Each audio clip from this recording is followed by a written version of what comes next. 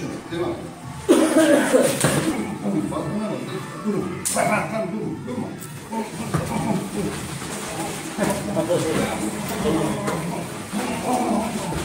Şimdi beni kontrol edin. Hep aynısı. Same attack.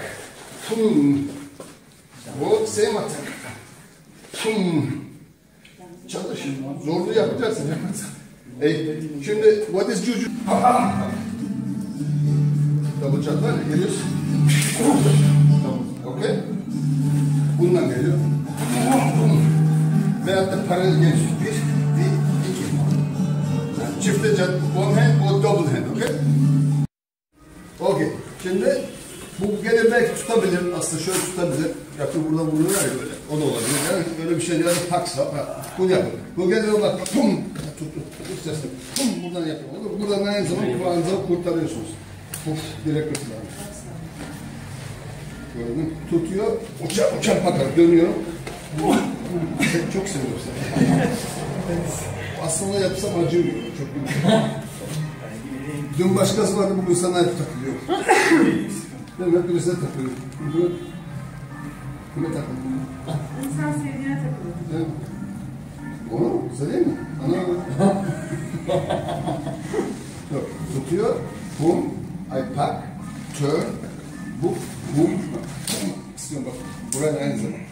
Hangi acıyor? Buradan tutuyor. Boom. Bak. Buradan geldiğim zaman kulağınıza görüyor musun? Tutamıyor. Kulağınıza falan çıkartıyor. O yüksek burada. Bunu bir şey var. Sıvı sonu var.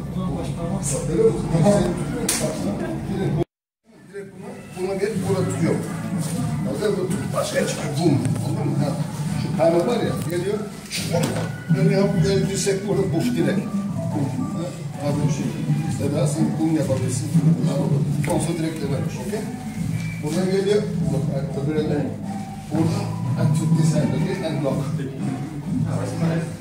In real here, okay? No problem, huh? In reality, in the straight you punch here. Not here. Bu yetin kaçısı bu? Yetin kaçıncı? Sen. O mu deniz? Emin. Şöyle değil. İç batı. Yedi. Evet, o. Buraya bak, bonza yapıyor, o yumruk geliyor. Ben burada elim böyle büktük yerim, bak bu, direkt biraz da eğlenip buradan gidiyoruz, oldu mu? Hani şu kayma var ya, diğerine bak, paksa vuruyor, giriyor, bu var ya, 7. yumruk, 10. oluyor, 10. da, ben olarak göstereyim size. 1, 2, pum, pum, böyle bonza güçlendir, burada, pum, oldu mu? On. One side. Outside pump, we come and make stronger, tick. Okay? Bu işin dördüncüsünü yapacağız. Büyük program dışında. Okay, şu var şimdi. Program dışındayım. This is 24 attacks. No possibilities. We do cheese out. We don't think. Düşünmüyoruz ki. Of course, if he makes this böyle bu. Vuruyor. Ve parmağın güzel atarsın. Ben de vurursun. Çok güzel. Anlıyor musun? For your question. Gitmedi. Basıyor. Buranın. Evet. Bu. Böyle gidiyorsunuz. Şey var, şimdi 7. program var. O bile gelsin. Anlıyor musun? Peki bu var. Onu bundan sonra göstereceğim aslında. Tuttu bak. Bunu yaparım. Bu sen şimdi açıyor bak. Geldiği zaman bunları yaparsan aşağı kafanı sakla. Fark etmesin. Direkt şafak. Pardon. Böyle anlıyorsun. Şu programlar var ya, şu vuruşlar. Orada yani çeşitli. Okay? Bunu birazdan yaparız. Benim adam geldi, böyle sarılmak istiyor direkt. Açtın, dengesini kaybettin, gördün mü? Böyle, bazıları tutuyor burası böyle. Bir kafa böyle vurmak istiyor ya. Aldığın zaman direkt tek kolla, çift kolla. Bunlar biraz deneyeceğiz. This is more self defense. Bak, 7 section hepsi vuracak. Tekniğe toplanıyor. Devam, kaç, burada kaç şu ayağım arasında. Kaç, orada. Buraya geliyor. Neyse, çok yavaş. Yok, çok. Boom, boom, boom. Okay, so you don't wait. Chun, Swing down, Chi, everything is there. But now we do for the arms, if legs here, that's it. Then I got free. Okay, tutuyor. 5. Best section. Okay, tutuyor.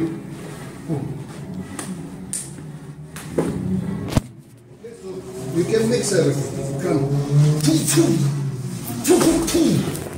Yavaş, yavaş. Kolunu kapat. Yok şöyle kapat. Yok hadi. Okay, everything is defense. One aspect. O da değil. Vurmaya geliyor, bak burada orada tutuyor. Buraya geliyor, şurası direkt böyle çevir. Üste geliyor, da kırtlağın yarışını açıyorsunuz, çağınıza. Direkt buraya vuruyorsunuz. Kapıyor, içine alın, makas gibi. Çağınıza al, farksı al. Okey, hadi bakayım, dikkatli olun. These softer techniques by Zico Emin, if he's willing to do so.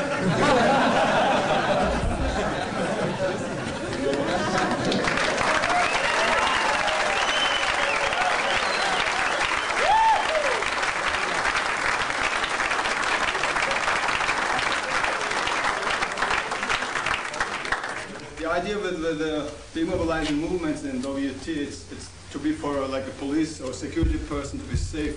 Let's say a police officer mostly is armed. So let's say if I'm the suspect and he wants to handcuff me with his jiu-jitsu, I just then take his gun and blow his head off. So that's why jiu-jitsu kind of stuff. And you could say jiu-jitsu stuff like they're nice arts for themselves, but you have to see what is safe for you, for your own, if you use it. So mostly if you, whatever headlock or whatever he wants to do to lock your arms, you always have one arm free. It's the first thing we was considering when we created this stuff. So the one is using the anti-mobilizing movements should be protected. So if somebody attacks me or something, I always control it, always weapons. So he can't hit me. Let's say if I'm a bouncer, he's here. The way I do it so he can't hit me, I can just let go. This is fine. I just take him out. If he goes down, so the way we have in the EBMAS, in the top position, the pressure between our legs, I do it here. So I can control him with my legs. One hand, so I can take my gun if it's too strong. Or take my okay, just can take my handcuffs and cuffs. So even like this, you see? So it's not easy for him to move. You don't see this? Well, there's no such a way to control somebody without having the right pressure points. What we do is like this, I bend his neck so he has difficulties to breathe and his ribs through the pressure and what you learn in Swim Tower. Okay, so we have different things. This can happen if he, well, let's say, if he attacks him like a hook or something, but just same way, just here, without punching. Can you attack? So I have my hands always free, see? Whatever he does, he can kick me. Hey, don't play Monica, I'm not printing. So, let's say somebody wants to just grab your waist. Very soft. You have these things. It's all movements from the whatever higher levels or lower levels. Squeeze up slowly. So I can still punch him. But if he crashes in, you absorb the force by letting him pass him. You see? Let him pass you and just roll him over. Can you give me an elbow? But the important thing is, when you attack me, he could never reach really my gun because I'm out of his reaching area. See, his hand can never go to my belt. Okay. So this is what we do. Whatever it is, attack. Just like this. Control. Okay, what I basically do is there are like 5 movements straight. Becomes what we call amok. So this guy is drunk, it's your father, brother, or some drunk guy. It's very uncontrollable. So you don't want to do this like this and you get his hand in your face. That's why we also what's important, teach how to close the gap in a very First time you get tapped, right? Okay, try and wrestle. Very, very easy. So my hand's always free. But you always can hit, but you don't. So that's why we call immobilizing movement. Just immobilizing. So that's basically what it is.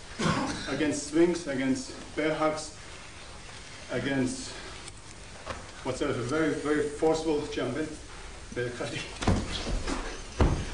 Even with one hand, you see, you're always safe. You're always controlling. So the way I do it is basically you can't breathe much, so you don't punch it. So here the difficult is the move. Each time you move it, you can see it on him. Okay, so that's basically what we do.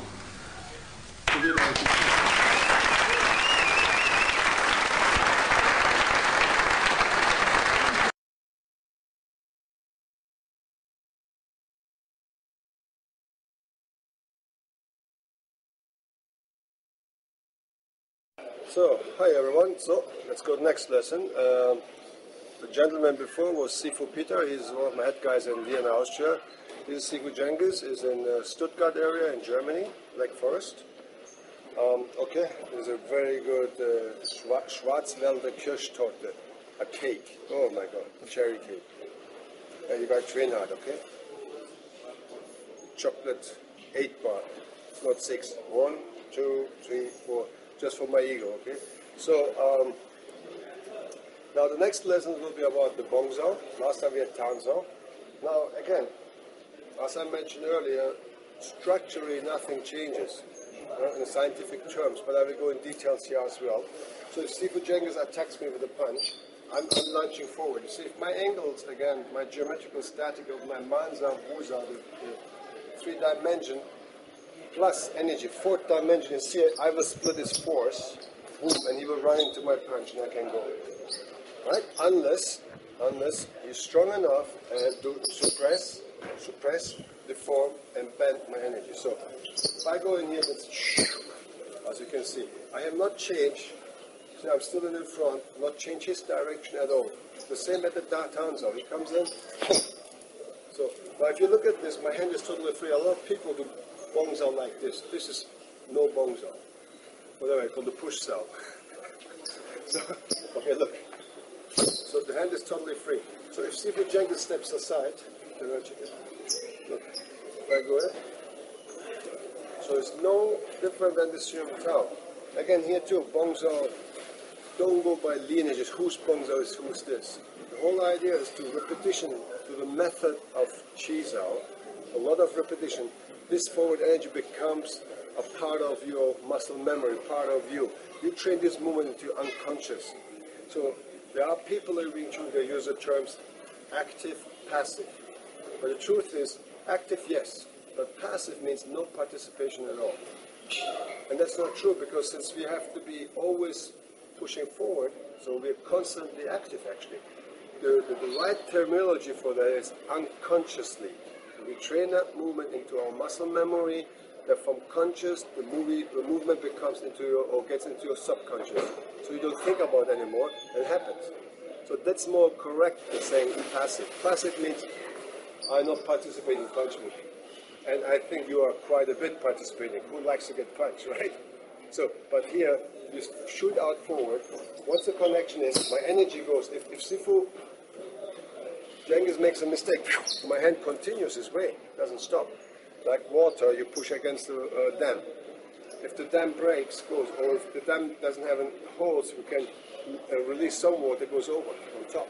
So right to the water, you cannot stop. So actually, the punches are like this. If Sifu Cengiz punch, you see? But now you can, I punch here and go in. But this you can already call Bongzao. You see? Just a little thing. Now, what I like to emphasize again, you're not like Madame Tussauds. Remember that the wax figure cabinet where you're waiting, like this kind of Wing Chun, right? You have emotions. You're a human being. You're angry. So much as you train any movement you learn in the system under stress and put it into your system, in your muscle memory, each. I gave you examples earlier, like how Thai boxers train, how Wing Chun people should train, how boxers train. And Wing Chun people generally like to pose and talk and make nice movements, and that's it, collecting movement. You know, that's not fighting. So you gotta, every little movement you have to train very hard. Now, the same idea here. I am launching forward too. If I'm angry and there's a situation how to defend myself and he rushes in, see where I am? I'm not here anymore. I'm crashing forward. What's happened slowly? Boom, he deforms my arm by suppression. My body continues. My static pushes my body away from his big force. So the second hand is not standing still. Boom. He's moving in and mine moving forward and my fist. I get more impact on my punch. So my punch is relatively trained. I will have a lot of income. Bang, bang, bang. And I continue, of course, charging.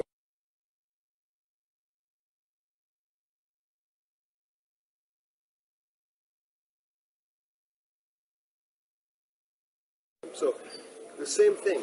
Again, if you look at the Sium Tao, see, a lot of people do bongzo like this, or they do this and this. That's wrong. So if you look at what's happened, I go forward to suppression. You see what's happened? So that's the movement you're creating at your form, how you get out.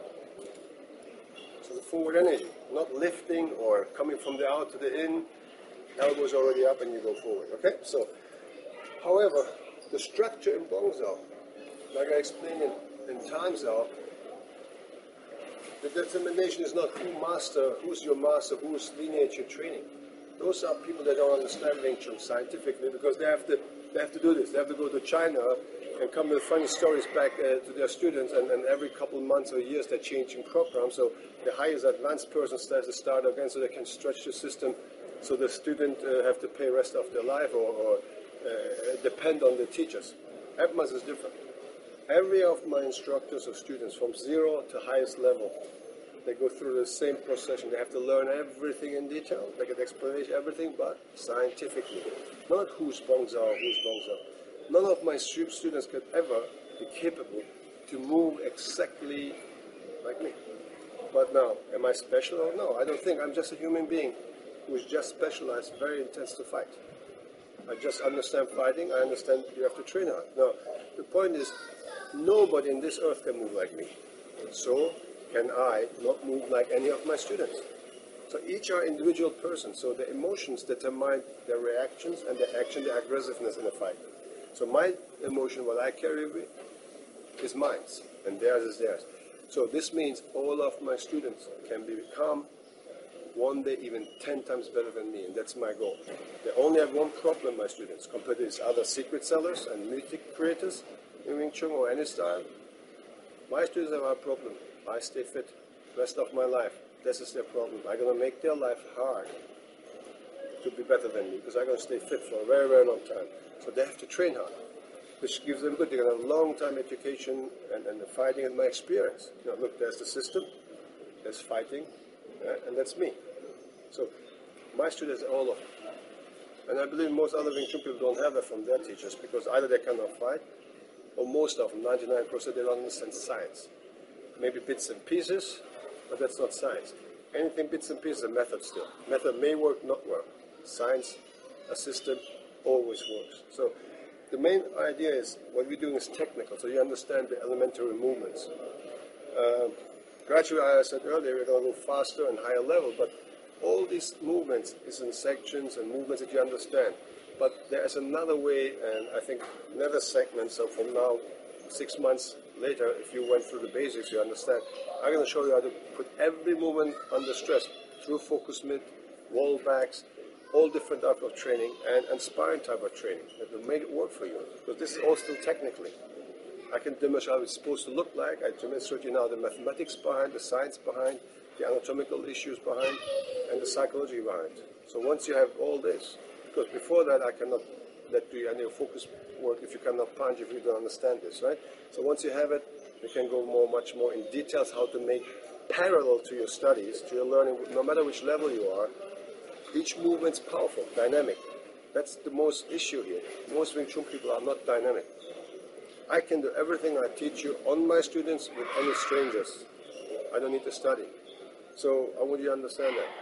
You can call this big talk or something. I can't. That's why people respect what I do. And I respect other people. They understand that. Because I train hard.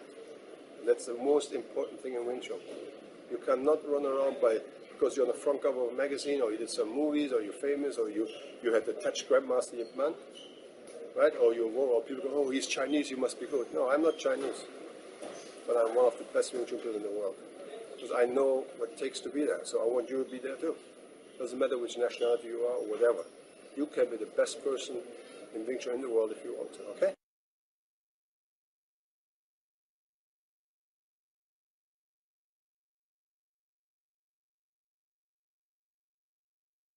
So, now, again, here's the same concept. If he punches me, both hand goes, this doesn't stop, body continues to flex and hits him. So the impact is the same, as I said earlier.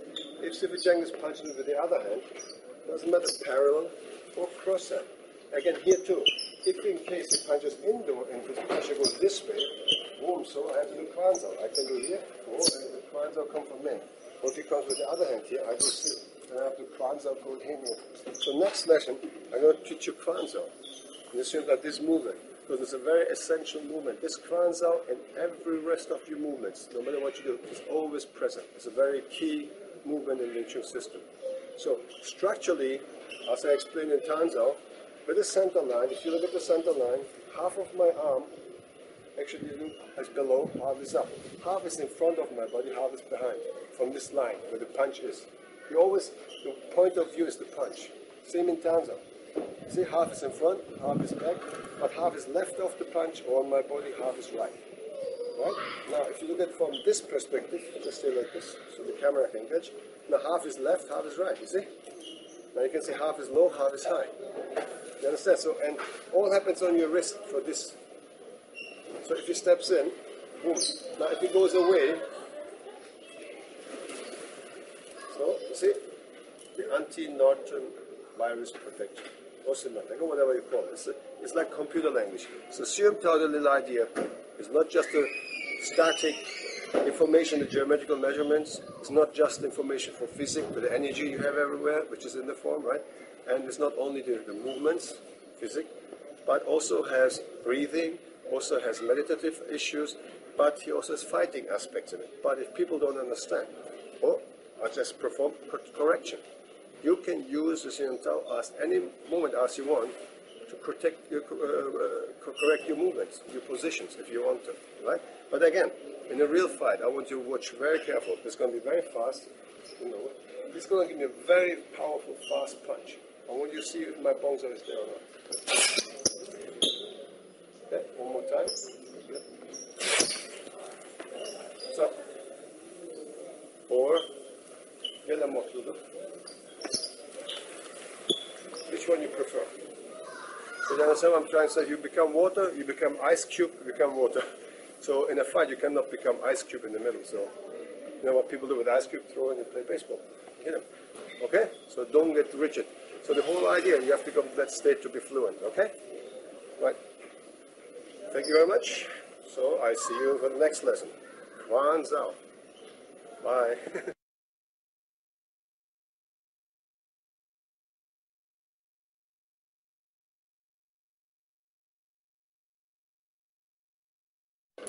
Once you understand, he can punch, Peter can punch crossover as well, you see? Doesn't matter. So it's the same. When he steps away, I can use this or the Sium Tao as a virus protection, like in the computer language, like Norton or Symantec anti-virus protection, right? So even in a practical sense, some people teach Tanzao like this. Now, if you look at the Sium Tao, if this is supposed to be our center line, what is protect? Where's the bumper? Where's the protection shield? There is none. If I would do this punch, now you see what's happening? So you can launch with a second. Now, if he attacks me again, now he goes away. So you see, look. It's just like the form. If I go from the 45-degree turn, back in this position in the iris, see, it shows exactly the same statics, same position. So what are the statics on the Tanzao? When I'm taking a lot of time for this, I'm not going to repeat myself too much next lessons because everything based on this, if it's a Tanzao or Bongzao or Ganzao, based on this. So listen very careful. Review this more and more and more time. You have to understand that, okay? So this company may cut this in because of the 15-minute sequences. This continues the next lesson. Maybe it's long because I want you the first movements. I'm used to Tanzao for it. to understand in detail what science is, how to apply it. So diagonally or parallel, crossover parallel, does not really matter. If you punch it with any hand, I try first to move in. You see? It's my general idea. So if Peter punches stronger, boom! Now you see what's happened? But my position, even no matter how much power he uses, my position, my static on that tanza doesn't change. That's the little idea. Now, this is what you see. This is for beginners. I want you to see in a very advanced way how tanza works. If Peter comes very full power and aggressive. So, did you see the tanza? Did you see me doing this? Now listen what's happened slow motion. Very, very slow motion. So, there was no stop and posing. So if people do fight pump and then pump, pump and then pump, pump, pump, this kind of abrupt, hard movements, this is not Wing Chun. Remember, Bruce Lee, be like water, my friend. It's a Taoistic metaphor. If this is an energy goes forward and it's get disturbed and suppressed. Look, because my weight is here, if you look at my position, when I force this forward, this is a straight line, but also the elbow. So actually, my elbow forcing in this wide angle forward. So if I would be too slight, he would go through, you see? So because of the angle, I have this to cut him off. Intercepting fist, that's what comes from. Remember? So Bruce Lee get the idea actually from here. Now when this happens, he was also a surface to put the suppression. If he's not strong, I will cut him. If he's strong, he will use the same angle I have to cut him against me. This means he suppresses my energy, but which means I give in. You know, first, if the way is open, go in. If he's strong, I'm giving in. Now what's happening? He's pushing the shoulder back. Let's go forward. This acceleration gives me power. Now, but still, I'm here. In real, I would not stay here. If the real situations, I would not go like Madame Tussauds and right. So I would punch out. I would go in. So my body moves in. If you punch with the other hand, so look, if I'm here, you see what's happening? I'm in the air, and you suppress me. My own smaller force with the static. That's why the static is so important. I don't collapse. Will also not change his direction, but divert my body, move 45 degrees away, and I could go this way. So the slow motion, bang, bang, bang, bang, bang. So I come from the flank with my entire body because I'm advancing. Now imagine he comes along at me, my own punch power and my step. The entire movements, 100% of my body weight is behind each punch I have. So in one step, all these punches, probably about 5 or 6 at the moment, is behind this step. And action, my total body weight. So it's not like my body weight is not moving at all here. See? Some people do that. Okay, careful with the camera. So do you understand what I'm trying to say? So you're not standing there and doing this. This is for very, very beginner. You learn first time. Okay? So I don't know your level. If you're a beginner, it's okay to practice like this. But you know, I'm also looking around in the world how people are representing Wing Chun, and it's difficult. So difficult not to get angry. Because this beautiful art gets damaged every day by these people that talk about fighting. They probably never fought in their lives. And even they have fought, doesn't matter. The analysis they give, the way they treat is suicide. Sorry. I am totally with all these fighters. I agree with them. Most of these Wing Chun people, you can kick their butts. Sorry, my language, Peep, MTV, remember Peep? So the problem is they're not training. If you understand, you have to train and sweat. Most Wing Chun people don't do this. What does a good Thai boxer do? He kicks like 1,000 times low kicks. Every single day, left, right, boom, boom. The boxer punches, bam, bam. Every professional or heavyweight or fighter, grappler, he does try. Or judo guy, he just got bang, bang, bang, bang, bang. He's trying to get in here. He's working on. What does the Wing Chun people do mostly? Train those muscles. Back, back, back, back, back. I'm a Wing Chun person too. I do train hard. I have a fit body. I'm almost 50. And I roll around, I do my anti-grappling, I do against the kicks, everything. So you have to shape every little movement, train very, very hard. The side product of that is your cardio, it's your muscle memory, your muscle strength, your body change, and of course you get flexible too. So people don't train, you can see gradually how the cheese on their belly is growing like this. That's not Wing Chun. These people are not fighters. I don't know what you call them. They're nothing. They're not supposed to do it even. Because knowing somebody, you can read about books, accumulate lots of knowledge, But if you cannot transfer the physical action, who should believe you? You know, there's thousands of books on philosophy written, but how many people have those books perform in real life? Nobody. It's easy to give suggestions, but go and do. You know, you lose your girlfriend, you travel with boyfriends, hey, it's not worth it. Da, da, da, da. If I cut your finger, or I cut my finger, and my partner says to me, does it hurt? Because he doesn't feel that pain. You understand? So suggestion to give people is easy. Do is the difference. Doing. You got to sweat. You got to work very hard.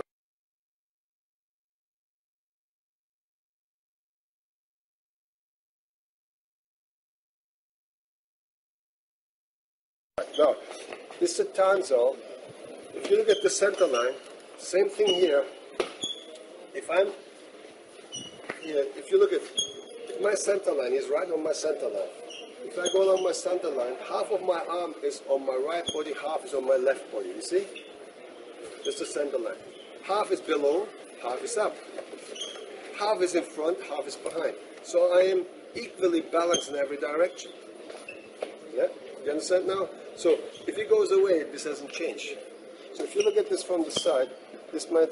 So my center line is here with the arm crossing. Half of my arm is in front, half, you see? This is your bumper. It's crossing from shoulder to elbow. Later, of course, in Bongzhou too. But here. So half of my arm is left, half is right. Look at half is low, half is up, and half is in front, half is back.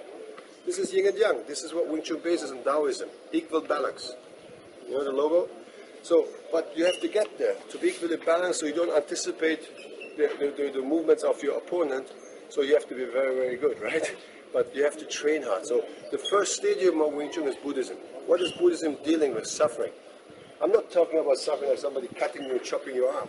No, by drilling, training your body, making your body dynamic. So every movement, this one, if he gives me this, train on your partner, train on your partners, your body gets under stress, on focus mitts, on a partner training, on aerobics. There's so many different ways to practice the one movement, to stress it out.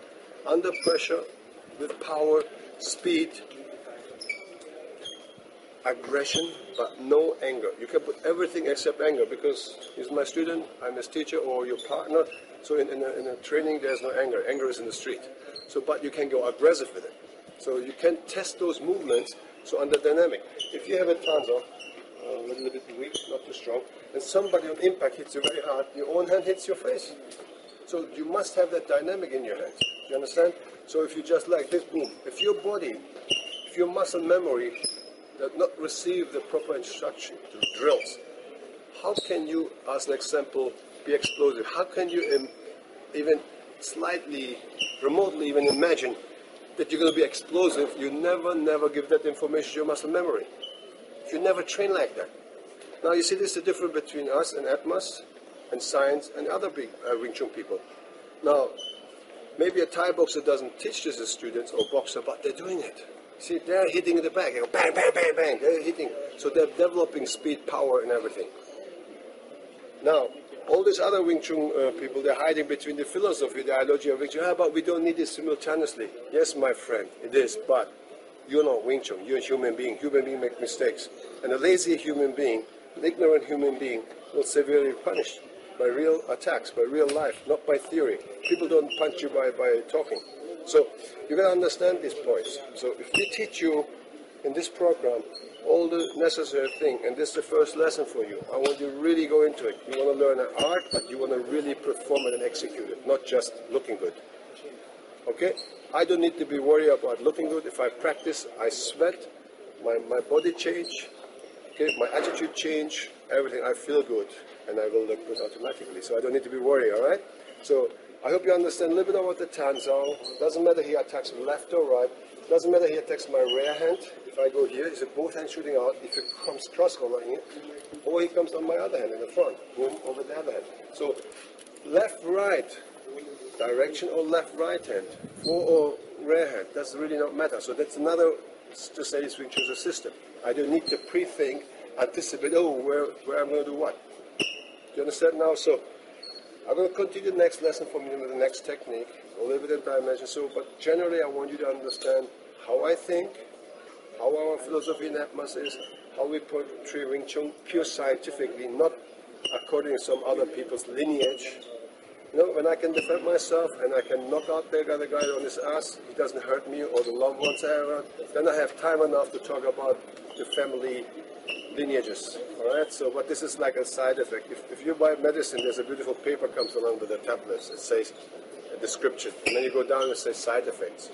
A real Wing Chun man, you're a real Wing Chun man, the side effect is sweating, training your muscle memory, like developing your muscle and flexibility. And the another side effect means realistic.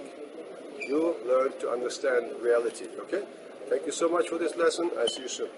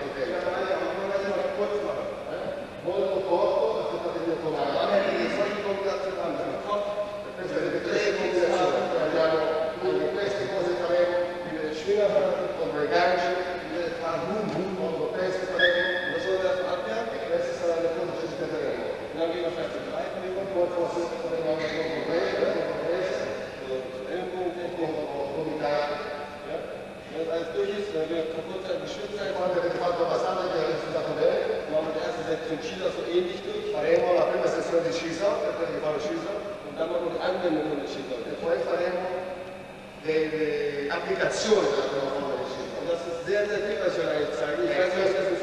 E questo è molto che lo voglio far vedere, non so se ce la facciamo in 5 ore. E voglio vedere anche quando riuscite a metterlo dentro nella vostra cervello.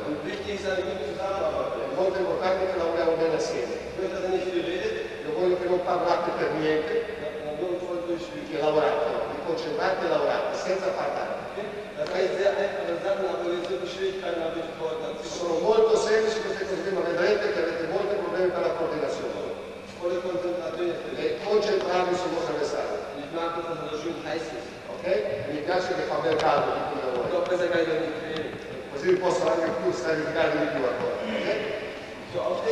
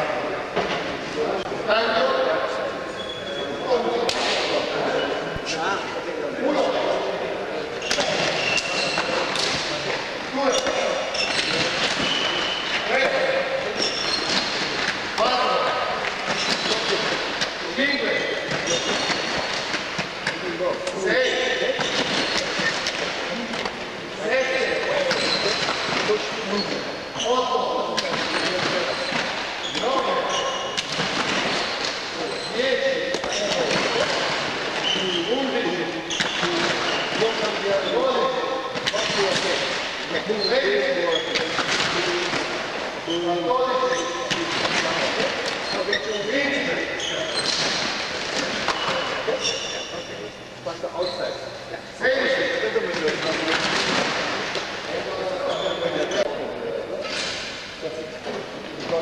Attenzione, facciamo un prossimo esercizio. Quindi da un pugno, alza, guardate, sciacquia, il pugno, rimane con il pugno aperto, e da un calcio alla testa. Questa cosa lo fai con me. Calcio alla testa. E ora calcio alla testa. Puoi dare duro il calcio, non puoi fare, dallo duro. Hai visto? La difesa è fondamentale d'attacco. Guardate quando mi dà un calcio, guardate la testa, visto? Visto qua. Non fate così, sapete, quando facete l'errore, non questo, esatto tutti, perché mi prende, tu dai il corpo, non è quello che devo fare, vedi questo, vedi? Avete visto? Invincium è il stile, invincium è il vostro bersaglio, la prima cosa è proteggere, in Wettkampf im Ring, nella gara, può succedere che ci perdiamo tutti e due, in una gara, perché sono glamponi, sono delle regole, c'è un arbitro, ma nella strada non c'è nessuno che viene, è un calcio dato bene tutti spaccatura. Guardate che la mia difesa è come proteggo il suo calcio. Non è così, guardate, faccio delle sbagliate. Non è così, fa molto male. Non è questo, perché se faccio questo, mi può anche picchiare, visto? Non vado io sulla gamba, sono dritto, vedete sono un triangolo, costruisco un triangolo intorno a me.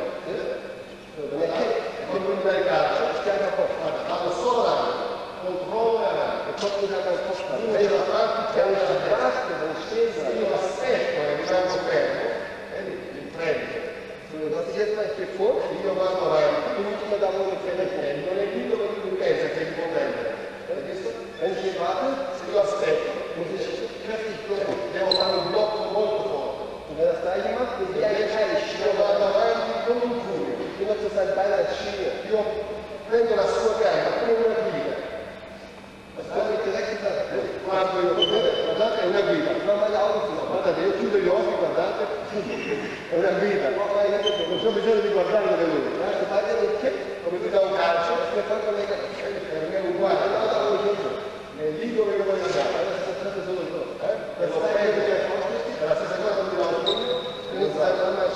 Prendo sul calcio, mi sono invece faccio con un pugno e mi prendo. Io lo sapevo, lo sappiamo, ho fatto il pugilato, pugilato di Thailand, io lo so cosa fare. E ognuno che sa che ha fatto qualcosa lo sa che può dire la verità. Se un altro cosa pensa che è diversamente, io lo faccio vedere, la stessa cosa, perché faccio questo. E dico, se non succede, dice che faccio meglio, guardate. Visto? Oppure se sono in consiglio di un pugile, non uso le mie gambe, e ora vado nella posizione di vincere. Guarda la differenza, nella gara va bene, quindi i guantoni che mi proteggono. Ma nella strada non ti puoi mettere così. Il problema è che l'esplosivo può arrivare più vicino all'avversario. Un esempio molto semplice. Io gli domando come ti attaccheresti se io mi metterei così in un combattimento lei? Cosa faresti il prima cosa? E poi di più cosa faresti? Calcio, poi? Visto? E così cosa faresti così? No, così cosa faresti? E ora? Cosa faresti ora? Adesso che devi arrivare, cambia tutto. Se c'è la reazione, dici droghi. Non fanno solo. Se mi metto davanti a una persona così, ora vedo io cosa fa con la sua mano. Fai qualcosa e vediamo cosa fa lui per te. Lui è un uomo, naturalmente è un uomo civile. Solo che farebbe lui. Farebbe quello che farebbe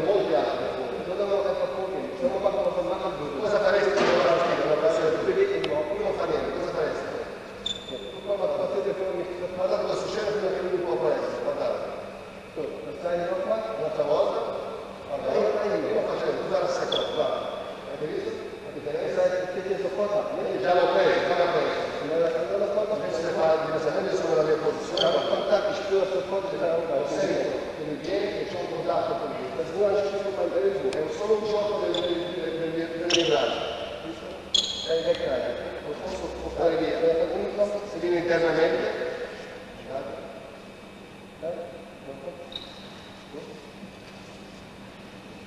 Von außen noch was, er wird die fuori, con un gancio, qualcosa,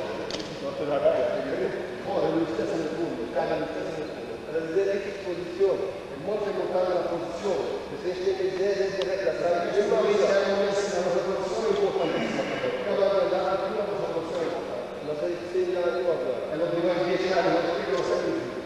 Non solo il punto, allora che chiari sul punto, che vedi tutti per cose, tutti dittati, sono dai genitali fino alla testa, quindi è anche dietro. Se devono riuscire, e questo noi dobbiamo proteggere, il nostro prima principio con questa canzone, niente più può essere messa così. Allora non puoi picchiare, il problema è che se lui è messo così, non si siede, deve coprire dietro,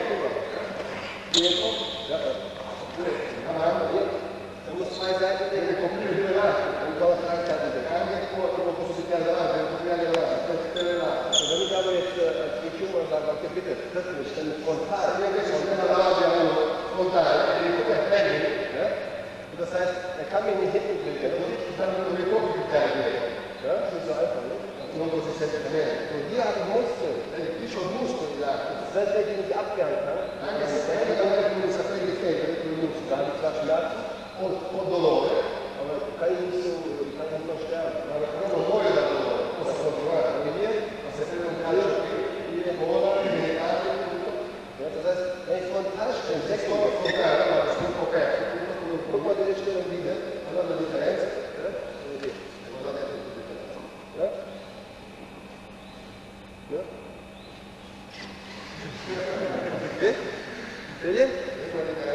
ist viel sicherer, ne? Wenn ich da nicht so kann ich mein Bein, Gewicht ist hinten, fest in dietro, ich kann jederzeit stehen oder mich anhalten, und quando vado lui per fare, cosa per posso dare calcio, ho lo cazzo là, non c'è bisogno che ogni volta vada verso il verso.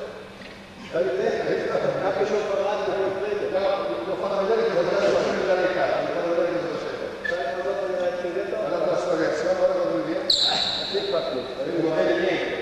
Non vede niente, non puoi vedere niente parlare, però devo spostare più mia testa, perché se ne sono quattro minuti, noi lo dobbiamo un po' a testa, più dalle gambe, e se vogliamo dare la testa, non lo portiamo giù, non portiamo la testa giù, devo dare molto più semplice, potrebbe essere una vantaggio, ok? Molto semplice, cose più semplici facciamo. Das kann er selber mit seinem Daumen handeln. Questo lo può fare sempre con i suoi capelli agitati, ma per questo caso non può fare più staccati come battaglia, ma anche lui deve proteggersi. Vedete, voglio dire cosa? Intelligente sfattarli, dobbiamo sapersi proteggere intelligenti.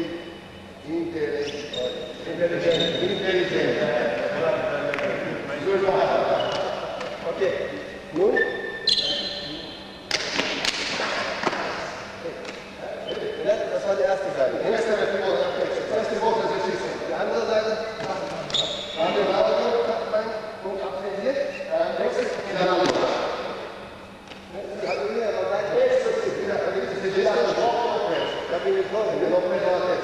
Perché mi sei girato la spalla? Allora, non ci sono perché fanno vedere ieri a Milano, sono stato hai il punto molto duro, forte, perché quando del kickboxing, del kickboxing, guardate, vedi questa, si controlla, nel Thai box invece quando la fa un Thai, questo è anche la non si prende, lo fanno con il pick, perché sono niente che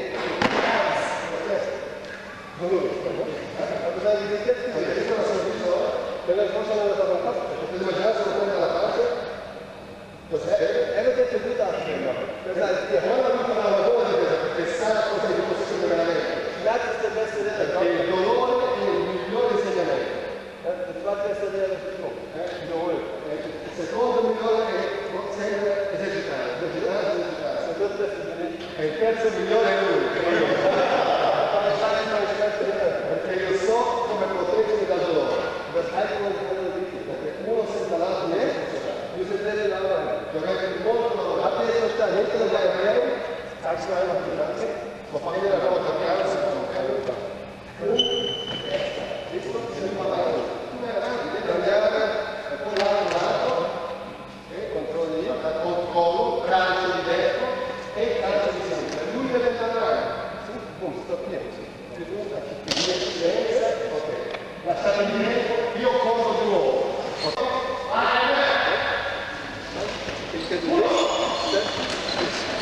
What you like, you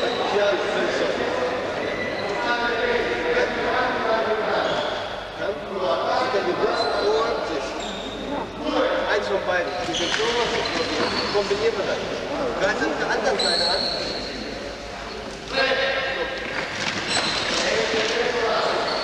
Okay? Jump good, bone good. Right? Good. Okay? Whatever. Okay? Good. Say.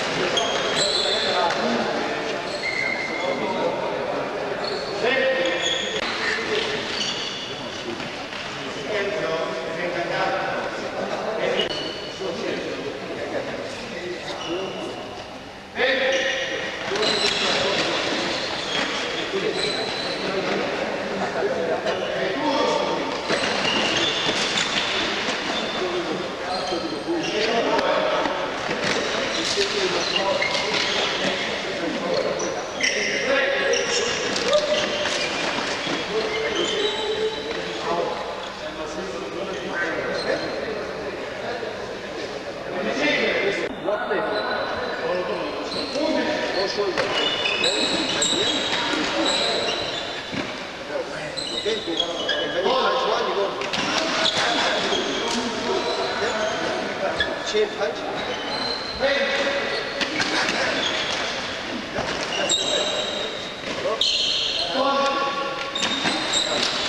The same time. Alright. Before you come down the floor. Same time. Pam, pam. Same. Einmal die gleiche Zeit. Ist das safe?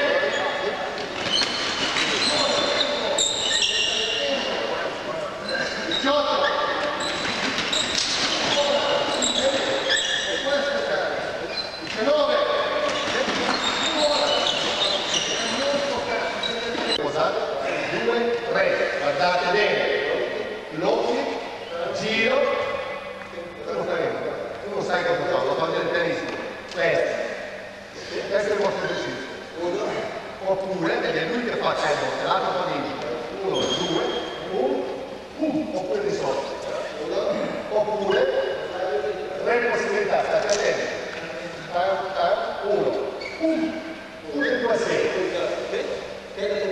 lo conoscete dal kickbox, quello lo conoscete, dai Thai box, conoscete il Thai box? Il Thai box fa anche queste cose qui con le gomme, che come fate?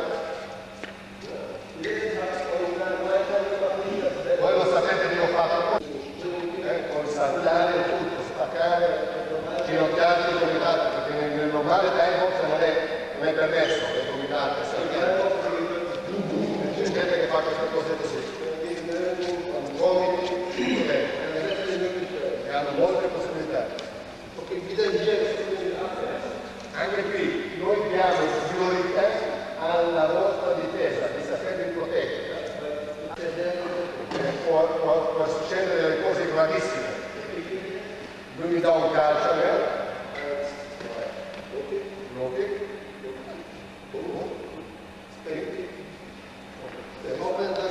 Anche che fa questo, tu sai quello che può fare anche questo, anche assieme, devi fare di nuovo, senza paura.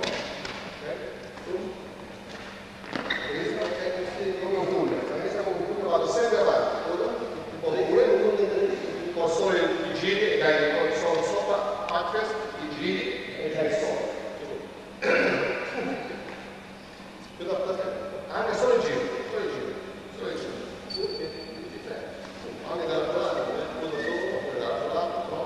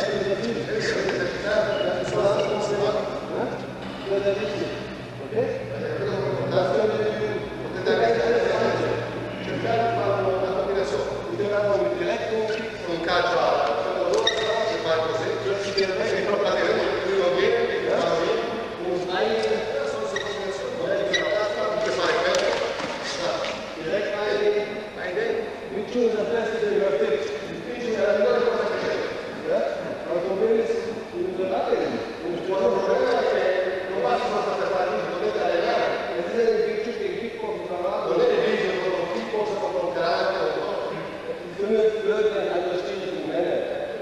Io quando parlo della nazione non è che per fare male, io voglio dire quando parlo della nazione che ha diverse io non so bene come fare io ho fatto io per questa è la mia esperienza assolutamente sono i migliori per studiare io voglio darvi la mia esperienza guardate che un combatto fisico con karate o vinco con tempo combatto sempre con il vinco o io vinco con karate e tutte e due possono sbagliare solo che col vinco è migliore karate ma se puoi essere convinti non è arrivata la strada perché non è come non è quanto dici nessuno ha il diritto perché anche che fa il miglior stile che può pensare che è impattibile il stile è perfetto ma noi non siamo perfetti ma noi siamo persone che facciamo degli errori noi ci possiamo avvicinare alla perfezione ma non c'è nessuno che è perfetto anche io stesso non sono perfetto quando però sono più vicino ancora alla perfezione ma perfetto non c'è nessuno se io sono più vicino alla persona non lo so e non mi interessa perché non vedo voi che chiedere io non penso secondo me lavorare buono essere una cosa molto semplice vai un avversario un scopo un tuo amico e tutti e due andate nel tuo avversario per strada ho trovato un amico e cominciate a raccontarvi l'altro incontrato un amico e gli dice allora ciao un saluto a rispetto e tutto e continua ad andare avanti e l'altro invece si ferma con l'amico e comincia a parlare della comunicazione questa e questa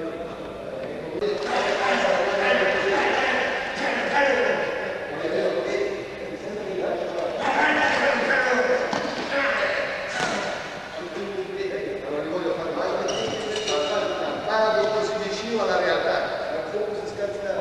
tutta la mia espressione è vicino lì che vado più vicino così dalla realtà non mi interessa se lascio ok? salire dentro non mi interessa questa è mia io sono qui non mi interessa cosa fanno gli altri perché se sto attento a cosa fanno gli altri sono mi concentro sul mio padre ma il mio obiettivo è qui è lui ora questa è la combinazione 100 volte la stessa cosa 100 volte faccio la stessa cosa non guardo gli altri mi concentro su di lui invece molti di voi guardano da parte lavorano pensano a altre cose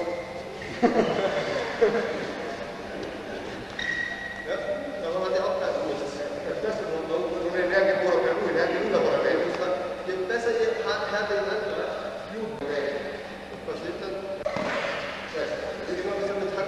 ora abbiamo con le combinazioni aggiungiamo le combinazioni di altri abbiamo fatto molti con il calcio facciamo molte combinazioni di calcio destra e sinistra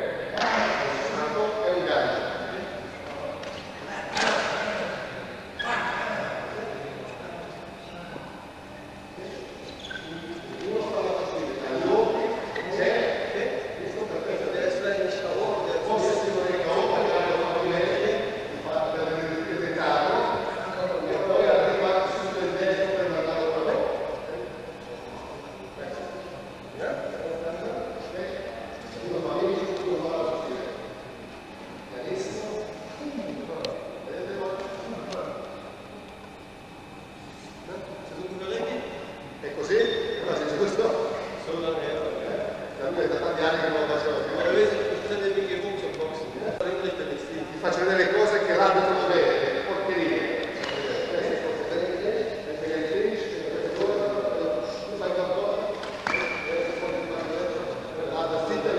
Non si vede più. Sono cose bellissime.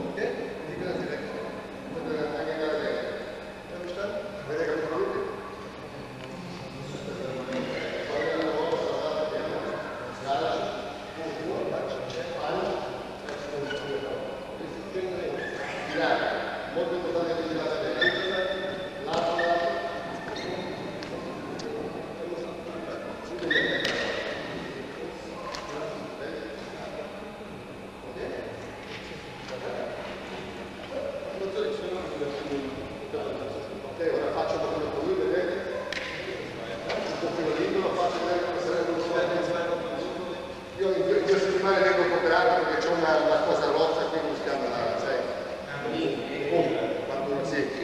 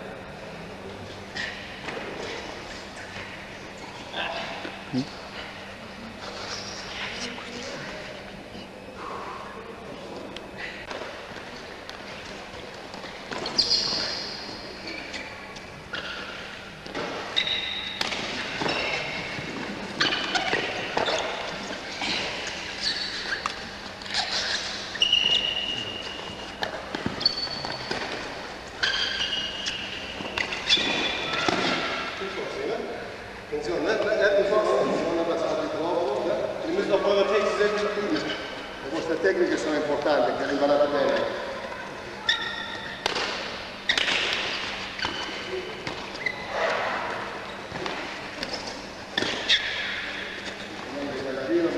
Tutto lo fa.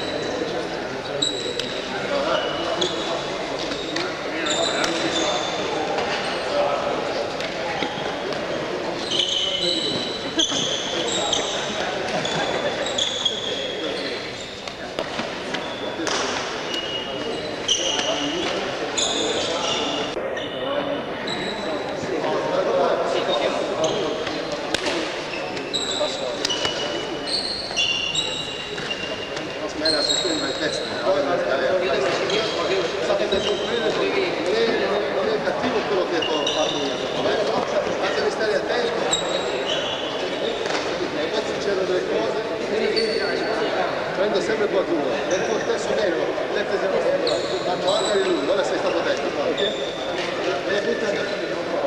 Poi sei bravo e puoi picchiare anche a me.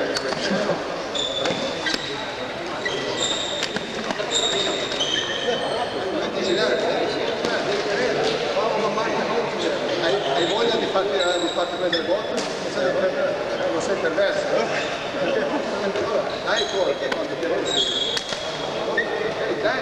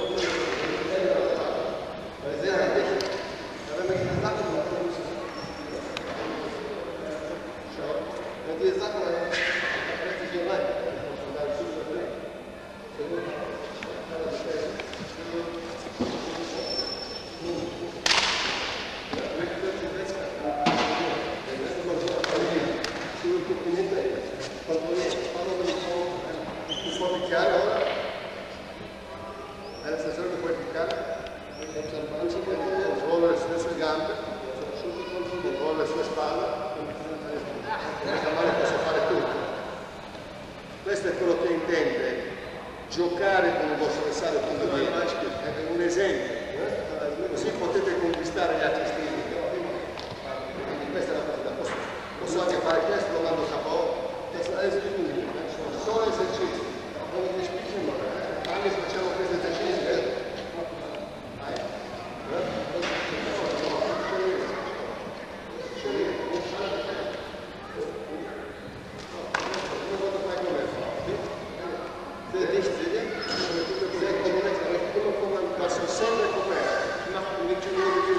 facciamo mai movimenti così larghi. I movimenti che aprono, che sono le aperture,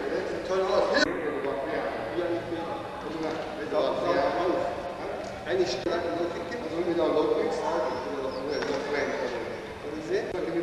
sta nichts tredici, non c'è niente, e sta c'è qualcosa, come due scissi se c'è spazio sopra, der Druck drauf, è troppo forte sopra, dann dreht mich, è lui che mi gira, das ist von meinem Weg, hier nach dort, nella mia distanza, dalla mia strada, da qui a lì, bin ich nicht derjenige, der entscheidet, non sono io che decido, er entscheidet, è lui che decide, ganz selber alleine, lui da se stesso e decide come vuole essere picchiato.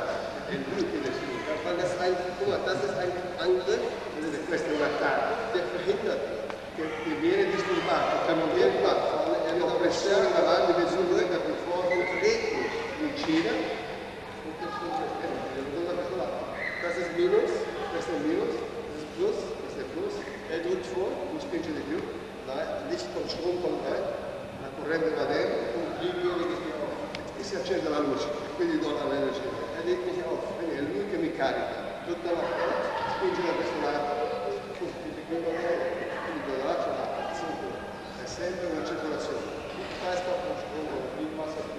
Come un'acqua che cammina, come un'acqua che fluida. Questa è l'ondalata già qui, eine Achselfläche, quindi da Achselfläche, man Hände vorne, con le mani vanno avanti, mi sviene un petto di basso, come una specie di tavola nell'aria, come lui la spinge lì giù,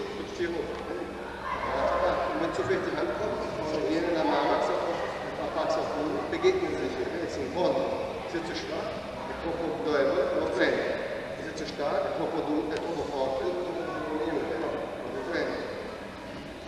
Quasi come in prezzo tutta la torta che ne fa fuori un pezzo di legno nell'acqua. Allora, bisogna vincere e voi siete un insegnante di vincere.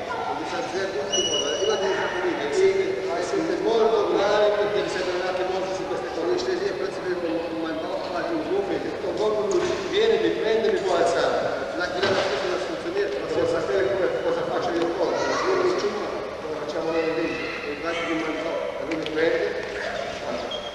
Hai visto? Das würde ich ihm zeigen. Wenn ich das nicht mache, se non lo so fare, questo è la mia nicht aufgepasst, non sono stato attento, hai visto cosa soll ich jetzt machen?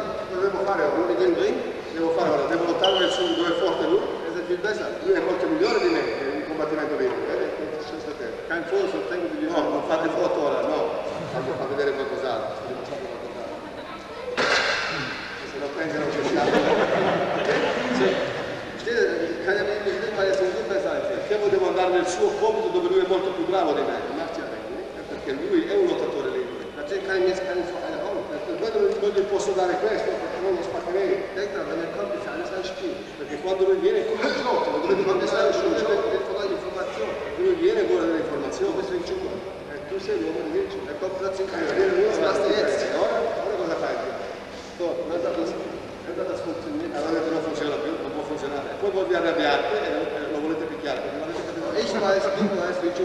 Ma tutti sappiamo, lui lo sa, io lo so che il vincere è buonissimo.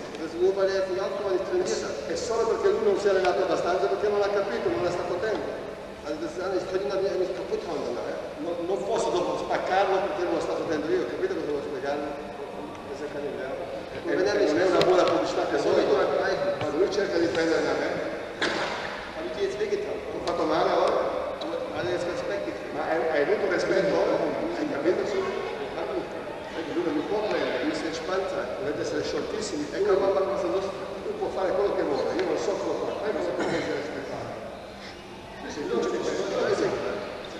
No, vinci. I campioni, i boxer, altri stili, non possono vincere. La mia cultura, controllo, kann er mich hauen, puoi picchiarmi.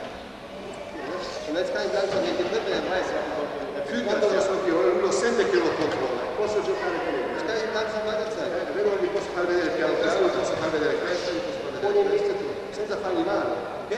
Capite cos'è? La teoria di conquistare senza fargli male.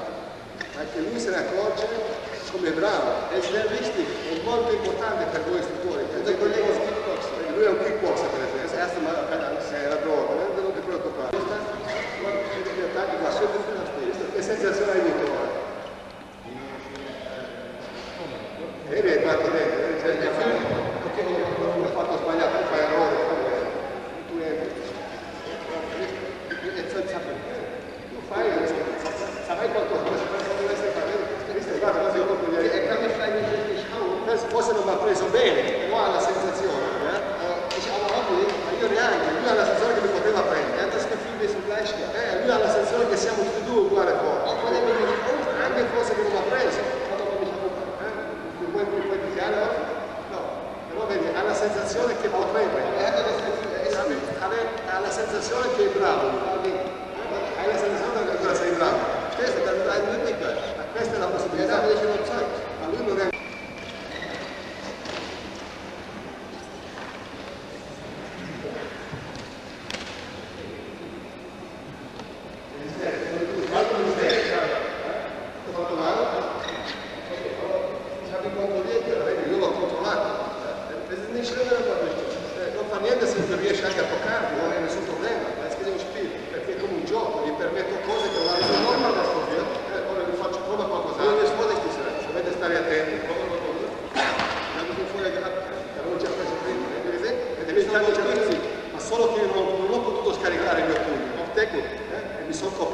Weil ihr könnt nicht das machen, wenn ihr mich non posso fare, se lui mi dà un calcio, quello di guarda è questo. Ihr könnt ihm zeigen, vi posso far vedere. Voglio fare qualcosa, se lui fa qualcos'altro, ihr könnt ihm zeigen, io lo posso far vedere, perché è difficile. Vogliamo qualcos'altro, lui fa qualcos'altro, scoppia in fuori, lo fermo. È solo su lui, oppure lui cerca qualcos'altro, è fuori un altro, su lui, cerca di scontrare. Quindi, habt ihr gesehen? Ihr müsst kontrollieren, wenn ihr nicht trefft. Li controllo così che non lo prendo, che non gli faccio male, vado Selbstsicherheit. Per questo dovete essere molto sicuri in lage sein, dovete essere pronti, Fremden zu nehmen, uno che fuori, uno che di spiegare, auch die Möglichkeit zu geben e anche dargli la possibilità di sperimentare. E anche lui sperimenta con voi, lo fate provare. Perché musst ihm vorher erklären, non è un combattimento, sono degli esercizi.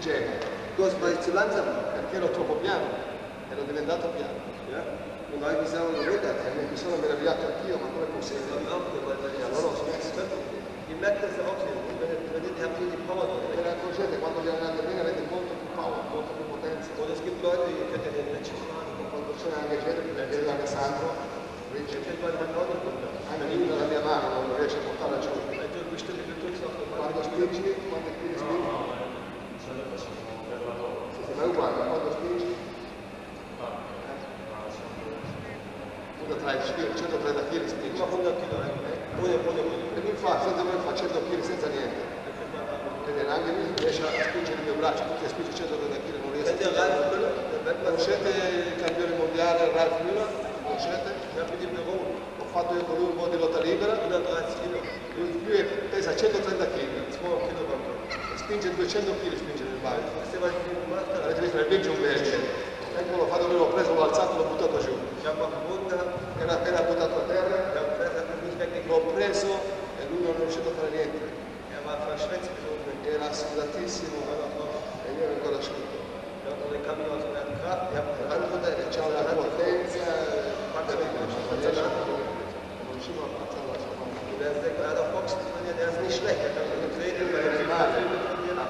Sa anche dare calci perché ha fatto molti film e sa anche un po' pugilare, anche nel combattimento non è riuscito a prendere, anche nel ring non è riuscito a prendere, siamo buoni amici. Ha fatto un minuto me, era già finito. Questo è molto per lui. È una differenza tra uno, voi dovete credere, la prima cosa è credere in quello che fate, se non credete, potete dimenticare. Allora se credete avete sicurezza e tranquillità e siete entusiasti voi, non dimenticate una cosa, abbiamo bisogno del nostro lavoro contemporaneamente, la vostra collaborazione per darvi la mia esperienza, per darvela a voi.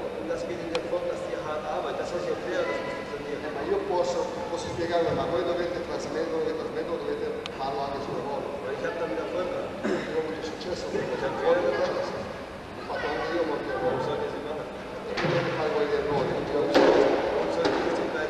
perché non dovete avere successo dovuto a Dio? Perché anche voi fate la stessa strada.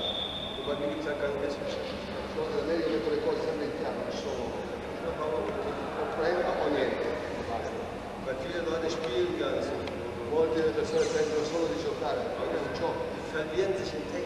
Allora si perdono nelle tecniche, penso che solo con le tecniche puoi combattere. Io non voglio dire che questa gente sono buoni. Per esempio c'è qualcuno anche in America che fanno quando fanno vedere 10.000 tecniche, fanno vedere 2 ore di un seminario dove specie fanno vedere 10.000 tecniche. Se siete un po' intelligenti ci pensate sopra. Non voglio fanno vedere ogni stage fanno vedere 30-40 tecniche. Io perché l'ho visto studiare, perché sono anche concorrenti, ho visto delle cassette, tutto.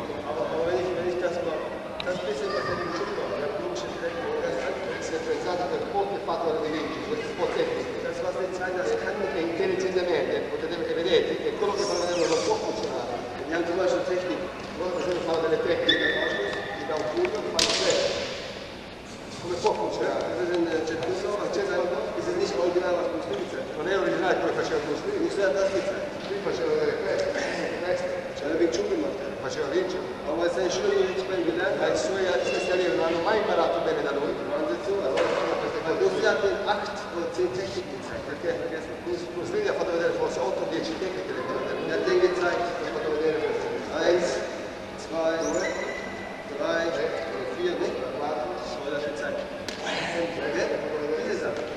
2, 3, 4, 5. Nicht viel. L'ha usato come un pazzo, non ha imparato la non ha imparato Chun, non ha imparato il vero vincere deciso come l'abbiamo noi. L'unico che conosciamo che aveva imparato bene era Jesse Scuola, perché era uno dei primi quando Bruce Lee è arrivato in America. Vedete dopo vedete che evoluzione che ha avuto. Danilo Santo è andato sempre più indietro sul Cali, è ritornato di nuovo. Perché lo sa che non è un buono per vincere, non è un specialista di vincere. Ha fatto tanti istruttori, ha addestrato lui. Se guardate nella pubblicità, uno stage come questo che faccio io, insegnano loro. Thai box, arnis, kickboxing. Ein Lehrer, destra in tutto insieme, richtig? So. Das ist so, ne? Dico la verità, c'è anche uno che ha fatto so, wie kann ein Lehrer, allora mi chiedo, come può un insegnante? Ich stelle jetzt intensiv Leute 13 Jahre. Io studio intensivamente 13 anni il sistema degli ordini. E io penso ancora che non sono buono abbastanza. Mein Sifu und Sifu, ich studiere über 30 Jahre. Il mio Sifu e il mio Sifu sono già 30 anni che studio. E ancora loro non si sentono migliori. Sono così bravi. So, kann einer, die gerade selber 15 Jahre, ich trainiere 17 Jahre. Io sono già 7 anni che faccio arti marziali. Ich habe lange 4 Jahre gemacht, Thai Box, 4 anni Thai Box, 5 anni, ein Jahr Shotokan, un anno di Chun, 10 Jahre 10 anni di lotta libera, 12 Jahre Springen, 12 anni come Springen e 13 anni di legge. Parallele, non pensate che dovrebbero avere 50 anni, parallele, pensate, andavo dopo a 12 anni, cioè perché ero molto curioso come quando sei giovane, quindi ho trovato il vinto. Io dico, non dico che sono stato il migliore, ma li conosco tutti, ero molto bravo. Li so dimostrare e per spiegare ai miei allievi, ma non c'ho io niente di contrario. Che io lo trovo molto importante per un buon insegnante. Se parla di altre cose deve sapere cosa fare. Perché vorrei, se non c'è un kickboxer che è qui, lui sente che quello che dico io che ho ragione, che è vero. Perché solo così lo posso conquistare con le sue strategie. E anche quello che ho appena detto non è che anche vince, conquistare la cosa. Tante cose della volta così ha detto io faccio le tecniche del mio avversario, le faccio sulle mie, cioè le prendo per me stesso. Perché quello che faccio il mio movimento, come incontro l'avversario, si forma come un movimento dell'avversario. Ovviamente è il mio avversario che mi fa fare dei movimenti. Questo prendo le sue tecniche.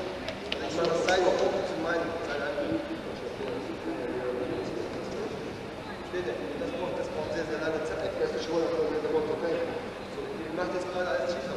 Infatti molte voi fate il sentite bene? Allora, potete immaginarvi che un maestro di 15 anni sa insegnare 5-6 stili e in 4-5 ore vi insegna tutto, Thai box, Italia, tutto. C'è qualcosa?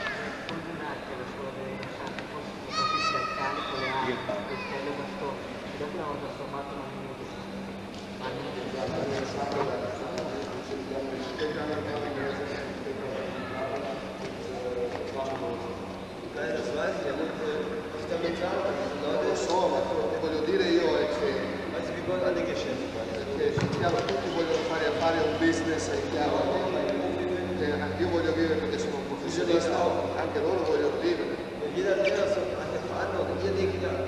Ogni insegnante ha una fiducia, una responsabilità, voi avete fiducia, venite da noi e io posso giocare con voi. Potrei anche dirigere male, potrei utilizzare male, la vostra fiducia che avete su di noi potrei usarla diversamente, potrei anche vendere roba che voi avete fiducia, posso anche insegnare questo per esempio, tutti lo fareste, io vi faccio voi lo fareste tutti, posso andare le cose da dare. E lo fareste anche, che vi dico questa è la migliore cosa che c'è. E voi fareste di sciarpe come le pecore. Questa è quello che la gente fa, di popolo pieno di combinazione. Poi guardate bene, analizzate. Di fare questo, pam pam pam. So, Wing Chun macht das so. Wing Chun macht solo questo. compromesso direct, senza compromessi, senza però, andiamo a usare adesso, perché devo fare una testa? William Chun, 1, 2, 3, 4, molto bello, per il da boxer, nel tempo, un buon puggio, mi dà un paio di pugni e siete finiti, siete fuori. Das heißt, i trainiert, gibt Geld aus, significa si allenano anni e anni, ci credono, ma per questo gli figli e pensano che hanno imparato molto, che sono bravi, natürlich habt ihr viel gelernt. Naturalmente hanno imparato molto. Und das ist genau der Wert, die zu McDonald's. Lo stesso che uno va su McDonald's, pensa di hamburger, mangia un sacco di hamburger, e c'ha la pancia piena e dice sono saziati, ha mangiato buonissimo. E uno va da un ristorante fino, mangia benissimo, mangia per piatto, piccolezze e cose, paga qualcosa naturalmente di più. Cos'è realistico, cos'è migliore, cos'è per la salute. Questo c'è per spiegare, il sistema di gli hanno mit Fast Food, altri li danno lo McDonald's e noi diamo, das macht keiner. La rede della tecnica. Poi parlano solo di tecniche, e non sanno fare dei Klugscheißer, per me sono dei salatani, und hier, invece sì, werde nicht so, non imparate tante tecniche, ho fatto vedere oggi, sempre questa stessa cosa, hanno fatto solo diversi nuove cose, ma ho fatto vedere sempre la stessa cosa, avete imparato tutti una cosa, andare sempre avanti, nuovi nella metà e più avanzati, tutti gli stessi principi. Poi è stato vollkommen egal, guardate, per me è uguale, ob un Anfänger jetzt das mit Vorschuss, se un principiante mi dà un pugno, das fa presto, oder ob ihr fortgeschrittene Low-Kick, quello mi dà un calcio, Low-Kick, o faccio il resto, High-Kick, o un fortgeschrittene das gemacht, è quello che è più avanzato fa questo. Wo ist der Unterschied? Dov'è la differenza? Non è la differenza, poi avete sempre allenato uguale come loro, andare avanti, andare sempre avanti, solo che da loro l'ho fatto più semplice per farglielo capire, per farglielo digerire. Was ich mache ist, ich sehe so aus, als ob ich viel zeige. Quello che facciamo non è niente di più. Perché was anderes gemacht, il passaggio, questa è la spiegazione. Reden nicht über das andere. Non mi interessano i suoi attacchi, ma di quello che ha fatto il vincere. Aber das ist das, was die anderen Leute zeigen. Questo è quello che fanno vedere gli altri. Io vi faccio vedere pochissimo, ma vi sapete potete. Come abbiamo eine Bewegung gehabt, um viele Sachen abzuwehren. Noi abbiamo fatto una tecnica, wir haben Schwitzkasten abgewehrt, ja? Wir haben Jets abgewehrt, wir haben alles abgewehrt, immer mit dem hier. Sempre con questa tecnica. Sempre, so. Ich habe euch im Grunde 5 Stunden lang nur eine Sache üben lassen und ich weiß nicht, das ist bei der Ore, ho fatto vedere qualcosa che sono 1 o 2 tecniche. Aber hätte ich euch 10.000 Schrittvariationen, ma se vi facevo vedere, potevo far vedere 10.000 variazioni di queste qua. Ihr würdet nicht eine einzige Kopf machen. Ma voi non vi ricordate dopo neanche di... Wenn ihr auf so einen Monatjäger geht, e se andate a qualcuna con gli altri. Möchte, dass ihr dahin geht. Io voglio che andate, potete andare. Ich habe nichts gegen diese Leute. Non c'è niente in conto per questa gente. Weil Konkurrenz belegt das Geschäft. Perché la concorrenza è buona per te. Was ich aber sage, dass ihr eure Erfahrung sammelt, costa solo che fate l'esperienza e vedete la differenza. Ich kann euch ja anlügen. Perché io potrei anche dire una bugia. Aber ich möchte, dass ihr selber feststellt. Lei weiß, wovon ihr redet. Du hast schon besucht. Perché lui è andato. Und das ist nur Fütterung von viel Durchmachen sammeln. Ja? Wenn dann ein Kampf stattfindet, poi c'è un combattimento. Un combattimento vero, uno di vince un fa così. Tu mi dà un pugno, die anderen Leute machen so. Gli altri fanno così. Tu mi dà un pugno. Oh, stop! I have this against this father. Ich habe dieses Faust like this. Allora, questo faccio questo, faccio. Oh, faccio questo, I have this. Faccio questo. I have this. Und diese eine Faust ist 1000 Abwehr. Fanno tante difese, 1000 difese. Was ihr bei mir dann invece imparate eine einzige Sache, una sola cosa, con 4 Seiten, di 4 parti, guardate. Poi dentro, basso, o fuori, diagonale, poi diagonale, interno. È sempre la stessa cosa, sempre lo stesso principio, sempre lo stesso concetto. Ci sono fatti anche, guardate. Immer controllo, sempre un controllo. Stellt euch das mal. Im Prinzip dann immer nur eine Sache. Im Principio imparate sempre le stesse cose. kann mir Schwitzkasten, cerca di prendere anche il Schwitzkasten, gleich mit meinem Bauch, cerca di prendere, gleich mit von hinten, cerca di prendere il dietro, cerca di prendere, perché non è possibile, non è sfregato per la sua, cerca di prendere, cerca di prendere, cerca di prendere, cerca di prendere, prendere. Prima che lui entra da me lo prendo, lo mando a favore. Non sono tecnico. Sempre avanti, sempre avanti. Avete eins kann, se sapete fare una cosa, questi passi sono la pugna a catena e can fare calcio, può fare quello che vuole. Non fa quello che vuole, calcio. Vedi, hai capito? Vedo principio il concetto del virtù è semplicissimo, solo che, come dice lui, non mi sta Paolo in mezzo. Piranhas, come piranha, ma die meisten Kämpfe, più combattimenti, ich musste mich sehr oft auf der Straße, sapete che ho dovuto fare molti combattimenti sulla strada, non ho fatto mai questo, vedi qua, subito, passa tutto, ci avevano uno shock gehabt. Ero scioccato io stesso che tutto quello che vedevo cadere, ero a terra. Tutte le persone tutte buttate a terra, devo andare meglio. Io lavoro puro nel mio allenamento, ma c'è il mio allenamento l'avversario, il mio compagno si alza sempre. E invece lì non si alza più. Poi torno, non ve ne accorgete più come siete bravi. E pensate che come un allenamento, il vostro corpo reagisce come un allenamento. Il vostro compagno continua con voi a diventare più bravi. Quello della strada che non conosce queste cose qui, lui per esempio non loro, queste cose che non capiscono poco. Perché se lui non avrebbe mai visto Vinci, avrebbe dovuto veramente combattere, trovavano molto male. Che nessuno pensa con queste cose. Perché tutti pensano una cosa così. Aber es reicht nicht keiner für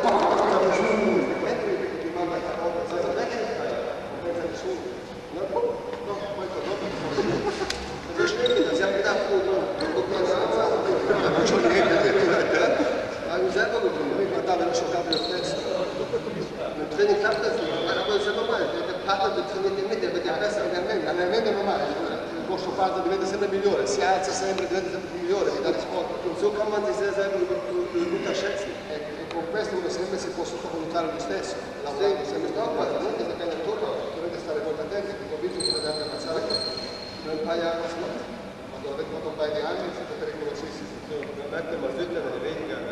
Vedete come noi si vede come parliamo, ci piace chiacchierare anche a noi. Avete altre domande? Egal was, privat. Anche privato? Nicht über mich und meine Freundin. Solo sulle nostre donne no. Voglio sapere come ti ho ricordato tu sul dato di nello set, cioè se hai visto lo stage, Wie gesagt, ich musste mir viel prügeln. Ich habe angefangen wegen Selbstverteidigungsgründen. Ho cominciato a fare pensieri, facevo arti marziali e quando combattevo sulla strada certe volte ho avuto molto fortuna, mi cominciavo a fare pensieri. Per questo dico, non sono un uomo sportivo, io sono un arte marzialista. Con te quando ho tutte queste stili che dicevo prima. Ma nella strada non ricevevo fortunatamente, ma mi facevo pensieri. Avevo sempre anche problemi, perché avevo anche qualche colpo. Ero stato sempre un Bruce Lee, avevo 16 anni. Ero in un paesino, dovevo andare con la... Sono cresciuto in Germania, a Turco, pensate, con la bicicletta. Vedevo il Bruce Lee come ho pensato che lo vedevo, con un amico. Eravamo lì davanti e c'erano dietro noi due o tre rocca, delle skinheads che erano così, sono rocca, sai, che parlavano sempre, parlavano forte. Erano due dietro di noi. Forti come lui. Io avevo 16 anni. Ero anche molto più forte lui, ero piccolo. E gli ho detto gentilmente, potete essere un po' più silenziosi, voglio vedere il film. natürlich gesagt, als Gold. Pure la bocca se ti spacco. Ich hatte auch ein bisschen Angst. Io avevo anche paura della bocca. Wir haben den Film geguckt. Ho capito il film, mi chiamava il film. Ich dachte, das wäre alles okay. Pensavo che era finito tutto. Ich gehe mit meinem Freund raus. Quando con il mio amico fuori, Stehen die zwei vor mir. erano tutti e due davanti lì che si aspettavano. Hat ein bisschen geregnet. Ha piovuto un Ich po'. habe keine Kopfsteinpflaster. Conoscete le strade in Germania che si scivolano poco? Le strade vecchie. Und der eine große stand vor mir. Quello grosso era vicino a me. War witzig. Era molto ridicolo se ci pensi oggi. E un altro era più secco. Mein Freund, der war noch kleiner als ich. Il mio amico era più piccolo ancora di me, io non c'ero piccolino. Und dieser da kam und hat E questo qua mi fa, cosa volevi? Cosa avevi? Io avevo paura. da und dann kommt auf einmal. Allora un colpo è venuto, mi ha dato un calcio, Der hat damit nicht gerechnet. e lui non pensava che gli davo un calcio così. Ich war sehr aggressiv. Io ero molto aggressivo, Weil ich Angst hatte. perché avevo molta paura. Ich habe mit 14, 15 Jahren 5 Bundesliga bekommen. Perché avevo già fatto il combattimento, Jedes avevo Wochenende immer Diskothek. avevo sempre le discoteche. Deswegen, ich habe immer Angst gehabt. Bis heute auch. Abbiamo sempre paura, la paura rimane anche oggi, solo che ho Aber ich wusste eins, ich anfangen zu reden, der ist sowieso größer als E ich. sapevo già in quel momento che se cominci a parlare tu, Ich habe nur gesehen, wo weit du schon. Also so, am Calcio, aber voll getroffen. l'ho preso in piedi, Der ist K.O. è andato giù calato, Aber ich habe Jeans da. avevo i jeans, Mein Fuß weg, boom. il mio piede è scivolato Und der Maske kam jetzt auf mich zu. e sono caduto a terra. Der wollte mich treten. E l'altro è venuto su me e mi voleva Mein dare un Freund hat noch mehr calcio. Angst gehabt als Il ich. mio amico aveva più paura ancora di me, Ja, ich habe ja auch ein bisschen wehgetan. ho fatto anche male cadendo, Hat gefallen. Ja, kennt das ja. Boom, boom, hingefallen. ho dato il calcio scivolato con i jeans e sono caduto. Ich habe mich nur noch gerollt. Der kam sehr dicht, weil der kam runter. Mi sono girato, Aufgestanden, habe mi sono mich alzato, Ja, da war schon geblutet vom Boden. già sanguinavo dal Ich will immer denken, e diventava ich stand so da, automatisch, ne? aspettavo. Dann hat er Angst gekriegt, weil der Vater war K.O. Allora lui ha avuto paura perché ha visto il suo compagno a terra Aber capo. dann gesagt, okay, Ha detto ok, das war's, ne? Aber ich habe zwar auch gewonnen, io ho vinto anche, aber ich habe Probleme ma ho gehabt. avuto problemi. Und ich habe mir immer gesucht. Allora mi pensavo perché non ci deve essere qualcosa di Und dann habe ich migliore. noch die Zeitung gelesen, Leggevo i giornali, die meisten von meinen Freunden lesen die Chun. dopo ho cominciato a leggere Chun, Ja, diese tollen Berichte, die lesen heute auch lesen. questi articoli come sono oggigiorno, sul samurai e tutto. Ich habe mich auf so einen Lehrgang gedacht. E sono andato invece del mio maestro. Wenn der mir erstmal mir gezeigt hat, Il mio maestro mi ha fatto vedere che mi si vedono le lacrime. ich hatte immer einen Wunsch. Da quel momento ho lasciato tutto l'altro e ho cominciato a fare vigili. Weil ich mich besser verteidigen konnte. Sono andato in vigili per potermi proteggere meglio di tutto. Andere Fragen? Altre domande? Altre domande ancora? Ucciso Und andere e applicazione uccisa. Und am Nachmittag vielleicht mal E combinazione di quello che abbiamo fatto oggi. Okay? Vuole, und wer Lust hat, kann kommen. Vuole, ci siamo organizzati anche oggi. Abbiamo un buon appetito e allenatevi molto bene, questo l'ho trovato molto migliore della chiesa. Ok? Und nochmal, Un'altra cosa. please, no applause. Non applauso, ragazzi.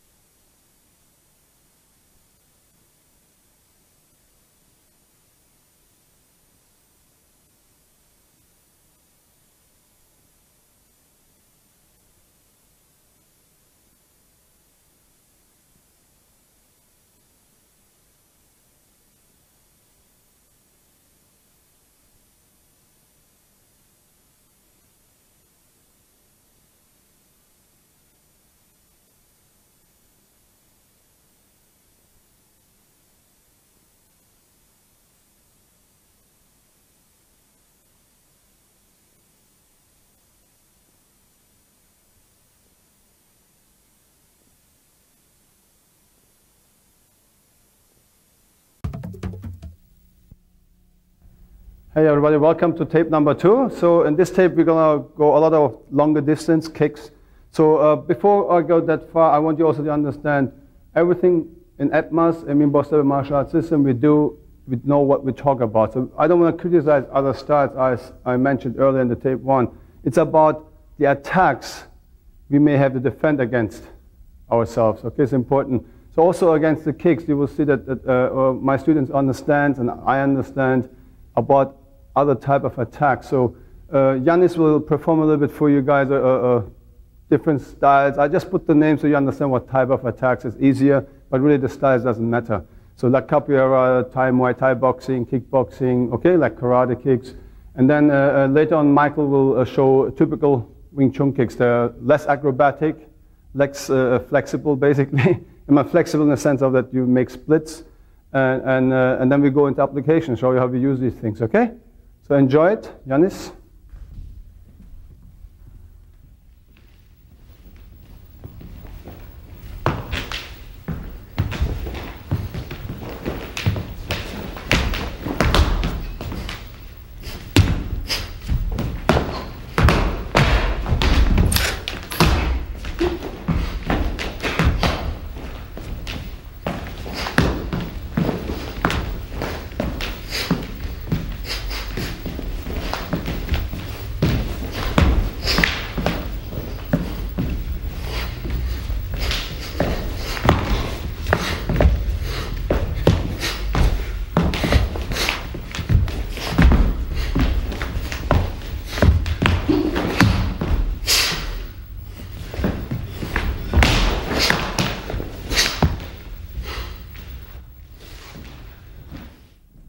Okay, you will see Michael now doing very basic Wing Chun kicks. They're very straight, less acrobatic, but very effective, which we will demonstrate later in our application against the other type of kicks. Okay, please, Michael.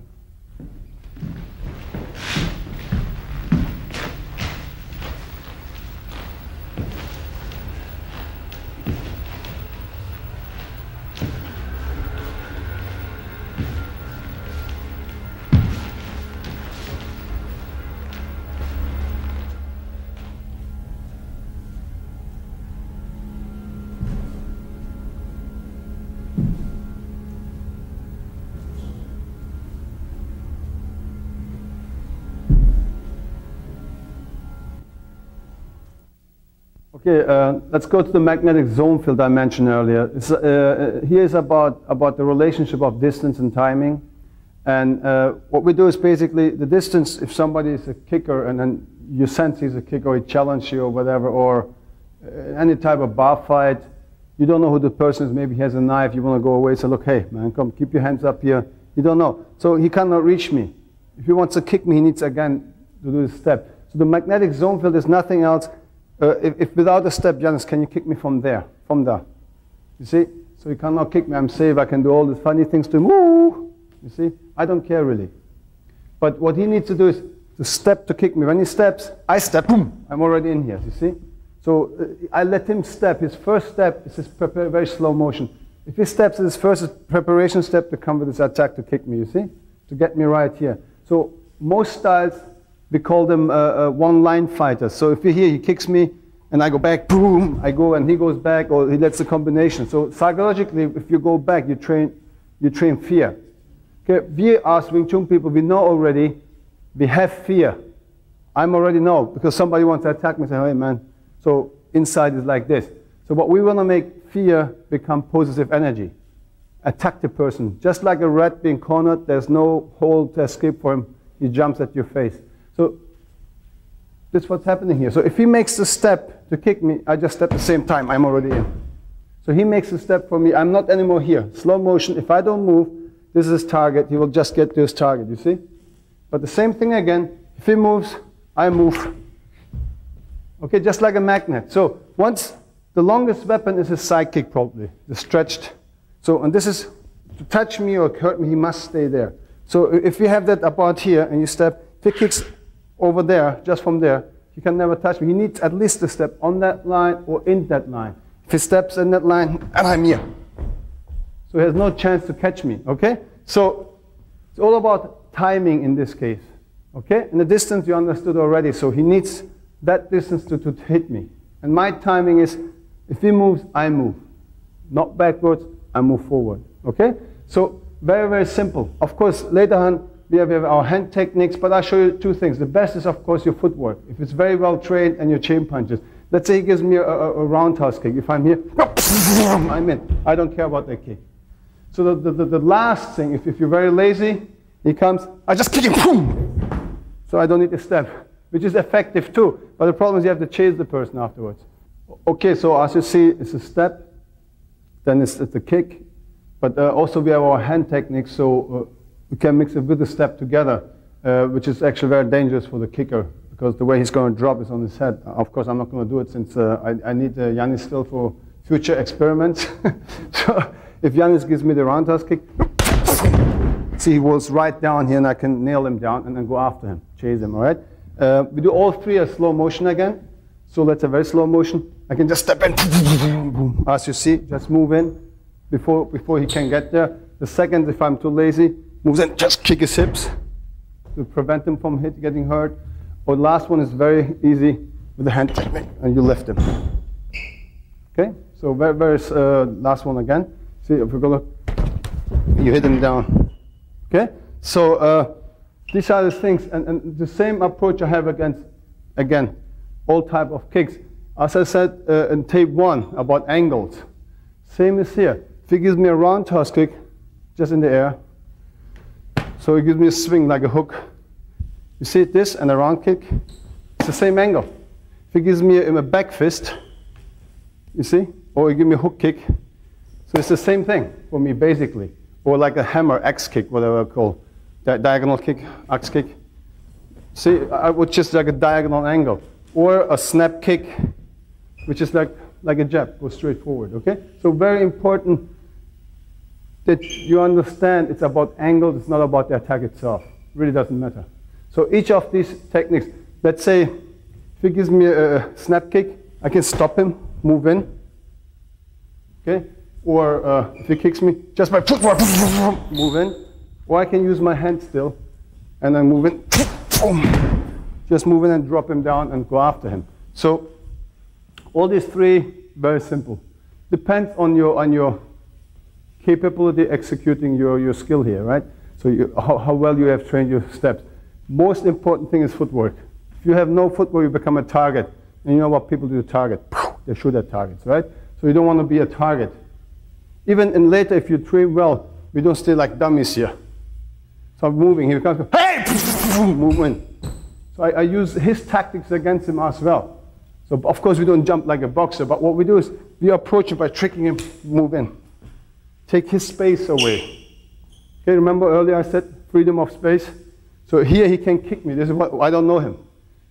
But if I trick him out and I'm here already, so he has very problems to kick me. Okay, so however, very slow motion against straight kicks. I can stop him, nail him down, move in. I can move out with my footwork. Okay, or I use my hand techniques as well. Just throw him down. Or the same as against spinning back kicks. Okay, if I'm very lazy, if he gives me spinning back kick, he turns his ass, you kick his ass. Simple as that. Or does it again, I move in. I'm in. Footwork. Or last thing is again, your hand. If he comes, okay, or something we have like this. And maybe you kick from this side.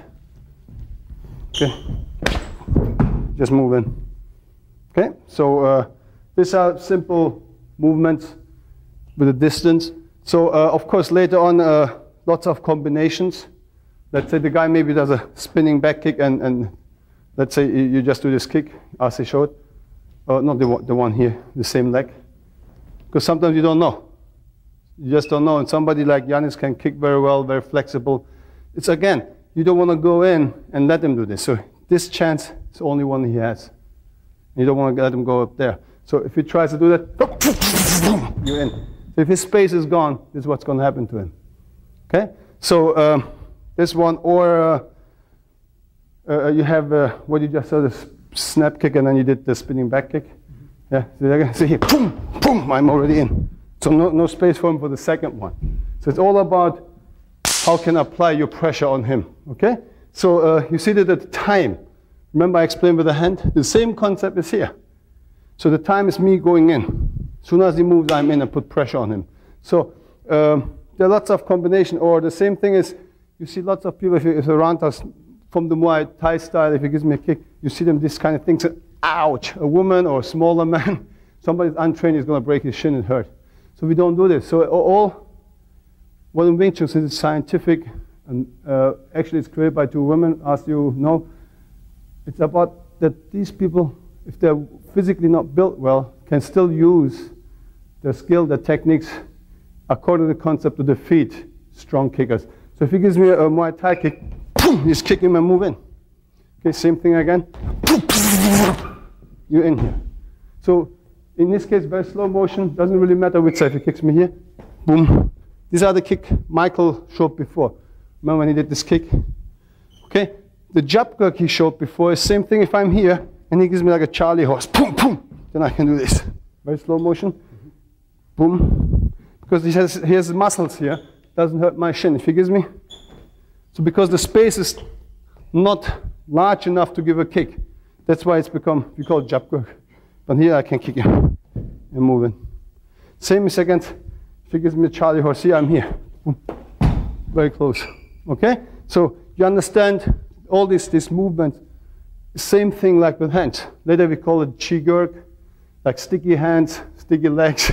Okay, you have to wash them, otherwise they get sticky automatically.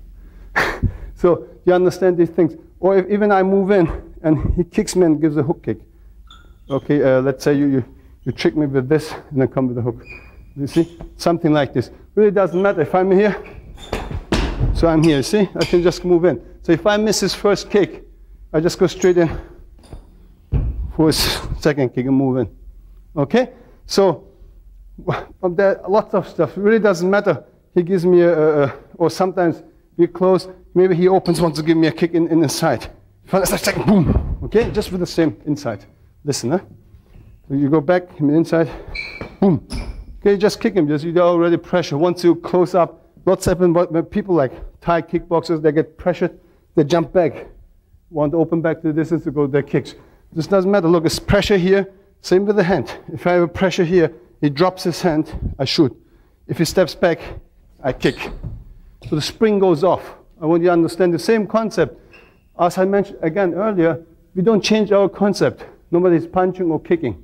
And then tape 3, I will show against throws, grappling, anti-grappling, basically. It's the same concept, okay? So what we're going to do now is show you a couple of combinations. So free that my students can perform a little bit. And you said that that's only Emin, also my student can move, okay?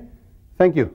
Okay, you will see some action stuff here. So Michael doesn't know what Jan is, how he's going to attack him. Could be a kicks combination with punches or kicks. Any type of style if you want so. It could be from Thai boxing, capoeira, or whatever. So he's trying his luck on Michael, okay? Let's go.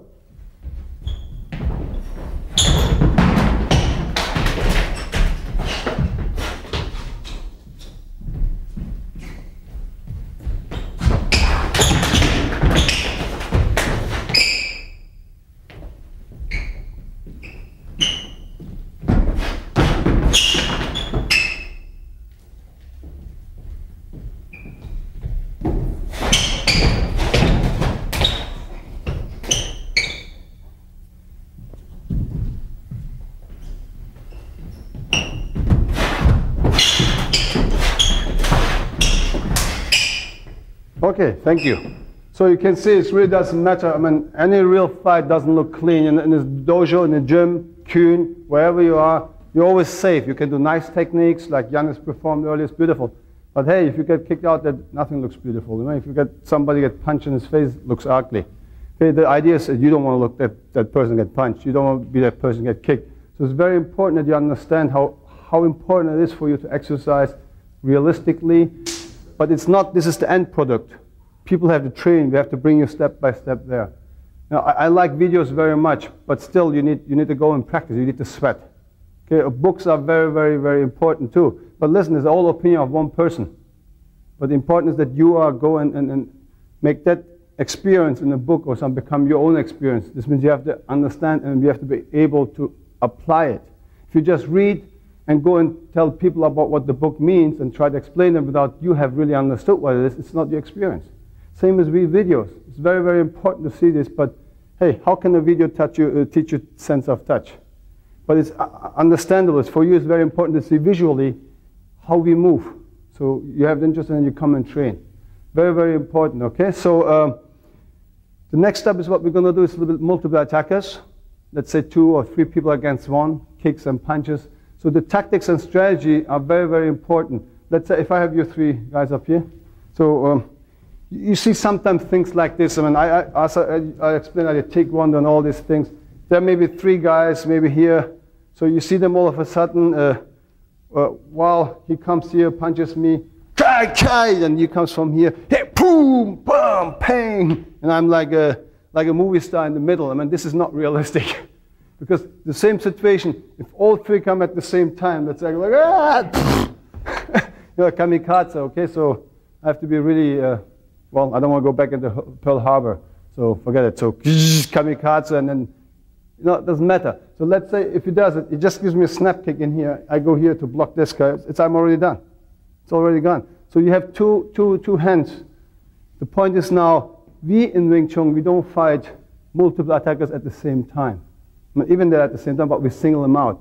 Very, very slow motion. Let's say these people chambered me, say in front of me. So whatever, if the first comes, I always go to the outside. Look, bang, I can always use them as a shield, single them out. Boom, boom, boom. He comes, boom, boom, boom. So you understand basically whatsoever. So whatever. So you understand, so it's very important that your footwork again. Remember, as I mentioned earlier, it's very important how you apply your footwork. So you have to be able and capable to maneuver your body very, very fast. It's just like a war, okay? So tactic is the Wing Chun building. My tactic is if he punches me, the pressure goes over here. So tactic is I go outside and hit him from here. Use his force. This is my tactic. But my strategy is something I don't know, but I have to be trained or ready for every situation. Like if 2 countries get in a war, they have time enough. It's the same thing if somebody challenges you. You have time enough to study maybe if he has videotapes, if he had some fights, whatsoever. You can get some background research. And 2 countries, they count their aeroplanes, count their tanks, the submarines, whatever, the missiles. So then they can say, okay, where is their station? So therefore they build up. But a fight in a nightclub or a bar, it happens immediately right there. That's what you have to deal with. So this means your environment, training, understanding about your environment, about your footwork, about tactics, strategy, about the distance, timing, everything has to be already there. So you have no choice. Same against single combat. This is right now and here. Okay, you have no time to say, hey, okay, let me go back to call my sifu. Or let me see, who are you? Let me watch your video first. You don't have that time. Because this is somebody you don't know. Has a blue t-shirt, white shirt on, you don't care. Could be also a yellow shirt, who cares? But what I'm saying is, it's Mr. Nobody. You don't know what he knows, and he doesn't know what you know. So its chances 50-50. If you train well, believe me, you will defeat him. You will win. So multiple attack is more difficult. But we do the same concept. You single them out. Okay? So let's say whatever they can, you start with a kick, whatever, let's go, whatever.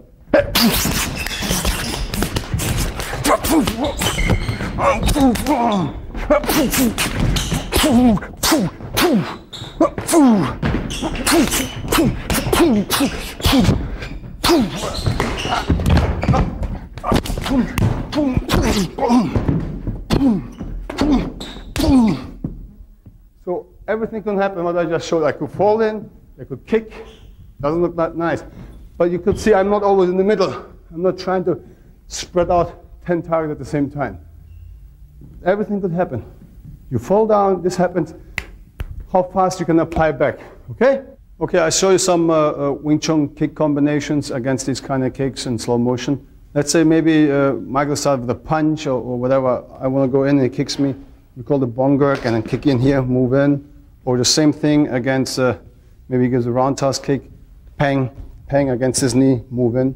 Maybe again this one, bam, bam.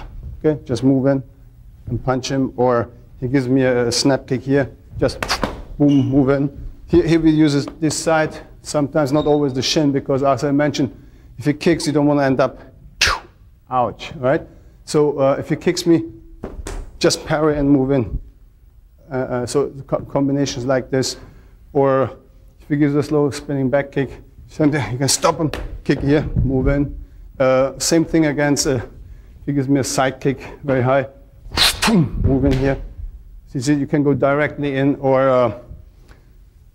a roundhouse kick, you can here, boom, defend and go in. So you can do these things with the hand and legs multiple at the same time, which other styles don't do. They either have punch or block or kick. So Wing Chun is simultaneous. This is one of the main characteristics in Wing Chun, right? Let's say he gives me a punch, I can do so defend, punch, and kick at the same time. So this is what many styles can't do, and this gives you an advantage. Okay, and then of course, you don't give him a second chance to counter-attack you. Let's say he gives me an attack, you move in, bring him down, whatever, and then go after him. Okay, so slowly, as you see, we cover the hand techniques, we cover the kicks. The next distance would be basically knee and elbows.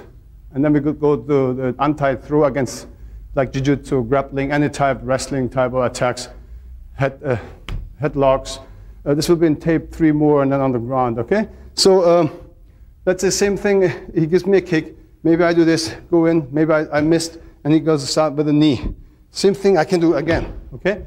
Depends on the distance, or he grabs my neck, like a Thai boxer. You see a lot, if he gives me a knee, a lot of people do this kind of things. So if I would be that person, he goes down with both hands, bang, thank you very much. So this is another thing. We don't want to open up our head, because this is the main thing you want to really protect. I mean, you hold trunk, but this is your computer. This is what makes a decision. So if he grabs my leg and he would, let's say, pulls me very strongly down, I cannot lift my leg to defend. So I would, boom, I would use my knee, or boom. I would never let go of his elbows. For me, I can go wham, I can boom, elbow myself. Or later, if he goes here, it does, of course, I can use these things again, or he gives me a circular knee, maybe like this, boom, boom, boom, okay? I will do slowly, so just, it's very difficult, you see, I can really hurt his knees, everything, very slowly. Like if I do this, I do this, okay? Or the other way around, boom, boom, boom, or the circular knee up here, pang, pang, pang. So I can do lots of combination, and they're quite fast if you go fast. So boom, I can very aggressive, very fast do the whole combination. And they look not much acrobatic, but they're effective. So again, if he grabs me very tight, it gives me knees. I can go, okay, okay? And also our elbows are much different, so whatever, if he gives me an elbow, I can cut him in, just like the punches. Or he gives me an elbow from here, I can come in, or give the elbow again. See, you can combine them all. And this is your advantage in close quarter fights. And this is what you're going to use. Let's say he wants to get me in a headlock later. Maybe I can, you can use these things. Because it's the same for me. If he gives me a headlock or an elbow, so distance is almost the same. Okay, I can go kick him, okay, and bring him down, whatsoever. Okay, so here's some little exercises. I show you some footwork too, but first, there's some exercises, as you can see on Yanis and Joe.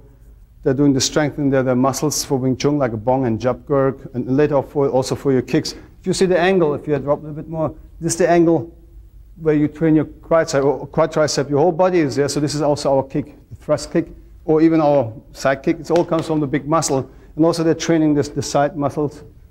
So it's a really good workout too, but it's mainly practice oriented. Any type of isometric forced power training, we do always with the Wing Chun technique itself, because this helps same time to build up the muscle you need to execute these movements in a fight, right? So a lot of martial arts, they lift weights and things like this, but the punch against punches build up your shoulders, so I don't lift weights myself.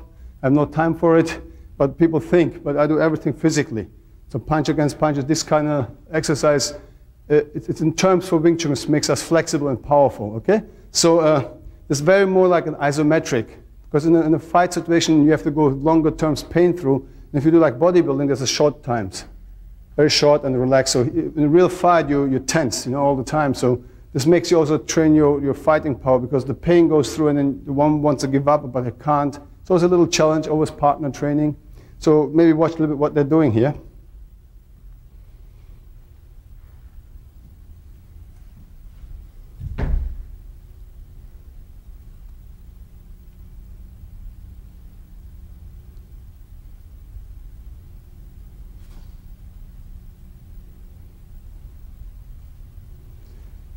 Good. They can switch legs to the other legs parallel, same side, maybe both left and right. Andere Fuß, one guy, yes. No.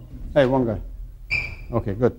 See, just like this, so one pushes in, one out, see? And then later on it gets a little bit flexible, so you guys start the kick. Somebody kicks, you try not to kick back. So you really play under pressure, you see? Keep your balance and try not to wrestle too much with the hands. Keep your balance.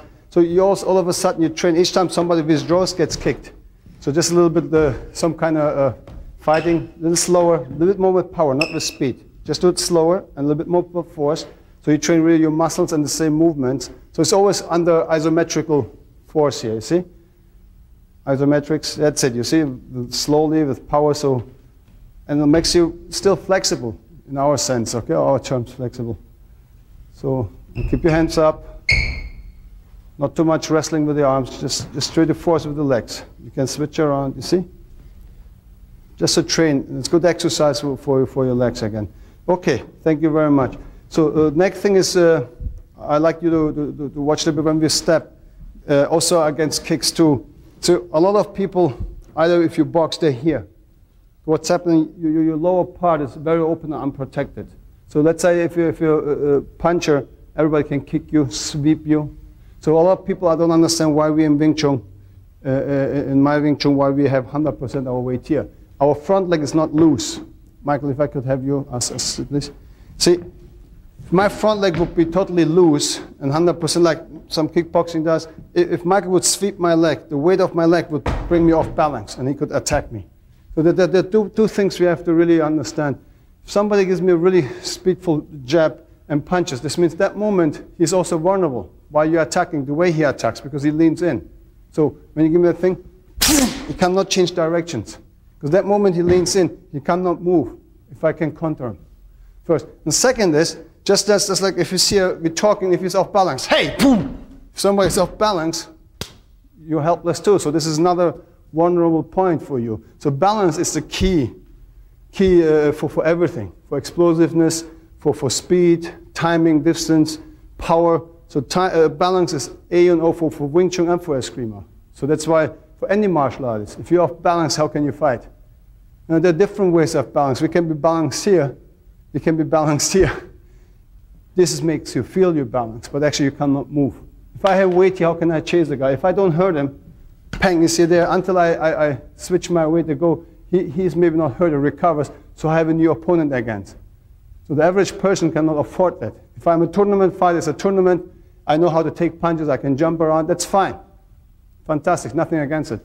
But in real street, I don't want that guy comes after me a second time. This is what you have to really, really understand. Okay? So therefore we have no weight. And also we don't stay like this close, because if he gives me a roundhouse kick, it's understanding about timing. Look, he can hurt me, I cannot hurt him. Now if he goes back again, okay, kick me again, don't move that leg from there.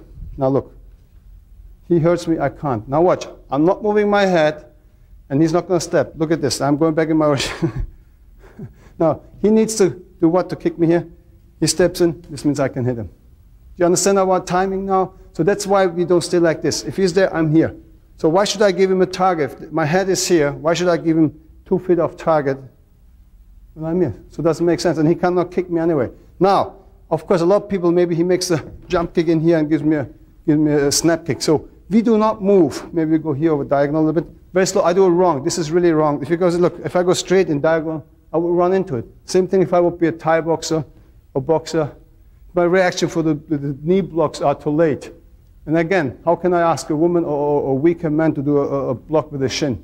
He's going to feel pain, just scramble, and then the guy's going to kick his face probably. So therefore, if he gives me that kick, so our steps, if you can see here, see, it's a circle in here. So if he kicks me, it's like a wedge. It's same kick, same leg. I don't care. See, I let him pass and he runs right into this. Okay? Same thing as if he gives me he's going to give me, for now, 5 kicks. Look, he gives me a cross kick diagonal over here. Pang. He gives me a straight kick, parallel. He gives me a snap kick. Same for 3 times. Now look, he gives me a cross kick over here. I'm still going to use the same. My circle protects me. You see, he cannot kick here. If he gives me a straight kick here, look. And it's not a block. I'm pitching him off. I intercept. So if you really look, if he gives me a cross punch here, look this. You remember in the first tape? And he gives me a cross kick same time.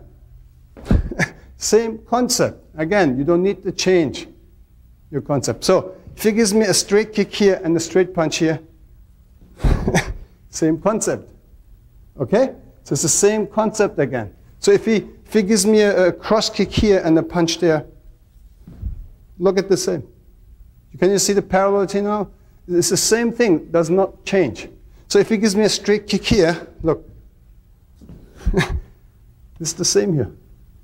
So you really use the same concept with the hands and the legs. And later on in tape 3, you will see we use the same concept on the ground against throws, or if you're on top or underneath the person. For Wing Chun, really doesn't matter where.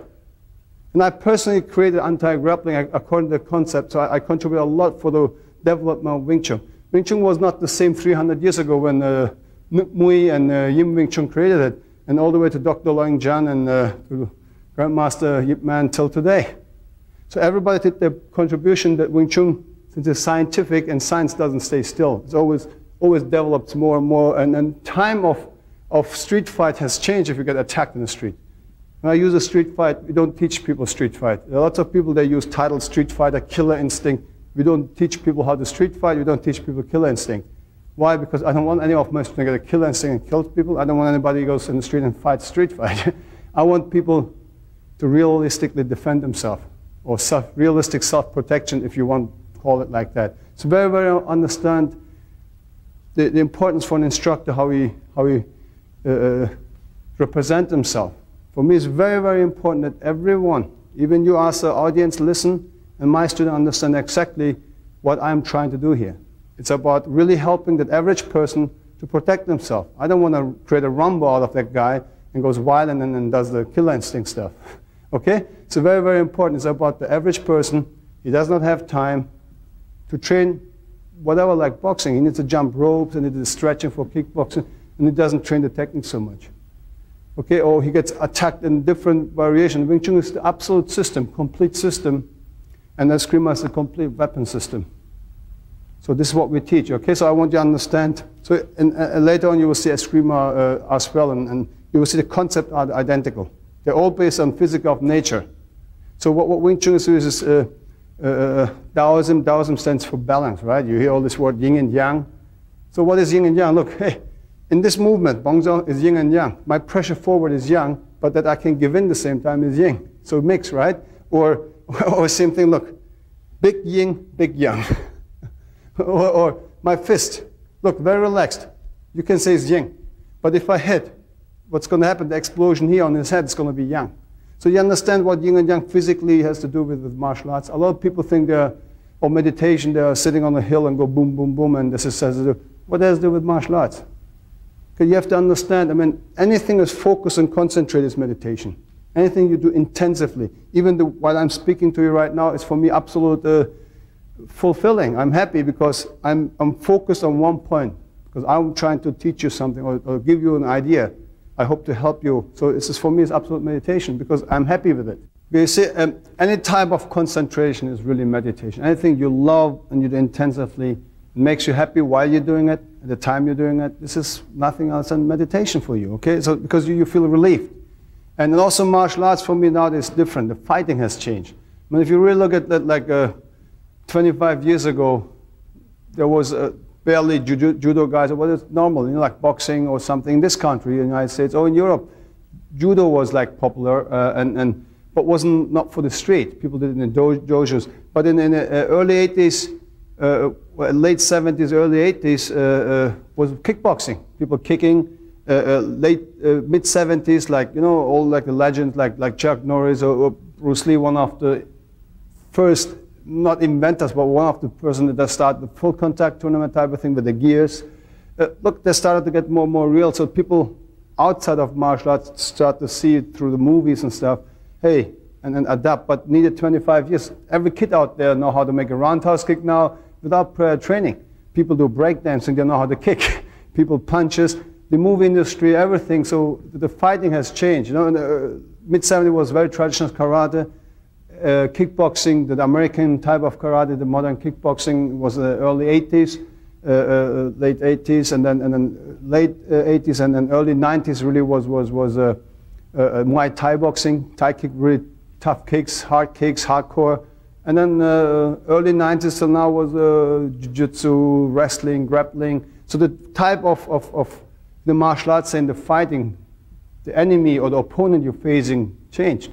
So Wing Chun is scientific, it adapted always.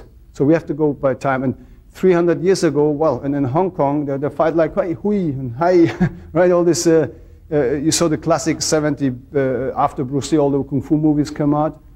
See, they were all very, very fantasy, right? Animal imitating. So who fights like that?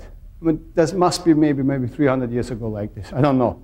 But now it's, people get more real, people train harder. So the average person out there, I said they don't have the time, but also there's lots of kids out there that are still fit. You know, the bullies are fit. So they get the wrong impression from the movie industry or whatever, and they go in and start trouble. Maybe. You know, I don't want to criticize the movie industry all the time, but things affect us. Everything affects. What I'm saying here affects you people. So I want you to understand, I don't want to be a negative issue. I want to be a realistic issue here. I want to open your eyes and say, look, hey, this is what is real. This is functional, and this works for you. But please don't misuse it. Okay? It's always, all these martial arts, they were developed also for training your character, forming your character, become or turn into a better human being. Be more friendly. Look, I can smash everybody, I can hurt people, but now this means I can afford to be very friendly now because I'm confident, right? So I want you to understand this is a perspective the way I like to see it. Okay? So I don't need to be tough. So if the necessary step is there and then the situation is there, I can prove I'm tough. So why should I do it before? I want you to understand this approach I'm trying to give you here. So all this is something with philosophy to do. All this is yin and yang. And then the concept in Wing Chun, I said, is Taoism, is physics of nature, balance. So that's what you see here. When, if you see, look, everything, remember the circle, the center line I explained? So I have here Bongza, we call something half under, half up, or center line. If you look at the center line, the same distance is above the center line and same distance. It's always 50-50, always yin and yang. If I do a ganza, now I have to take my whole arm. Center line, look, half of mine is up, half. If I take both hands, look, 50-50. The center line will go through here, half off.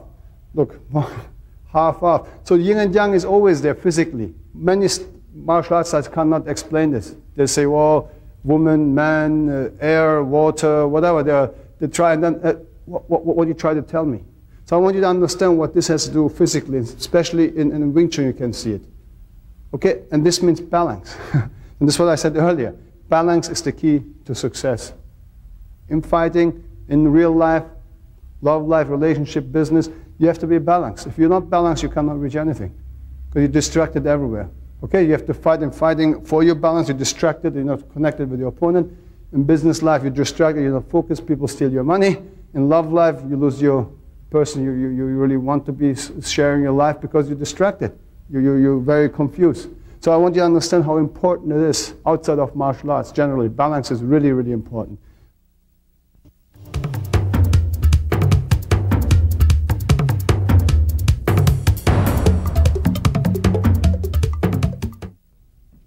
There are lots of these things, or maybe take a knife. So maybe he has his knife and then comes. Now, it's very, very dangerous, so I don't want to do this kind of thing. You're in front of the weapon, try to twist his arm all over across your body. People do this, or again step. They go here and then they bring the knife all over front of your face, or maybe here. Look, I don't want to do this. There are lots of styles. There's sometimes like Shining the movie. Now see, this is very, very funny because even he stops my hand, I cut him. Okay, it's very, very, very, just a little change of an angle. no matter how good it is, and Joe is a very fast person, try to catch my hand. Just a little change of an angle. And I don't need to be even fast. So even see, I just need to pull. Okay, no playing pianos anymore. So very, very dangerous. Even here, very important that you guard your vital organs. Because this is a cutting weapon, is a blade. Hey man, if you see that, if you can run away, run away. If you're cornered, you can't, you have to fight back. If he really attacks you, if you want to step, you have no choice. But still, use your limbs. It's better you get cut here than being stabbed somewhere here. So in front of your body.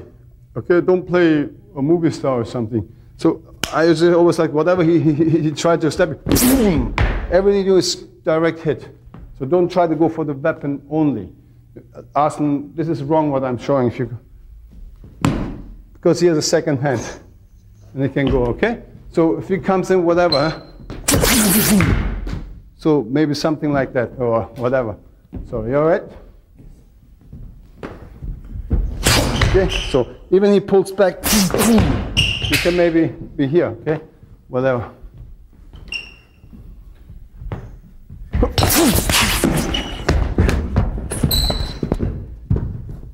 So, okay, maybe you're here, right? So you can fight back.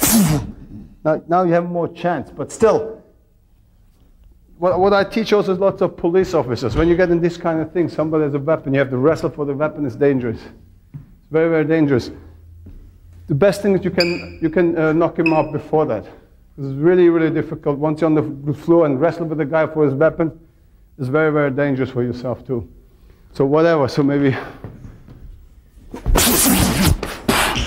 okay, whatever.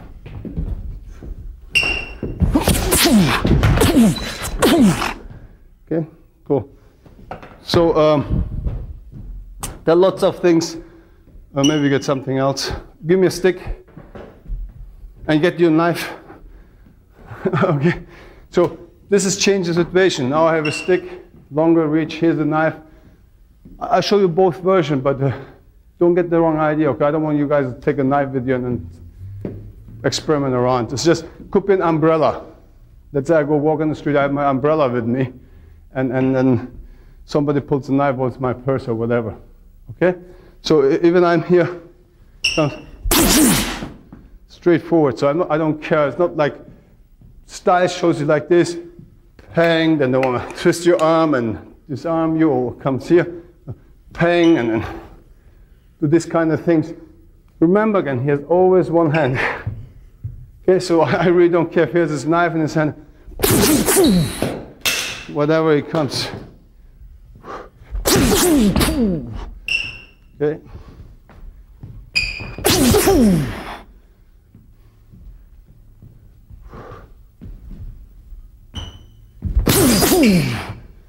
So just hit him. Everywhere you hear this nice sound. Can you hear the microphone? Everywhere is a bone. I don't care about his flesh. This gives him a bruise. But everything is a bone. Smack is broken. He loses the weapon. Okay? Generally also, this part is very dangerous with some object like this. You can break, you can kill somebody very easy. This is very dangerous. I want to address this as well. So therefore, if you see, well, if he has a knife, he's after my life, is something else. Again, you need witnesses so you can prove that, okay? We're teaching real self-defense here to protect yourself. So it's not a, we also have tournament, which later on I'll show you like a sparring, how this looks like. Okay, so the same thing, of course, if I would carry the knife and somebody has a weapon, I mean, it's a weapon system, I want to show you that, but I don't suggest you to carry a knife and run around with it and try to, okay? Because when you have a knife and you pull it, you will use it. And it's probably going to kill somebody, maybe. Then you're in trouble, okay? But still, it's a weapon system. I just want to show that we can do things. Even he has a longer weapon than I attacks me.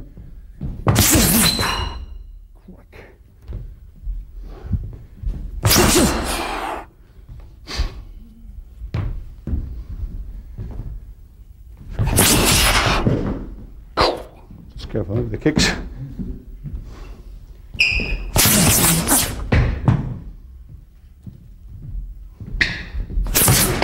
Quick.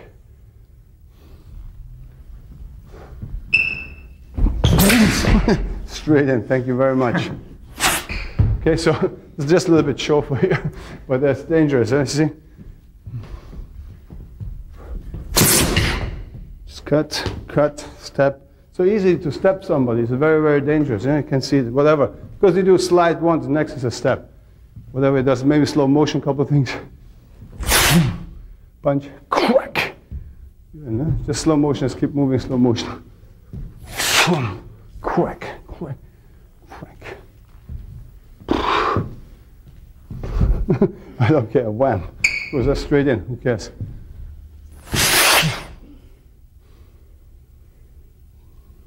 Okay, good. So if you give me a stick as well. Yeah, I take my ugly stick. You can have yours if you want. See, there's another thing. This is a message for you. He needs his stick to attack. In reality, if you get any weapon, any object, you have no chance or choice to say, hey, I don't like this weapon, I want something else. You have to be capable to transist to any type of weapon, any type of tool. Could be a stone in your hand, could be a newspaper, could be a plastic bottle, could be a real bottle, whatever. You have to be capable of using it in a screamer. Okay, when we're here, you attack me, whatever. See, I'm not even really blocking. So I'm using the offline. I'm stopping him before. Crack. My weapon is too slow. He hits me. Maybe you hear this one. Crack. But I still continue, so it's not a block. You see lots of different styles there. Hit. Go back. Okay, so they do something like this, but we don't care. It's real reality. So he wants to attack me, he wants to hurt me. I better hurt him before he hurts.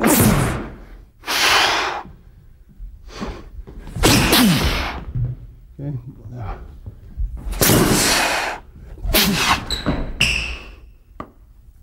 That's a nice sound.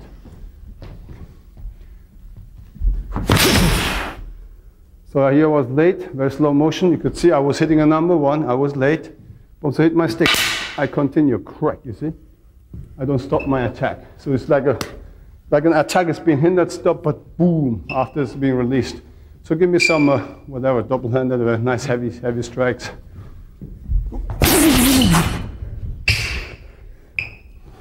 Okay.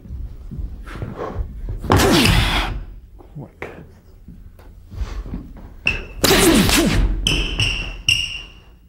Move.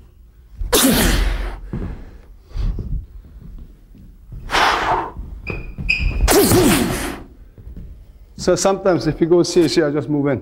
If he opens up like this, I'm in. Okay? So the way we also strike, I want you to understand where the force of the strike comes. If you see, lots of people swing. Or some people do abanico, like from the wrist. It's all what you get. Okay, so we hit lots of the body and more circular movement. Very short when I'm ready. But if I swing my stick, I'm here, so or I miss him. Wow, but if I hit him, he takes the stick away, and I miss it. And I'm ready again. And if I hit, it's much harder than the swing or the wrist movement, you see? So, or like the cutting movements I do. It's very boof. I'm ready again. My weapon is up. I'm protected. Okay, just. Okay, if you watch this body line, you see how the whole, my power with my body weight when I sink it, how it shakes it. You're very short and I'm ready again. Okay, so very, very important. You can also, can you hold it stronger? Multiple strikes. If I swing, I cannot do multiple strikes. So if I'm here, I can do a few more. So I'm always ready. So no matter what, even I miss, take the sticks away, take it away when I come. I'm always there, I keep hitting him. So you never get a chance, just like chain punching, to get the next move onto me. So I'm always on top of him. Since 1984, I&I Sports has featured the largest selection of paintball equipment, martial arts supplies, boxing gear, and custom knives. And with discounts from 10 to 60% off, there's no reason to shop anywhere else. So stop by or call us today. Visit any of our 3 Southern California locations 7 days a week. with stores to serve you in West LA, City of Industry, and Carson, or call 310-715-6800. I&I Sports, we've got what you need.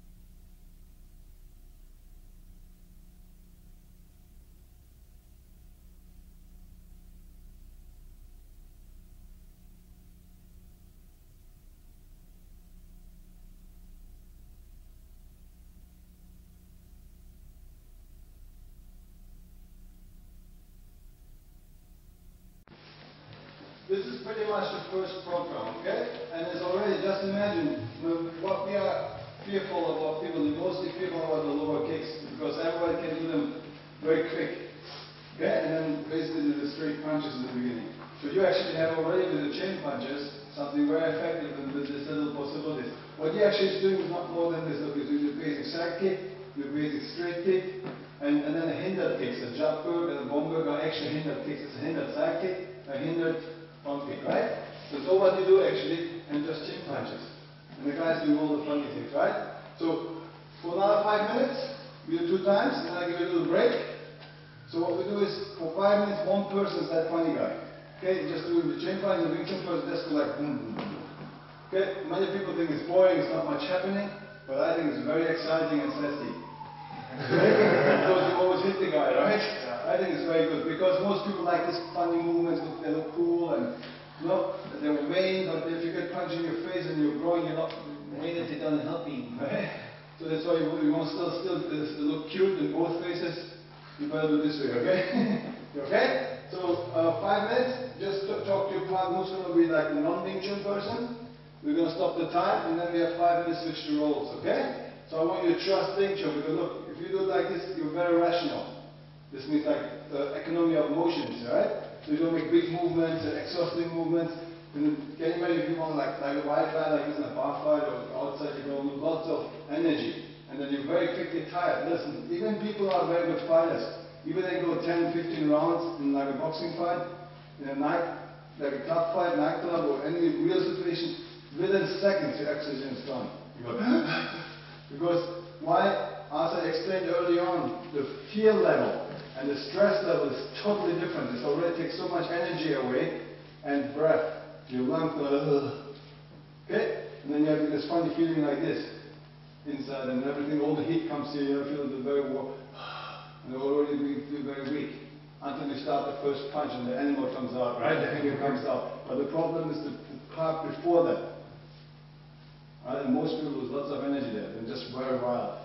And I want you to deal with this as well, okay? Good. Now, talk to your partner who's going to go. Get an even level partner. Get an even level partner so you can. So, look, the idea is not to kick the low kick better than the Wing Chun. The idea is to help your partner so that your offensive defense movement, let's say this way, are effective against those type of attacks. Okay? So let's go. We got an even level approximately. What is program 2? Program 2 is very short and it's more symbolic. So that you guys understand the concept a little bit again, and also the way anointing system does, and compared to let's say like GKD or WC, you see them sometimes do like this. If you punch, you see like punch 1, 2, 3. So in anointing system, of course, we don't do this, or 1, 2, 3. Okay. So we do both, of course. So what we do is when we chain punch. From this, so the Wing Chun person is going to give him a Paksa punch to his tummy. He would go boom. See, very slowly, boom, boom, boom, boom. It will be at once. Then you see like a JKD, people go like this, right? Pack and punch. 1, 2. 1, 2. Even it's fast. 1, 2. Okay? So Wing Chun goes 1. Alright? So you know. Good. Now. So we're going to practice this a little bit. Of course, the defense if he gives me the Wing Chun, That's it, no, he gives me the JKD, 1, 2. So of course the Wing Chun would react, 1. Guns or punch, you see? Right? So my upper body, since look, if he stays in front of me, of course my center line is here, right? So as soon as he moves and pushes me to the side, so he pushes my center line here. So that's why I'm adjusting immediately my center line. As soon as he pushes me, as soon as I have this feeling, okay, look, so now his center line is up and I'm in. So my upper body is rotating a little bit, okay?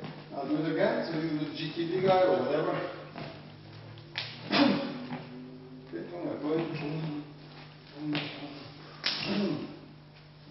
Okay, now we can do it from the chain punch, but first I'm going to do this. You're the Wing Chun person? I'm like this. I will go. If you want to, huh? Okay, now here, you just do this, okay?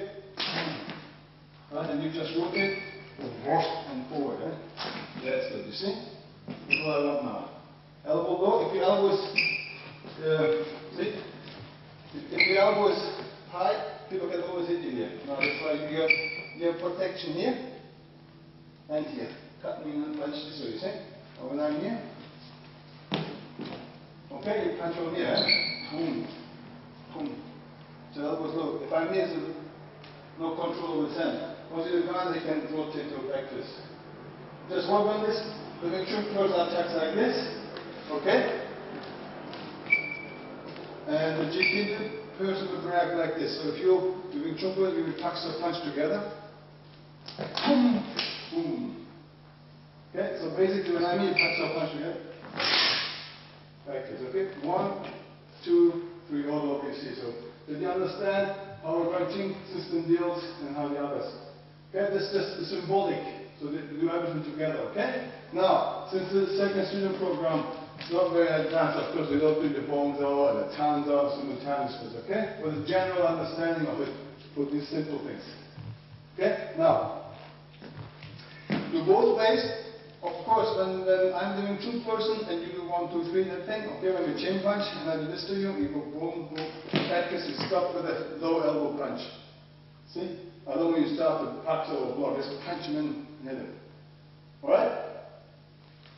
Good, let's go. Boom, boom. Alright? Now, when you do this on me, can you play like now you can show off. You like the finger like this and okay? Yes. So I'm this boring looking guy, okay? Now you go punch on me here. Boom. This off. So I'm gonna attack you. Stick. I'm gonna attack you when you do what I did, okay? Now look. Boom. Oh no. What I did before. The funny guy, the show off guy. Alright. Ready? Boom, boom, boom, boom. No. Push me down there. 1, 2, 3. I made you already to smile. You see, it doesn't even do it. Okay?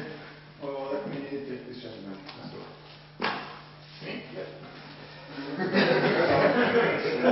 That's brutal. Look at the shape of his beard. You know, brutal. Popeye's enemy. When you get in there, you got the little belly there, the Buddha belly. Okay. Now you like this.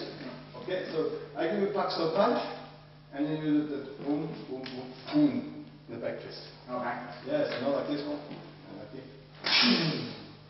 Good. And the punch comes here. 1, 2, 3. Okay. So this is what you do. Okay. Now boom. Boom. See, my elbows long and cut this back this I'm cutting in here, okay? And down to punch, you see? Alright, let's go do this a little bit for a couple of minutes, okay? And then we start. The next program is a little bit complicated. But everything is complicated, but for the complication out of the Wing Chun part. Complication is the part you do and you ask the Wing Chun people to respond. It's the easy part, but the person who's attacking, that's complicated. Okay, so to really get all this coordination in your mind, because lots of people that in other martial arts live by combinations, by techniques. We not. We apply our center line, our concepts to whatever he does, okay? So, I show you one of them, Daniel, can I have you? So, now again, I'm one of those guys, and this is against trapping, but first we start one more, the third program is Wing Chun person. I'm this guy, okay? So I'm here, I just give a pack so and the back twist. You just make a step in and give a okay? So do that guy. So I'm this person and he comes, again. As you just did this, I just single it out. Instead of hitting my tummy first, he's going to pack some back fist to my temple immediately. This is the way you can stop him. Okay? But by just applying my center line, okay? Try it again. So against his back fist. Because in Wing Chun, it is scientific, again, we think not in what type of an attack he does, we think in angles. And this way he comes to the diagonal angle. If he comes to the diagonal angle, my center line is the shortest I'm already in. You get it? So if he deflects his hand away or pushes it away, so I have another one, he's already in. So it's the distance. See, you can be the fastest person in the world, but you cannot change distance. You can't, it's always the same. And if you have the shortest distance, if you change this, it's still a boom. It's shorter, the direct line is shorter than the diagonal. Pull back, go forward, right? So understand the idea behind it? So we just do this is the beginning of the third program. And now you apply boom, boom. Let's say I'm here, I will give him a chain punch, he gives me a paksa back fist, pam, pam, pam. See if I will chain punch, that's actually what's going to happen. You just stop it and you can learn it, you paksa punch, boom, so you understand. But later, even from the chain punch action, chain punch all of a sudden give me paksa back fist. Boom, it's the same. Or free fight, you like, do these things, and then here, when it comes to us, I give me paksa, so what? Go again, and I'm going to chase him here, right? Comes another stick. Okay, so I chain punch him up here. Alright? So the same thing doesn't matter. So go back to your partner, one face, boom, boom to the face. And you just rotate, chain punch, one, cut him in, 2, 3, and then hand up here. Let's go. So the next thing is this. So what the third program deals, each program deals with topics, okay, a little bit. It is, again, when we teach you the reaction of the Wing Chun person, right? It's all about sciences again. It's not how to counter a technique with another technique. For us, in our thinking system is how to apply the physics, how to apply the concepts in a better way, economic way, without losing lots of time. Look, when I say Wing Chun, people learn, and most people, as you I mentioned earlier, they go to work for 8 hours, there's 1 hour lunch break, it's 9 hours, 1 hour go and 1 hour come back home. So it's like 11 hours, you don't have much time to train every day. So this is, when we teach people, it's for the average person, which needs protection, which doesn't have much time to jump rope and do exercises and stuff. So they need some style who they can immediately, from the first second until the end, for 2 hours, just yield and still stay in shape. You know, you guys are sweat and it's still fun, right? And you deal with the forces and you know how to deflect them. So in a short time, you learn to defend yourself. And this is what we care about. I don't care what style, whatever. I want to help people to protect themselves, okay? And if somebody's, this guy's very intelligent, that's why he does Wing Chun here, right? So, but he doesn't need much, he's 225, 230 pounds. He will not have that many people that approach him to try and attack him. Most of the people that attack you, they victimize you. Mostly, right? I mean, of course, there are exceptions, but the thing is, still if they actually can do something with Wing Chun to defend yourself, okay? If you look at all these other types, everything, if you take Taekwondo, it's a beautiful art, but it's high kicks, flexible, so it's limit of age and youth, basically, and flexibility. So, and then some of you guys are not flexible, some of you are already too old for doing these things to be that effective, and then also, is it usable in a real fight situation, right? Then you do grappling and stuff. Again, when you grapple, still it's a little bit of age depending, you need lots of force. Right? So somebody is like him is a lightweight, they should fight this guy in grappling, he would just sit on his face and then that's it. Right? So this means all these arts are fantastic and beautiful for whatever they were designed for. But then are they used in a real fight situation? For somebody who is lighter and doesn't have all the exercise like a pro wrestler, right? If somebody shoots him in a nightclub, he can change, he can move out with the Wing Chun concepts, the techniques, right? According to the concept, use the techniques to move out. So, but he could not wrestle the guy down. Waste of energy, and you open too, right? So, but it's fantastic. And all this tournament sport is beautiful. But then you always have to go back to realism. Because all this like boxing is very limited. That's why 36-year-old pro boxing stops, because it depends on your age a little bit. And then also you have not much weapons. Okay, so you don't learn how to defend against attacks, you do the jab, it's because it's sport. You're boom, you're very open. You can do these things, but if the guy kicks you going and your hand cannot reach him, what then? You're like, oof, right? So I want you to understand things, and this is what we're trying to do here with these programs. Wing Chun is designed for the mass of the human race. So that's why it's a system that works with everybody. It's not limited on age, acrobatic, and force. This means nearly everyone is not badly disabled, like no arms, of course, no legs, and this is something else. But as long as you have your limbs and you're in normal health, and if you have asthma, we have little, so you can still do Wing Chun. But if you want to grapple and you need lots of stamina, so when you have asthma, you could do it. Because you're limited because of your air, right? So you need the economic look at even like Grandma's Liebman, he had throat cancer and he was still moving very well after 70.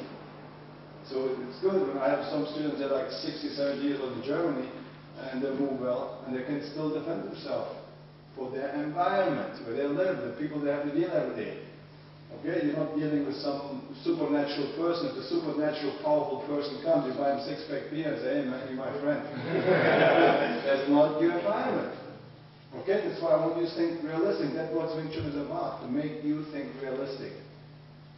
You know? I did some other arts before, it was fantastic. The only art I really learned is Wing Chun and Eskrima. But I studied the other arts to understand, so I can apply my Wing Chun, understand the physics of it. So that's why Wing Chun makes you really much more focused on self-defense. It's a total different story than all the other, what the styles are designed for, you know? And they're beautiful. Simple as that, they're beautiful what they're doing. But then I want to protect myself, and I have always trained and become that good so I can give my knowledge to help the people that need it. You know, I'm very happy he's a big boy and he comes here and I'm able to teach him because he's smart. He's a good person, but still, you know, he's shy, he wants to, you know, he gets self-confidence. Sometimes very big people are very shy too. And then on the other hand, but mostly I care about you people. They're like toothpicks, you're a little shy, right? And people look down at them, so I want to help those people because that's where I come from too. And that's why Wing Chun helped me. And today I'm strong, I can afford to be friendly, but mostly I can help these people. That's the idea. In all these programs, what they're doing is not techniques. Applying the physics of nature or applying your limbs. Look, as long as we're built like this, it's one way of fighting. Close your fist, hit, punch or grab, right? Okay? So be first and learn things so we don't give headbutts because we need that to think. Right, first and second, if someone like this gentleman gives me a headbutt, he probably will knock himself over on his head. When you don't forget that when these things are people show you headbutts and all, fine, fantastic. But hey, hang on a minute. Who is your opponent? If the guy who's victimized is bigger than you, want to give him a headbutt, and maybe you just give him the wrong corner and you whoop, and you get dizzy, and then you do his breakfast. So just think about these things. So that's why Wing Chun is much more logical. Okay? So as I said, as long as you have built like this, there's only one way of fighting. So we can use just the idea, or the question is, how do we use our limbs to defend ourselves or to fight? So some people do this, some people like this, some people like this, and then Chun does it like this. Okay? So it's about the economy of motion. How much time and what type of big funny movement I need to get there. Yeah?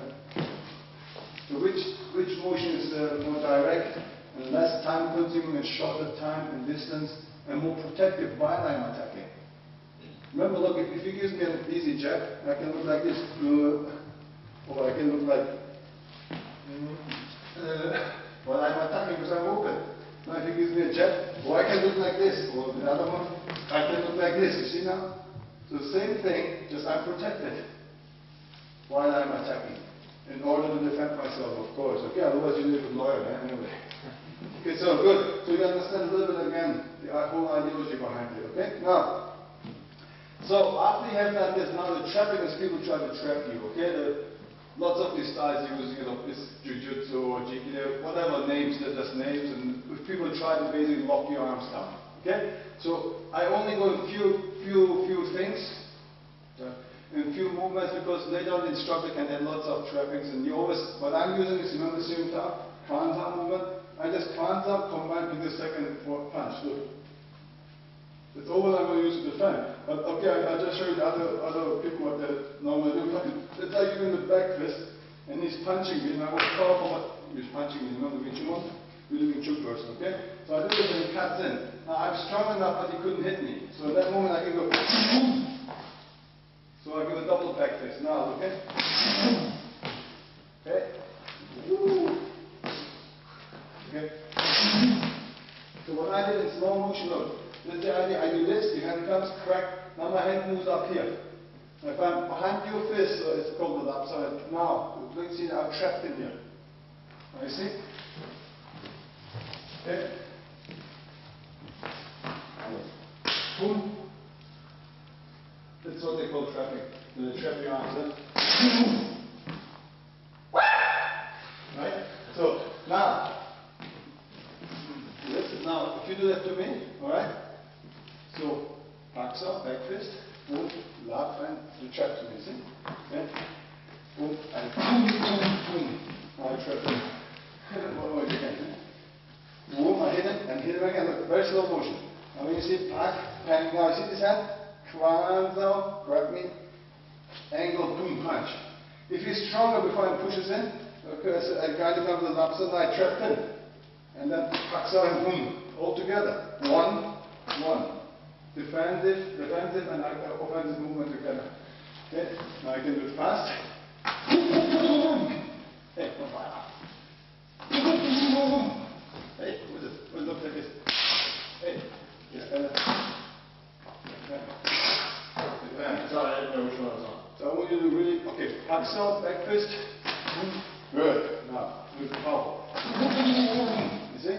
So what you do, okay? Now slow motion again. Boom, boom, boom, boom, boom. Now hit me first. Look, it's already hit. Taps up, push back, boom. Now that's good, okay? Go for your target. Boom, boom, boom, boom, boom. Okay, laps up, Paksa. Laps up, Paksa afterwards. But still, Paksa, boom, boom, boom, boom, boom, boom. Okay, let's have fun. Good, go. So this is one. Now the same thing, if I give him this, he punches. Now my hand is not behind, it's in front of it. I do not have to punch him again. Okay, so like this, okay, look. I do this. Boom. 2 times punch, so very easy. Hand, look. Pop, pop, pop, pop, pop, pop. Boom. Punch, turn it.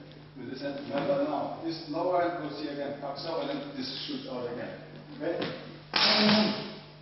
So now I trap with this one and in. Okay? That's nice, huh? And then I forgot. Woo!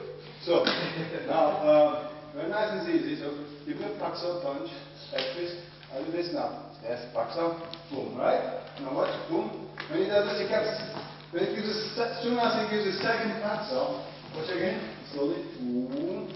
But look, so when he pushes me down, my upper hand push down, hooks on him, and boom. Again, that's very easy, eh? One movement, boom, boom. Easy, eh? Just boom. Because look, one time here he pushed me down, and I hook in, so he pushes himself down. And what happens is, I get this beautiful little Adam sample. Are you holding like this? Boom. Talk to your lawyer, please. Again. Boom, boom. Easy enough, right? Good. I'm going to give you time to learn this now. Okay? So have fun. So now you have pretty much 3 simple back twist, lap, trapping, and back twist double part. Okay? Now we do the same thing, the same exercise, just the third one's a little bit different, the fifth one's a little bit different. Okay, now you learn movement 4, right? So you have this one 1, 2 back twists, 3, and now we start the same thing just like this. Remember the second program? I give boom, and you punch your Ganza punch. Boom. So while you're doing a Ganza and punch, you see a tendency, is back, now does this traps it this way. So if he does this to you, Paksa punch, I go here, now you grab my head, and back twist. Okay? Boom, boom. Okay, now you see, again, boom, boom, boom, boom. Now you do the same like the first. Laps up, very slow motion, so you can see again, very slowly. Boom, boom, boom, boom, boom. Boom, boom, boom, boom, boom. Now I trap him, I punch him. Remember? Okay? So let's go and work on this one. How you do?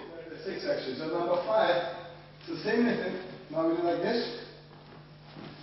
Okay, like as I said, number 5, start same. I'm here, he goes this, but now I look here. Now I go underneath my pack and give a back twist.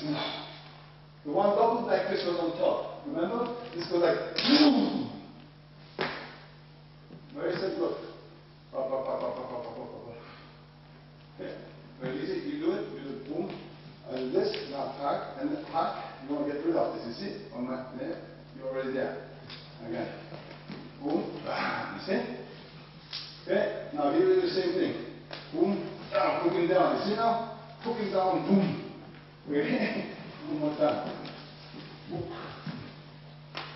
You see? Now, when this puncher pushes you up to come, now it's force against force. In that moment, if I hook my elbow down to push, now you see what's happening to the big guy? It's another form of borrowing your opponent's force. Let's just use your bicep. This is what he needs to do this, to use his biceps. Now if you push up towards your face, very strong, very strong. How 230 pounds? I'm using 2 fingers, push up. Now look how can I move. I'm not leaning, I'm not pulling, look, just 2 fingers, no? Now look my elbow. So I'm borrowing his force, his stiffness is making him borrow his whole body. And when you like this, make very strong your arm, very strong, very stiff, your whole body, very stiff, look. Right? Again, very strong, look. Hey, strong. This guy already too smart, let's go, right? Very strong. Look. That's almost can bring down. You see now? Same idea. Now when he does this to me, now look. You see? One more time from here. Very, very. So you understand a little bit of physics, the way we do things again. Boom, look. And crack. One more time. And then of course, finish you off, huh?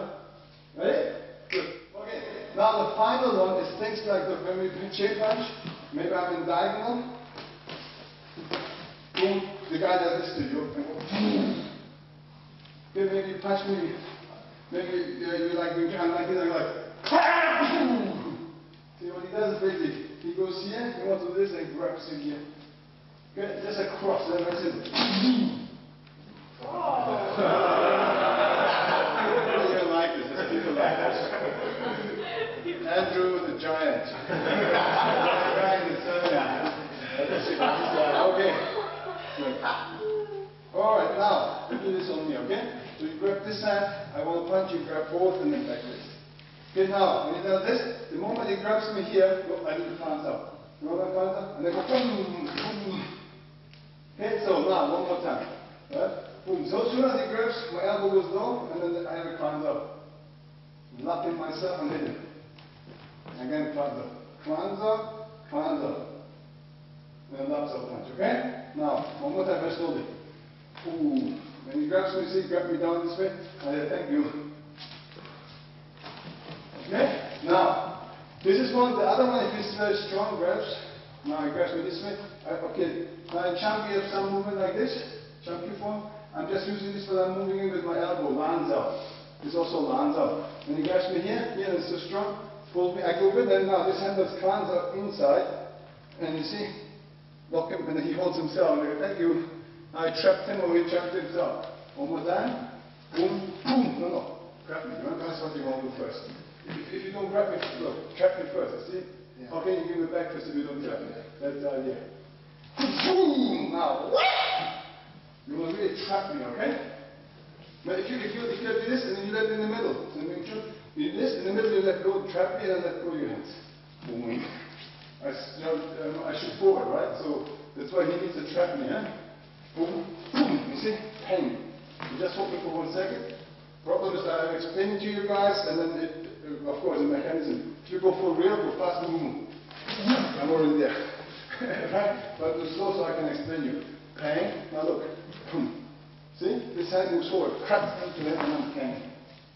Okay? And after this, boom. Alright? So you understand a little bit? So this is pretty much the idea for third large cell program.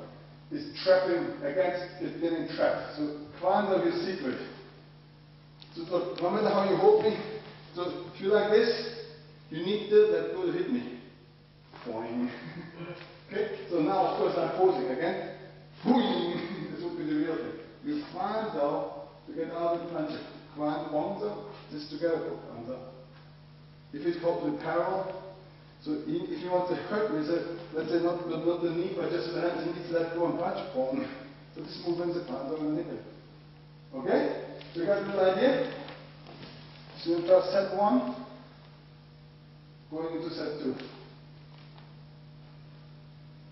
Okay? So you have a little idea. So you still, all the way up, all this complicated movement. With the hands, it's all panza you have to use for now. And chin punches and simple kicks, right? So this is complete free. The instructor later can add other ideas, other examples. I just choose a few as you have seen it. And you can ask instructors, you can have our student come and follow, you track me like this. Just show them. Okay, very easy, okay? Good. Good luck now. I hope you guys understood till now what is 1 through 3, okay?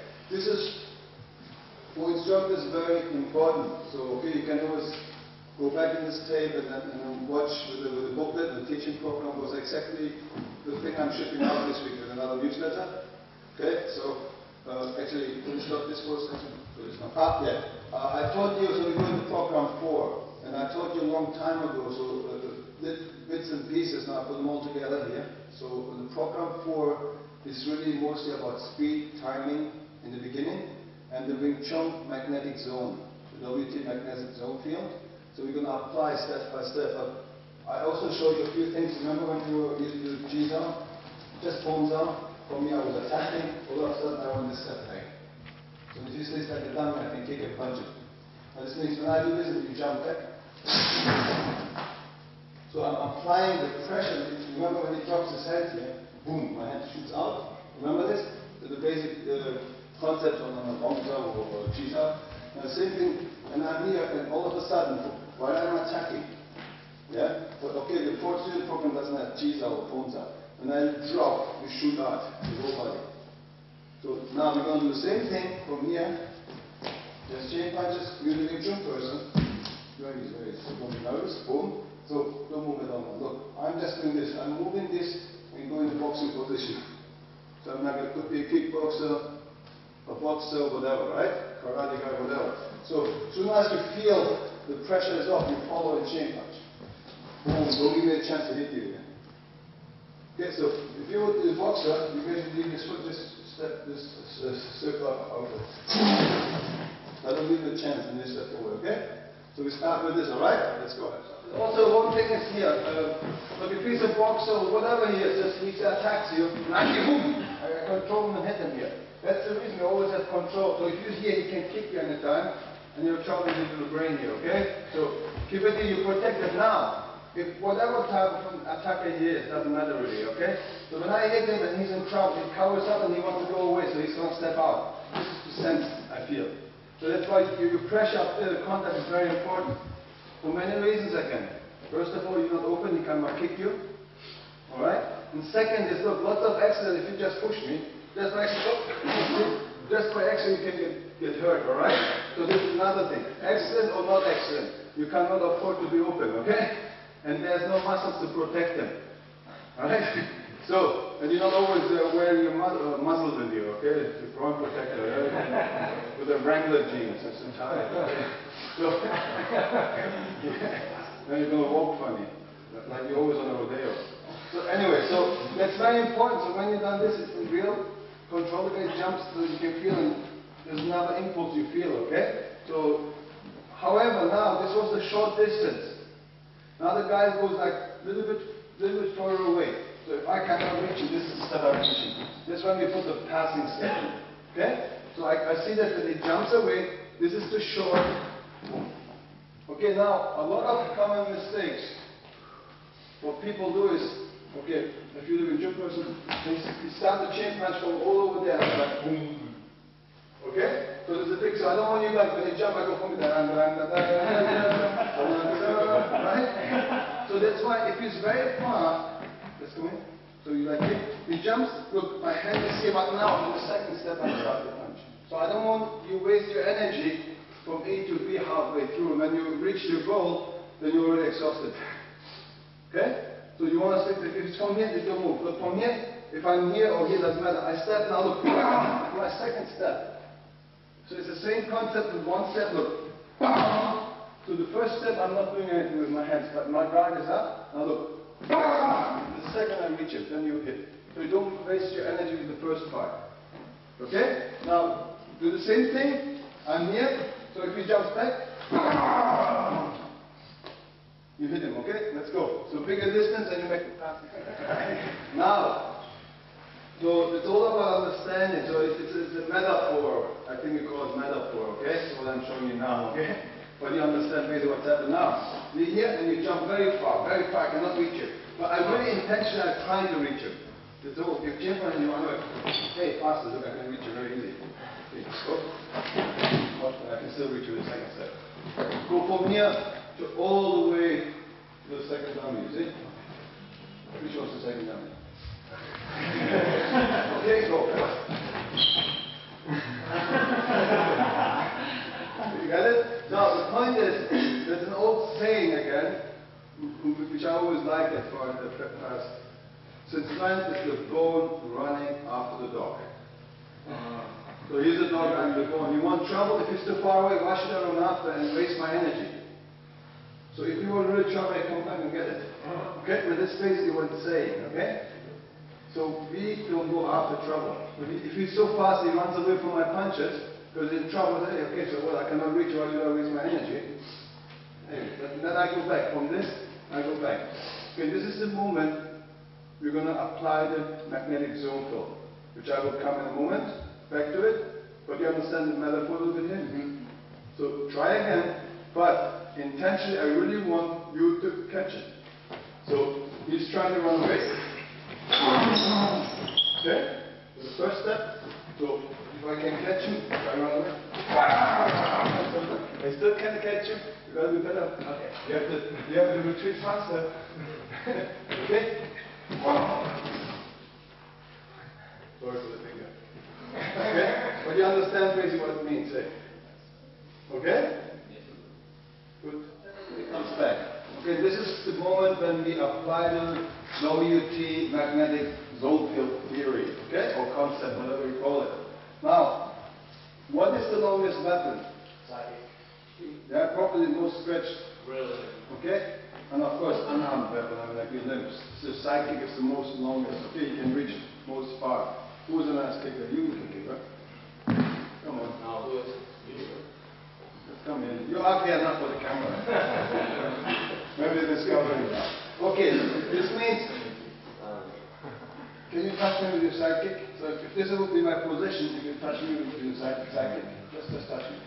No, now, turn your toes up. You see? No matter what he does, he at least needs to step there to reach me. Now your magnetic zone field. Can I have a towel, please? Okay. Let's say one line with this towel. He needs to, can you stay on that line and kick me again from there? No. So this is the end. Approximately there. Okay. So if he's out there, outside, don't step onto that line. Don't step on this line. Can you kick me just up a further away? Step close enough, but not. I see I'm very safe. I thought you're flexible. I see?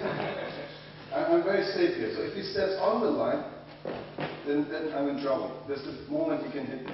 So as long as he jumps and does these things, I don't want to waste my energy. Okay? First. Second is now, I also don't want that the WT man becomes like a dummy, like a wax figure, and stays in. Okay? So you're a little active here.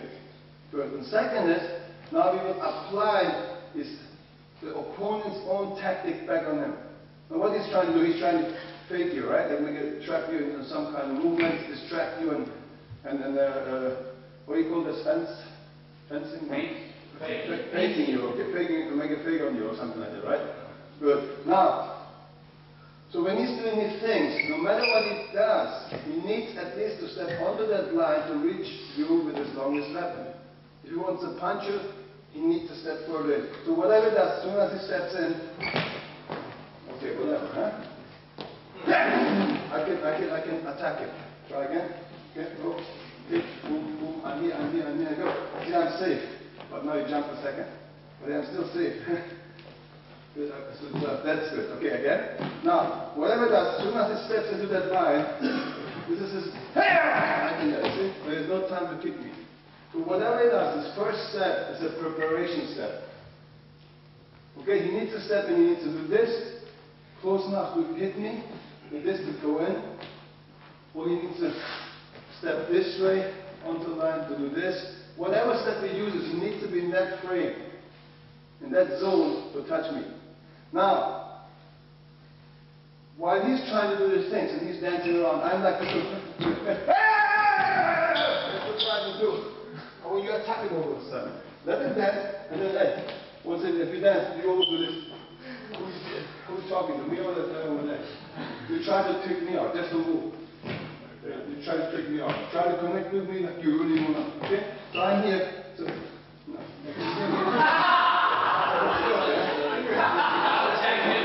You are.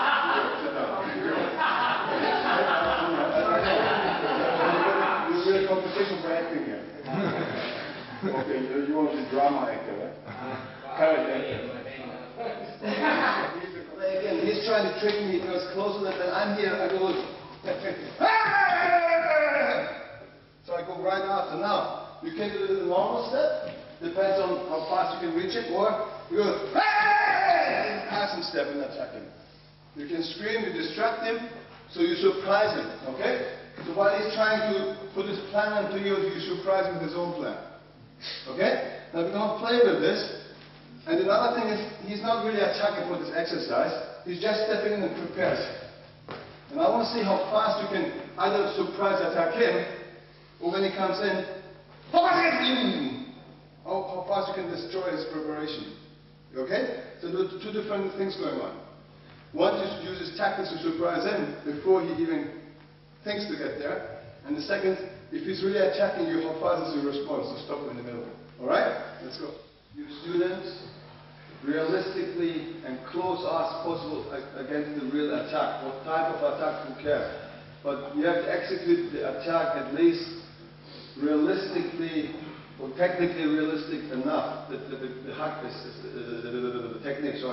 technique is being executed more professionally.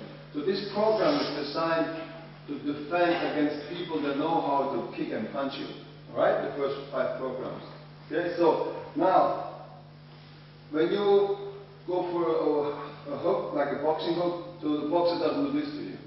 He's boom, crack. Now he uses upper body to rotate his hook in, so that he doesn't swing with his arm. Or street fighter, he swings with his arm. Okay? And it's more like this. But the professional attack is like boom, boom. Okay, so it's not bad that you have a little knowledge. Look, I only learned 2 styles. It's Wing Chun, Lighting System, and Natose Eskrima. This is what I learned in the last 21 years. But I studied the other arts, so I can apply Wing Chun or Eskrima, okay, it depends on weapon or empty hand, whatever. I can apply against those attacks, and the more professional my partner can attack me, or my opponent, pretends to be my opponent, more the system is being challenged. More the style I'm studying is being challenged. Okay? So therefore we can really apply our concept, our scientific knowledge, which Wing Chun is based on. Do you understand now? So you don't have time to learn all this style in one lifetime. Like so many people claim they have a black belt here, black belt there, a rank there, an orangutan there. I'm sorry. So you orangutan. But there's so many people. They always claim how many ranks they have. I don't. The only 2 ranks I have is Wing Chun and Eskrima. But this I learned for over 20 years. But I study other arts. So grappling, kick, Thai boxing, karate, jiu-jitsu. So I know how they apply their techniques professionally. So the next part that you should be able to execute is jab with movement, jab and a straight, boom combination, jab and a hook, jab and uppercut, and then you try to combine them. So the most thing is going to be 1, the second, hook, okay, this. And then when you do kickboxing, of course you have this type of back fist, straight back fist, which we already have in the 3rd program a lot. So now you can combine them. So, but first of all, what I do is I separate the attacks, hand attacks, in 3 angles. So since Wing Chun is scientific, we don't think on hooks and back fists or whatever, we think on angle. Now we have a circular attack, which is this, because this goes around your arm. I can go around you to hit you. And then we have straight attacks, straight punches, and then we have a diagonal. So back fist, I cannot go around your fist because I cannot, unless you triple, double jointed, right? And then becomes a hook anyway.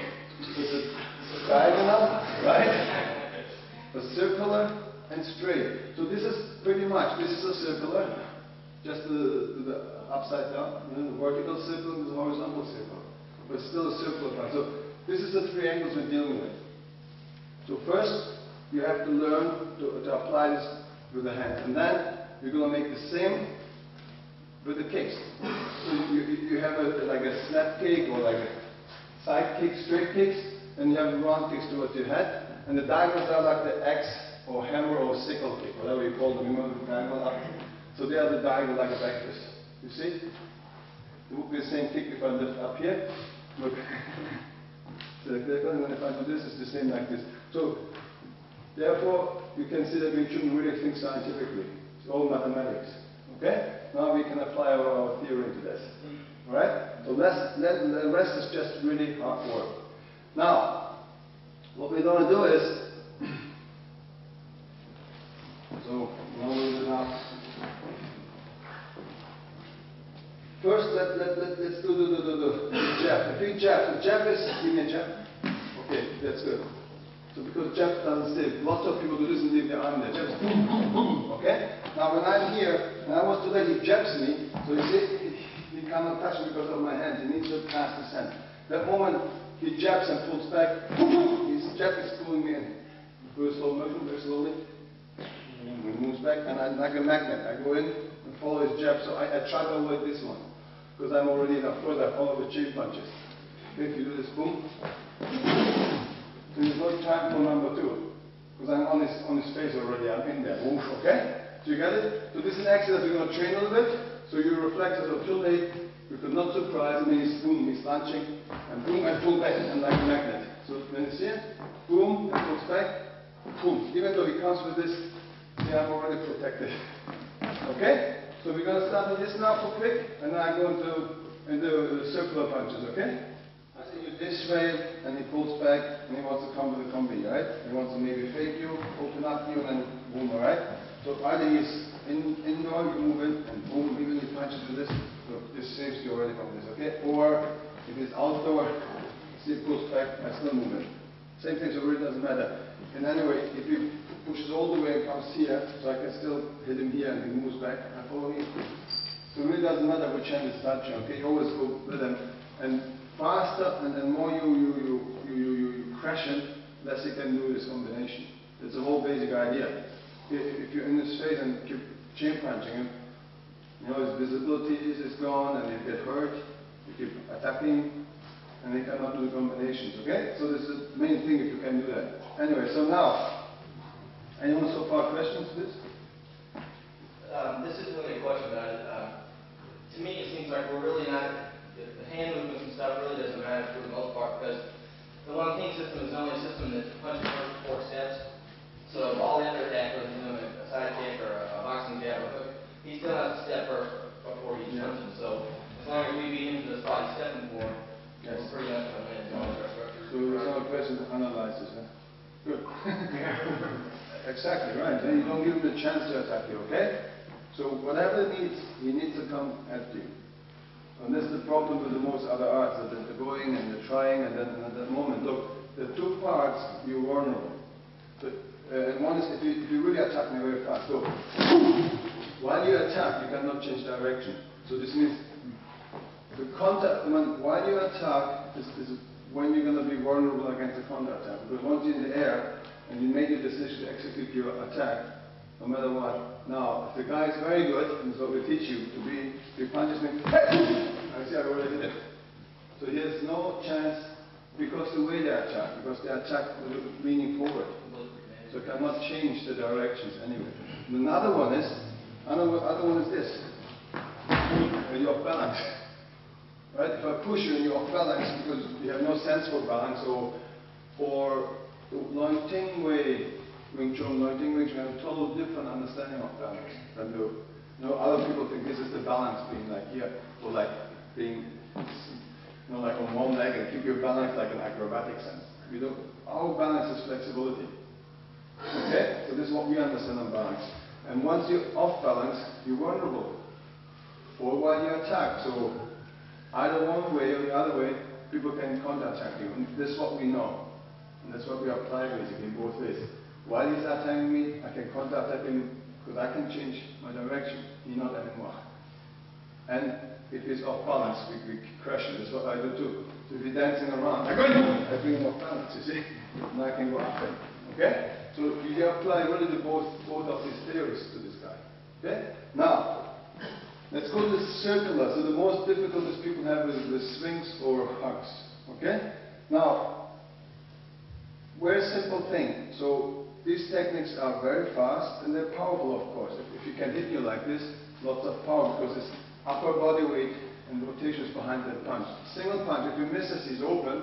But then if somebody knows how to do it, you know, they can quickly come up with a second movement, okay? Now you can come up with something like this, right?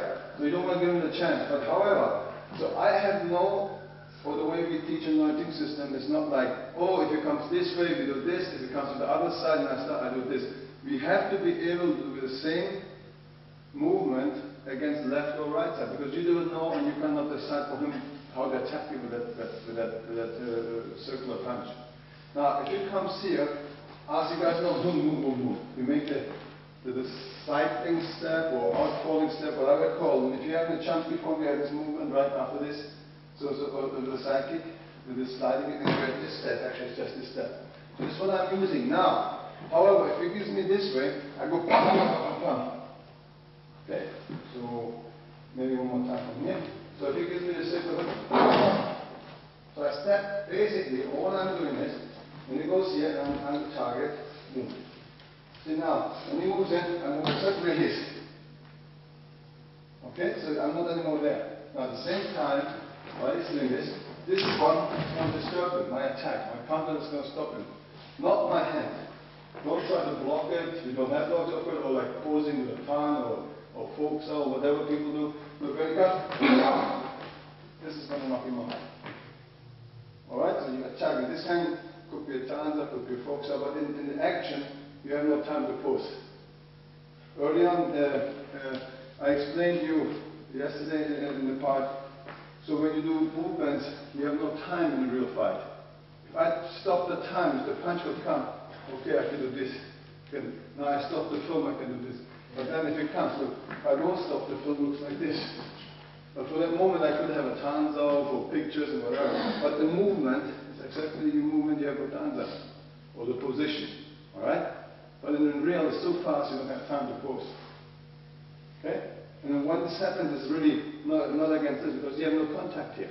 This happens if you're in contact with the guy, he pushes, now you could have a tanza. Because he causing that movement. But then if it's a free attack, this would be a block. And we don't have blocks. No, lots of WC people or other Wing Chun not wanting, they will tanza block, bongza block, we don't have it. These are movements is created by the force of your opponent.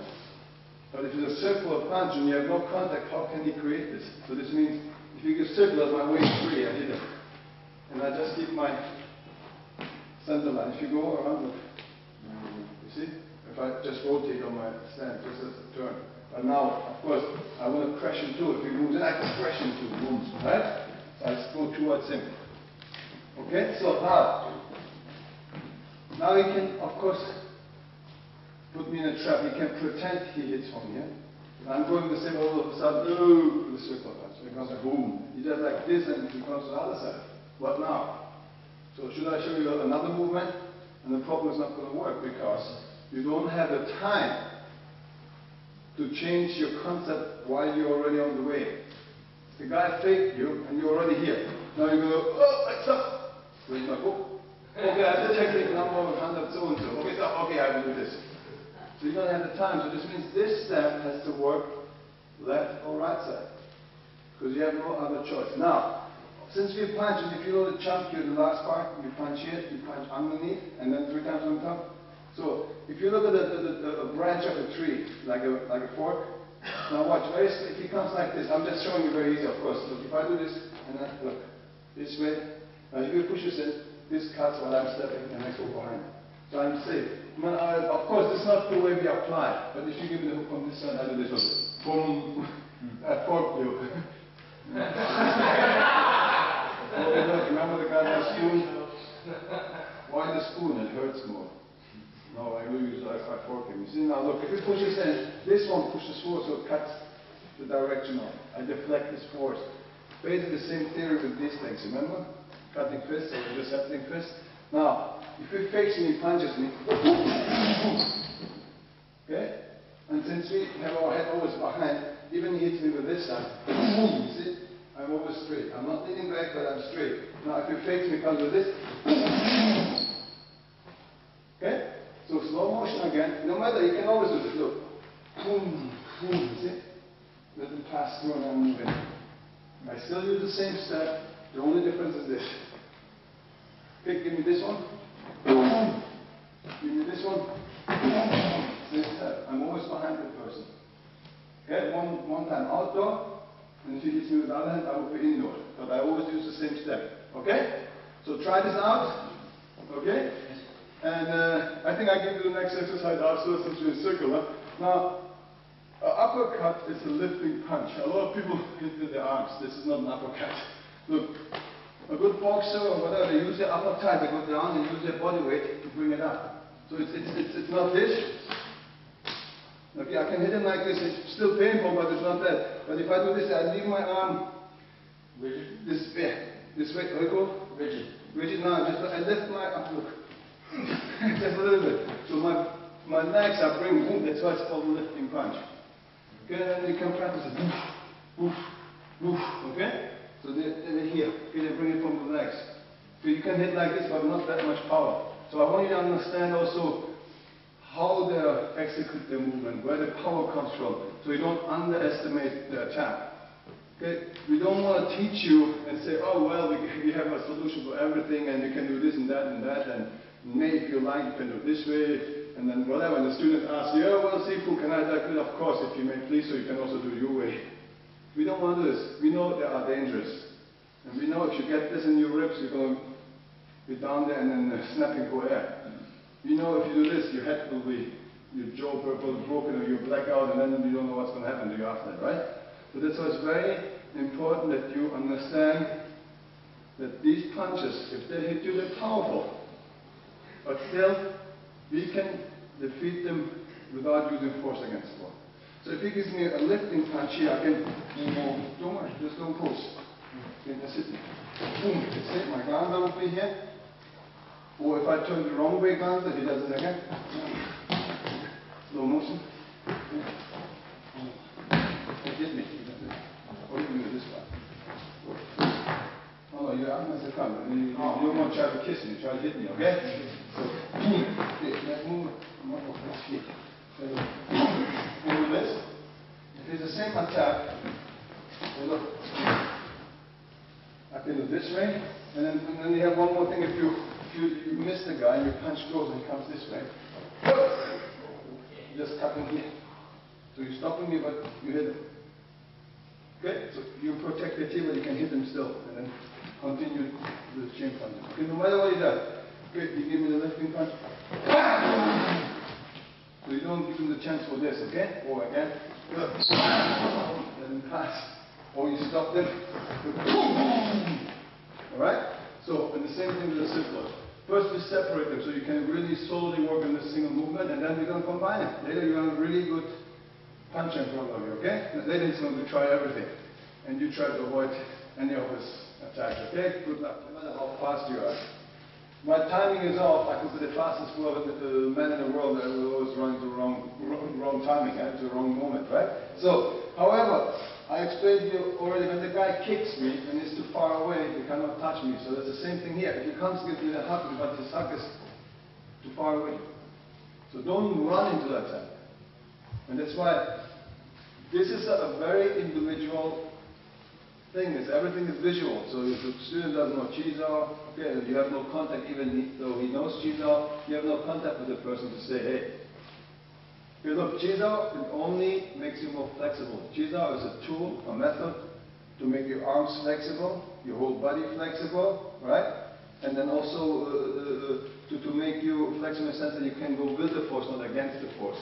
So when he comes there, I can take him over, but first you need the contact. And again, if he's there, look, the whole time for the attack, boom, this is the speed he's going to come with. Now, I'm a little faster than a normal person, but still he needs to step in and do this. And it's already fast enough. Okay, and then the power behind. Now, this is up to you now. So you don't run in. So if he gives me is too far away, I will go, boom, let it pass and go after his attack. And even he misses me, he's still good balance, a good boxer, he will come straight to the next one. So if he misses me, I go, boom, I have to be here. I have to be right there, okay? Of course you can experiment, you don't need. But since you have to learn it, I want you, we push you into that you have to do. So he's really going for a target that you learn to apply your step. You cover the distance, your timing, your power, your balance, okay? And then he's faking you, he pretends he comes out, whoa, you still do the same thing. Once you know how, then you can turn the other way. Now you can say, okay, if he hits me and he's too far away, wait, I go after his punch. Or I should go into his punch. So let him pass. Okay, of course. Alright, so you have all these things, right? So the same of course is with uppercut. For uppercut it needs to be very, very close to you. And even for professional box hook, it needs to be approximately almost a little bit more distance than an uppercut, but almost the same. Now a street fight or whatever, like a bully's swing, is a very long, this is totally boom. So the distance is longer. So this is probably untypical, it's very open, he's very unprotected himself while he's attacking, but if this comes surprisingly, it's very, very brutal strike on you, okay? So if you just surprise, lots of people look, if you're in a nightclub, people look, hey, they come like this. Right, they push you and come with it from here, boom. Now, it's the same thing. So what is the push if I grab my throat and tries attacking? Or boom, this could be a jab. So I don't want to let him go here. Yeah? But if he surprised you and you were sleepy and you didn't listen here and you didn't practice hard enough, so you're going to be the guy with the head on his head. So the thing about this is all hard work. Wing Chun works. Launching system is the most sophisticated, efficient, self-defense system in the world for the average person out there. Okay? So everybody can do launching system. The size doesn't matter, age doesn't matter. But the one thing it's clear is hard work. If you don't train how to do this, how to deal with these issues, yeah, of course you get hit. Right? The system is perfect, but we're humans, and humans make mistakes. Most mistakes come because they over or underestimate themselves. And the only be really good about yourself is the input you put into your training. Right? We train all our life. If you're here for self-protection, to gain that second of your life, you're going to be in trouble. That second in your life, you're going to be in trouble. That second, you won't survive. But if you were lazy and you think like, oh, well, I can do this, and because you're a collector and you're like a fishing man, fishing from one seminar to another seminar, collect your movements, but you never really work on them. You never really understand. There's no concept behind just movements, collecting combination this. You know, people teach you against the one single punch. Like 1, 2, whatever, hundreds of movements. If we do this, we give you a single punch, boom! I just do this. I do this. Attack and defend at the same time. All the time. Okay? So why should I do all the other stuff? Because you don't have the time. Because it's very fast. Okay? Good. Now, I take this opportunity to go to the next step. Now, of course you can give me a back fist. You can do it this way. Since it's triangular, you know, like this. I can go right hand. If he comes again, I do this hand, I do this. And he can give you spinning back. Boom. He can, like a kickboxer, jump up, give you a back fist. Boom. Just shoot him down, okay? Now, try this a little bit. Put them, you can spinning back fist, straight back fist, like a kickboxer, jump up, back fist, whatever, okay? And then you try to mix them. Now we just cut. He's going to like jab you first, and then give you the hook or the back fist, okay? So you can use all this tool. And the whole idea, whatever tool you use is, I need to see. So I apply exactly what I was teaching. Remember all this stuff, we're not standing like a dummy now, and then, you know the guy who wants to make a video, I'm wrong. So don't stay like a dummy. Now if he's a good puncher, he's going like this. Now see? I can already rock it. So you do this now. But if you have the wrong timing, you drop your hand because you start like this to get there. Thank you very much. Okay? Good luck.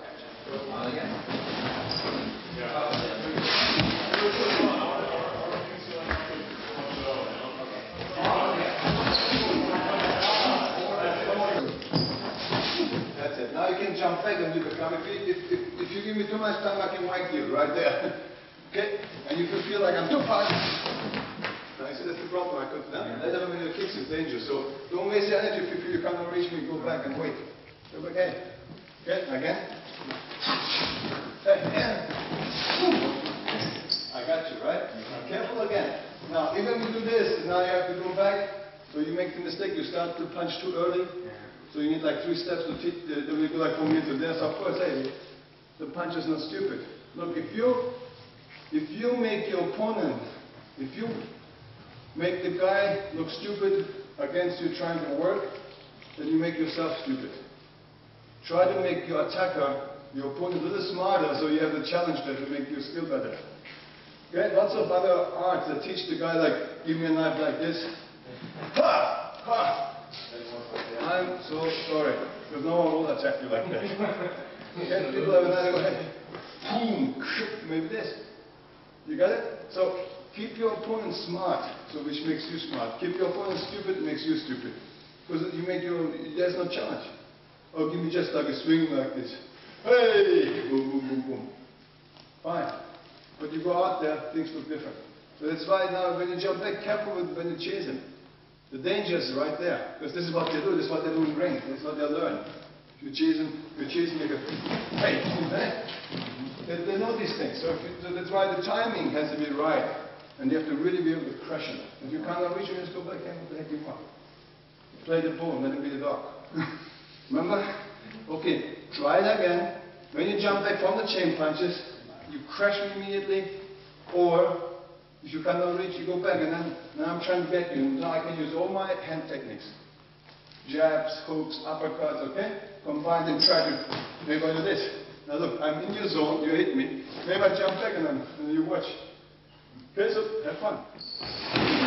One more time. But punch, second punch a little bit more. Okay, let's go. Very quick.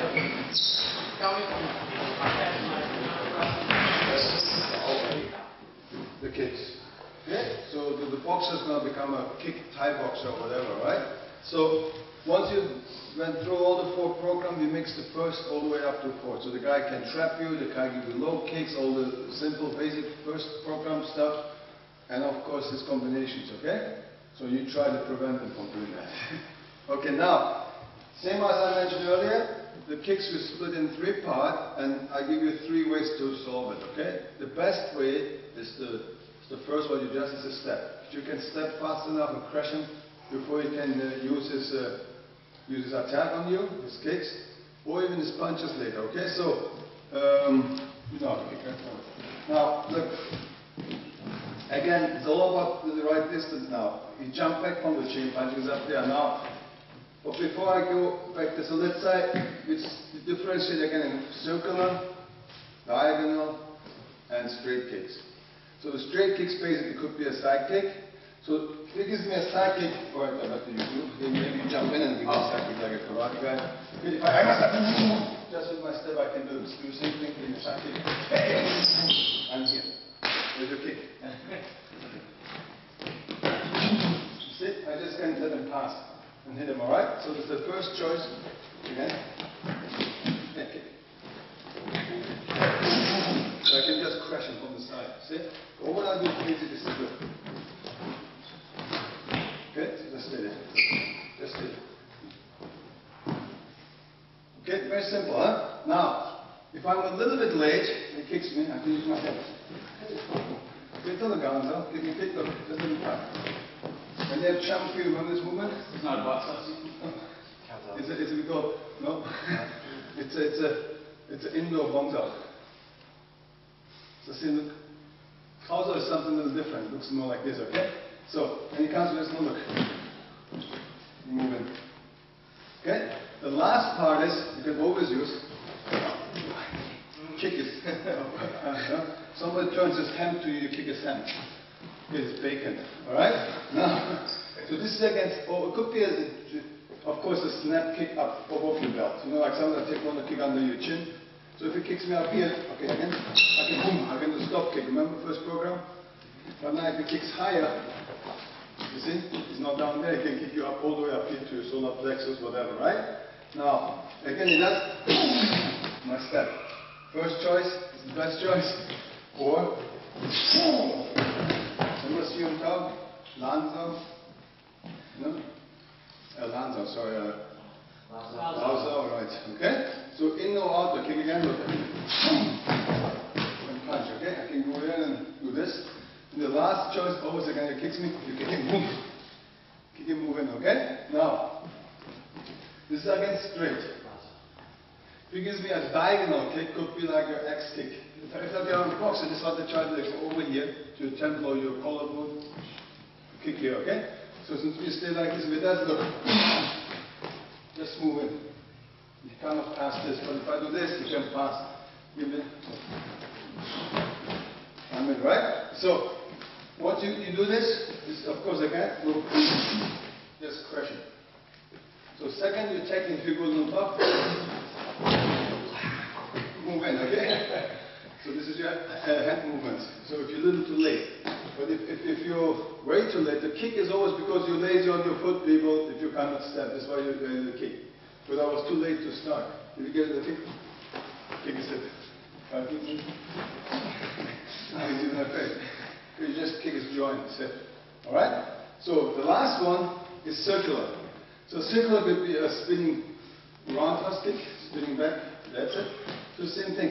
If you do this, you can move into the hand technique. But again, the first choice of this, step in, right? You crush it. And the last one is, as I said, if he turns his ass, you kick his ass. Alright, very simple, right? But this is because, again, this kick is because you're too late.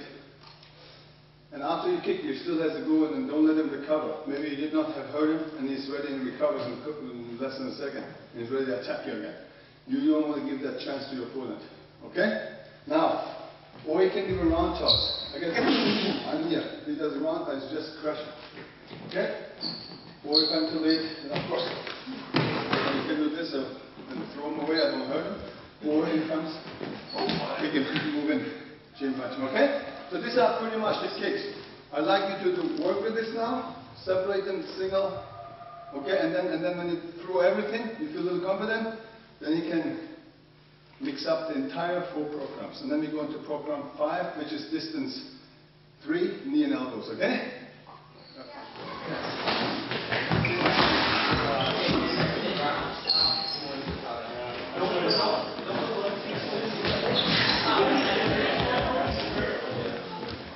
Different kicks.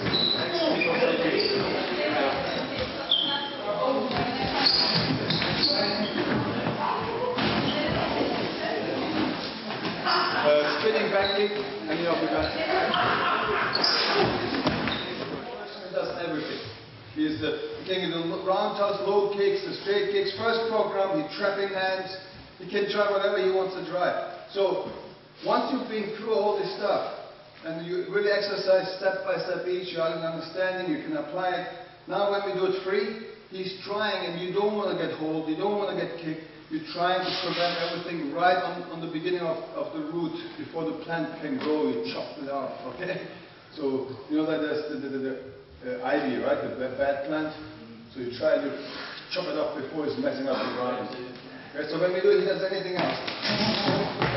Boom, whatever you react. Boom, boom.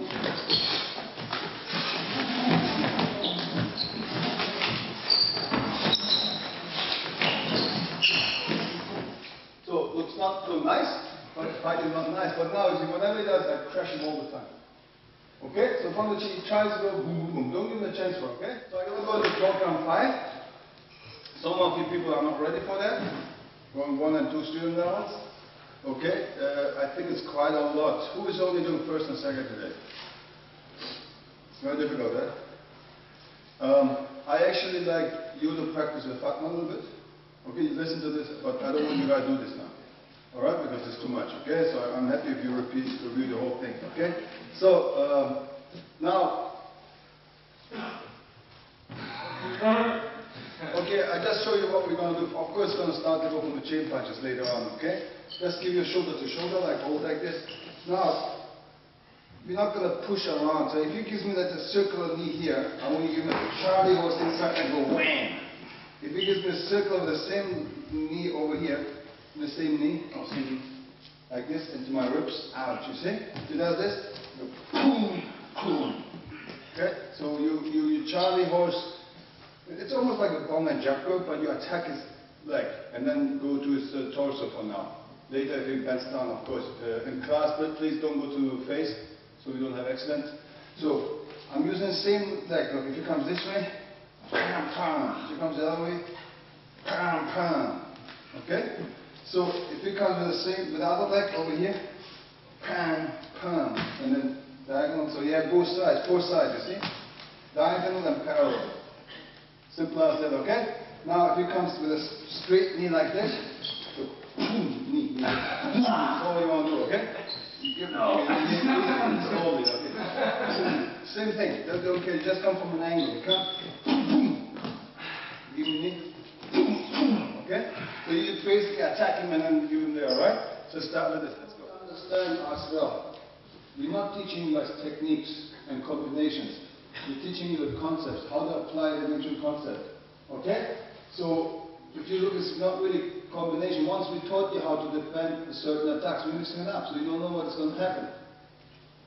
What we teach you is to understand the concepts. Once you understand, you can always use your limbs to attack anytime, to defend yourself anytime. So you're not relying on, oh, he's doing this punch, now I can only block it like this and block it like this, or deflect it like this, or you don't care anymore about it. You know what to do. You just go and hit the guy. But you have to deal with the main issues. And this is balance, power, all the stuff you're doing with your punches. If you have no power behind your punch, how can you knock the guy out to defend yourself? You cannot hurt the guy back. Take him out. He will always keep attacking you. So you need powerful punches, you need aggressiveness, and this all has to do also with balance. If you punch and then you go like all over the place, how can you hurt? How can you fight ever, right? But this all has to do with the concept, principles we're using our limbs according to defend, right? So we're not teaching you like, oh, he gives me a punch number B and I have to do a block number C. So this would be like everybody else, so we don't do that. And this is why Wing Chun here and Matosa Eskrima are unique. They're totally different, separate, long-standing arts. They're very effective, each of them. One in veterinary, one here, empty hand. But again, we have the same ideas, concepts. We work with concept, not with techniques. Let the other people be defended. Let them do techniques. Okay? So very, very important that you understand. That's what we're teaching people. So once they go into the trap, say, oh, it's combination. Listen. If you train as combination, what's going to happen? The person out there not going to do that combination. But if you train and teach yourself and your students free-minded, so thinks everything is open, so then you don't have combination because it's not going to happen. So this means now you have to apply something always works. And these are concepts. This is what we're doing. Right? So you don't like, oh, he gives me number elbow, so now I have to do this, this. We show you how to move your limbs, we show you how to do it, but then you can do it all the time, no matter what the guy does. So you're not relying on the attack. You understand what I'm saying? You don't rely on his attack anymore, you just go boom. No matter what comes between, you can deal with it, okay? Good. Now, Daniel, come over.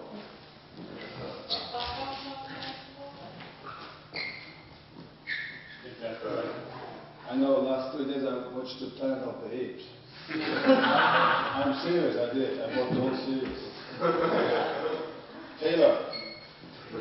Okay, now, this is just the way we exercise. Of course, later, from the chain punches, and also you as an instructor can always go back and teach the same exercise classic.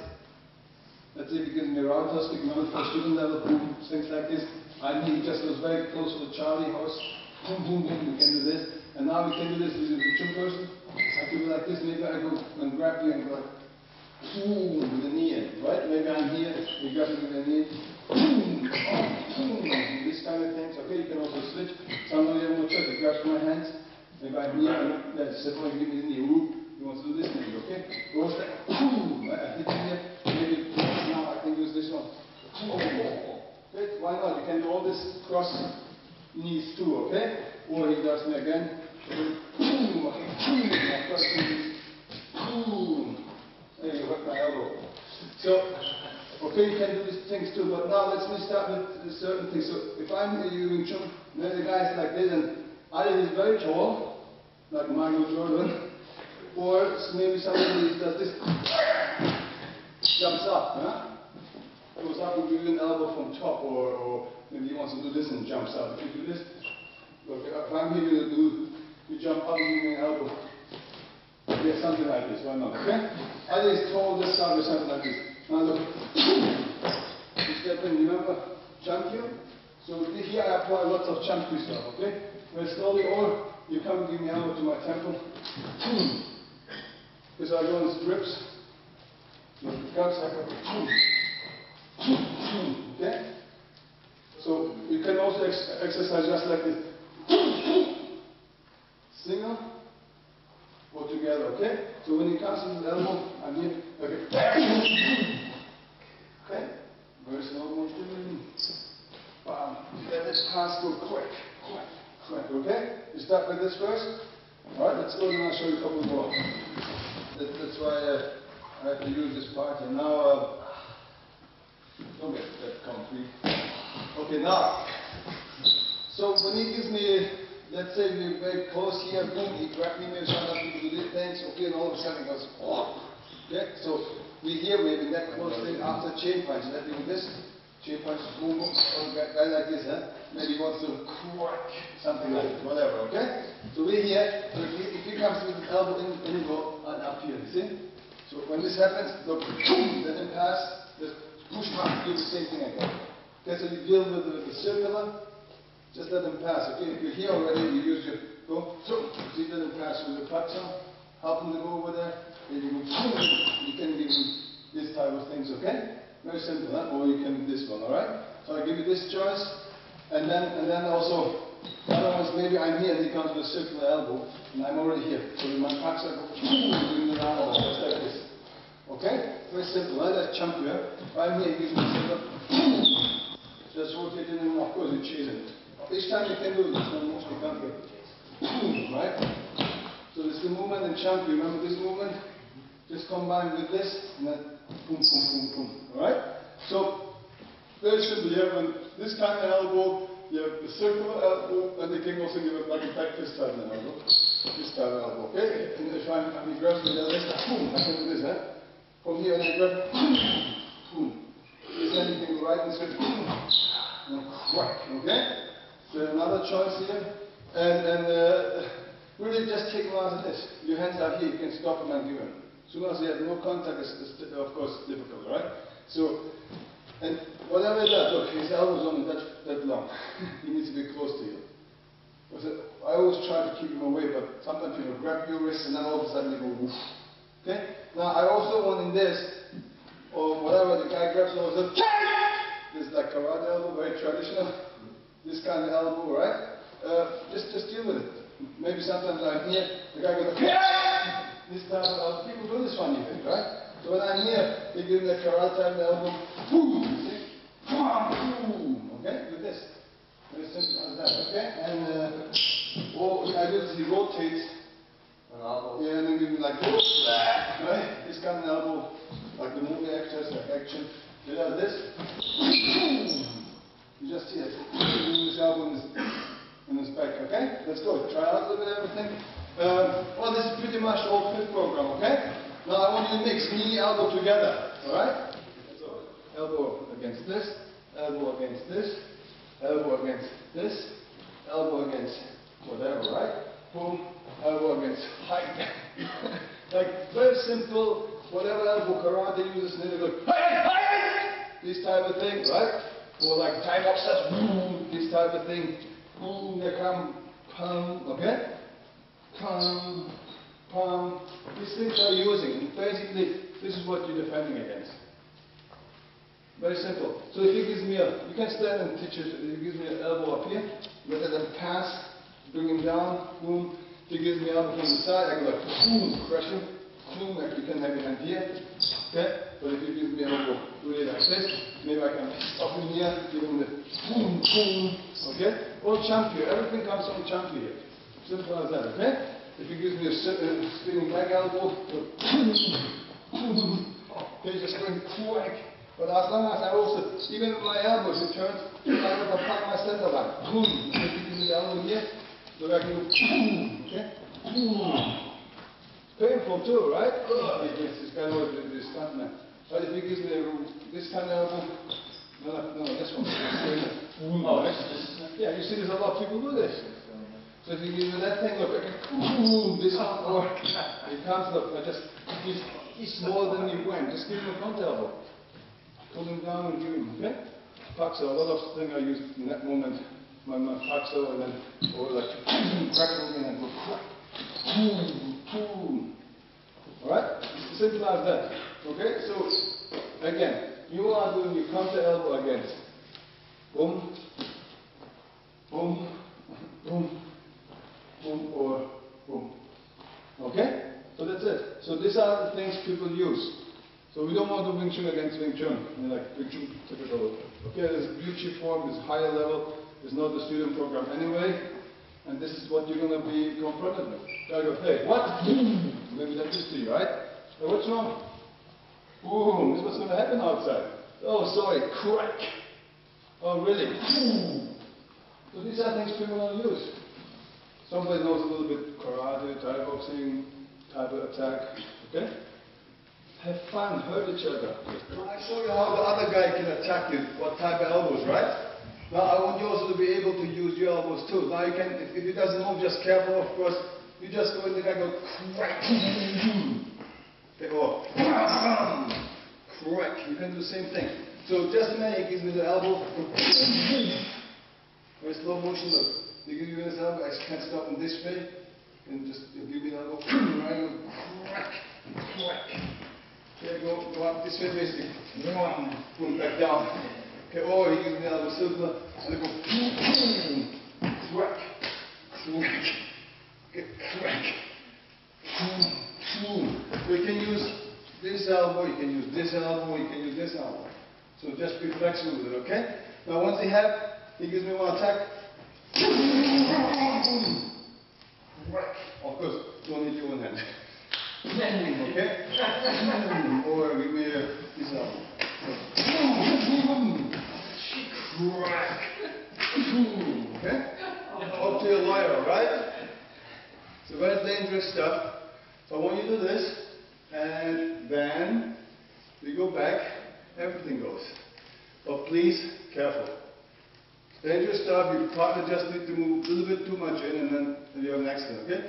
So I want you to do chin punches after you've done with elbows, and mix, everything goes. Now, one very important thing I want you to know. If you have seen my video, the Wing Chun concept, I'm talking about the 5 distances.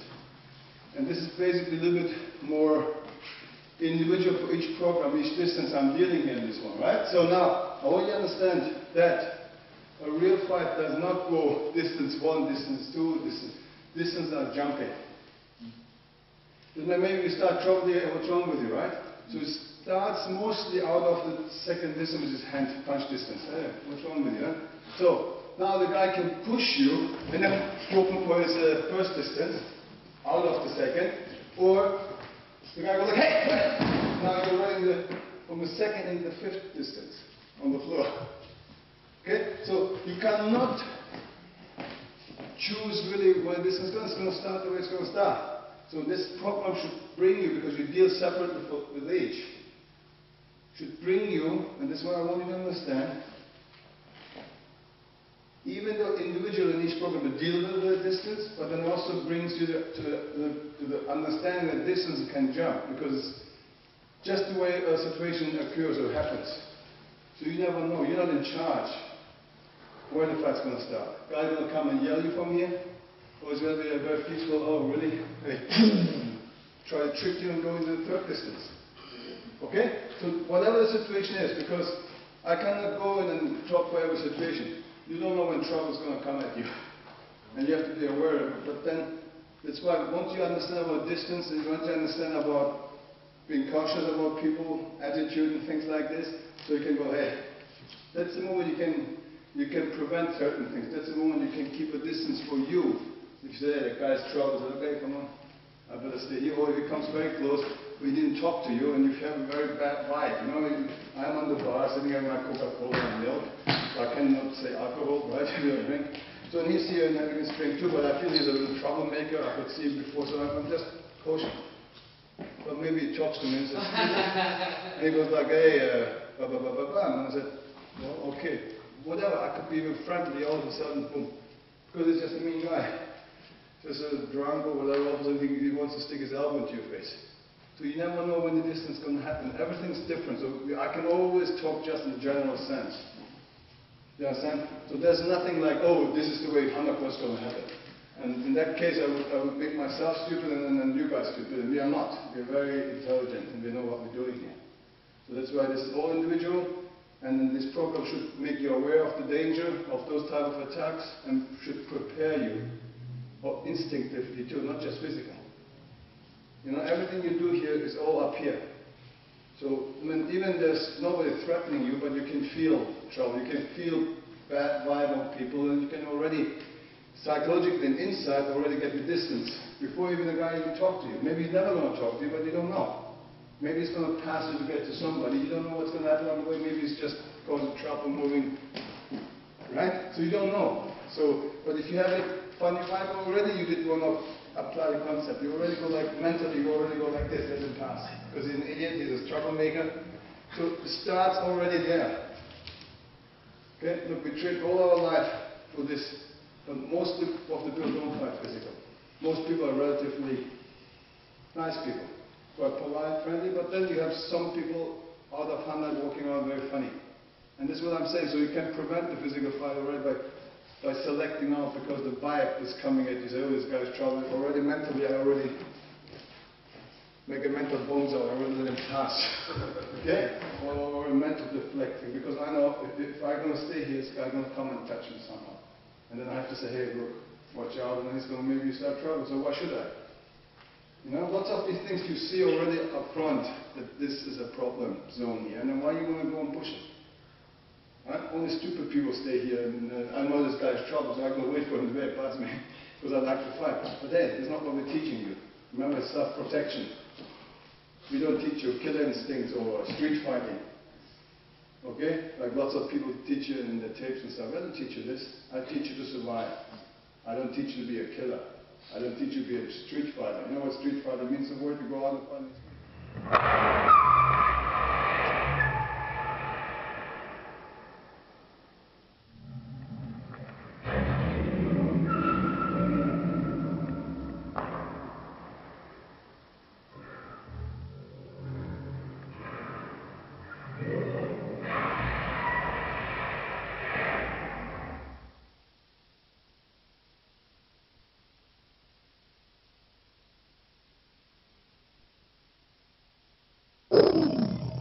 Dönüş, bum, bir de şu hareket var. Bak şu, içeri, bu direkt göze. Yumruğu nasıl biz böyle vuruyoruz? Bak sonra bu yapıyor, şimdi bu. Omuzları şu çene. Şuraya vurursa knockout. Biliyorsun. Bak hafif dokunma, bak buraya. Gördün mü? Bu şimdi çenesi. Bir de bu bak, ortaya gir bak. Bum. Bak, o da kolun ne kadar uzuyor bakın. Pum. Gördünüz mü? Kamçı gibi. Pum. Bak omuzlar düz oldu. Şimdi arkadaş geldiği zaman, pum. Direkt hem içeriye yapıştırıyoruz hem de parmak gözüne giriyor. Silahta ne kadar gözünü zarar verirseniz oryantasyonu kayboluyor. Göremiyorsunuz. Daha avantajınız var. Okay? Yani mert, yumruk falan boş ver. Burada size hayatınıza tehdit etmiş bir kişi. Yani burada fairness yok. Bırak şunu. Yok bir bağlı o Apollo Creed. Sen gerçek mi dünya? Şimdi gel şöyle. Böyle bir şey yok. Arkadaşlar, kulağın elinde silah var. Silah demek sizin hayatınızı tehdit. Şimdi şuraya buna vuruyor arkadaşlar, bak bu. Burada ama düz girmeyin. Şimdi bunun gücüyle de bak. Şimdi bazıları daha hafifseniz, vurduğu zaman adımla çek, bum! Bu çevreye çıkıyor bak. Yine bunu gözüne vuruyor. Gene burada aynı bak. Gene kafasını aşağı, dum! Aynı. Konsept değişmiyor. Okey? Hep golf oynuyorsun. Bu aynı yani, bu taraftan geliyorsun. Aynı el. İki. Ders vermek çok tehlikeli biliyorsun, görmüyor musun? Dinlemiyor. Geliyor burada vuruyor. Döndüm bak, bu burada. 4 koy bak. Tam ortasında ileri derinlik, yükseklik. Tam vücudunda elinde burası bak. Koruyor. Tam bu tarafını koruyor. Aynı zamanda bu. Ama adım önemli. Dediği zaman bak ne yaptım? 1. Bu da pum. Buraya bir tane geçir. Pum. Okey? Ve gördüğünüz gibi koordinasyon çok önemli. Hani size bazı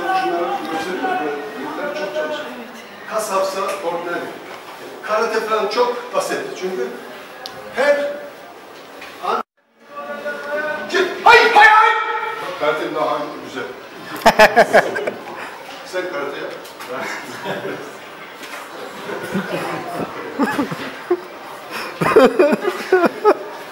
Toplam giremezse gitti. Anladın mı? Yani birisi vuruyor.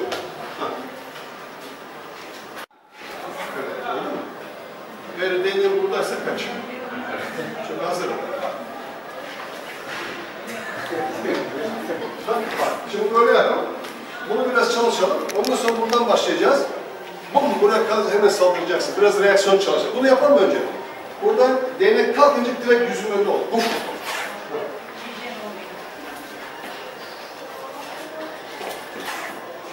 Çok uzakta. İndir elini aşağıya. Kaldır. Oldu mu? İndir elini aşağıya. Buraya içeri. Kaldırır ama saldırın. Eğer havadaysa sırt olması gerekiyor değil mi? Hadi bak. Biraz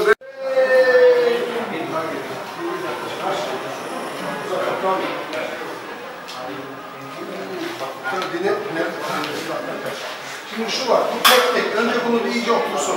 Binlerce defa tekrar var. Çünkü bundan sonra asıl çalışma burada.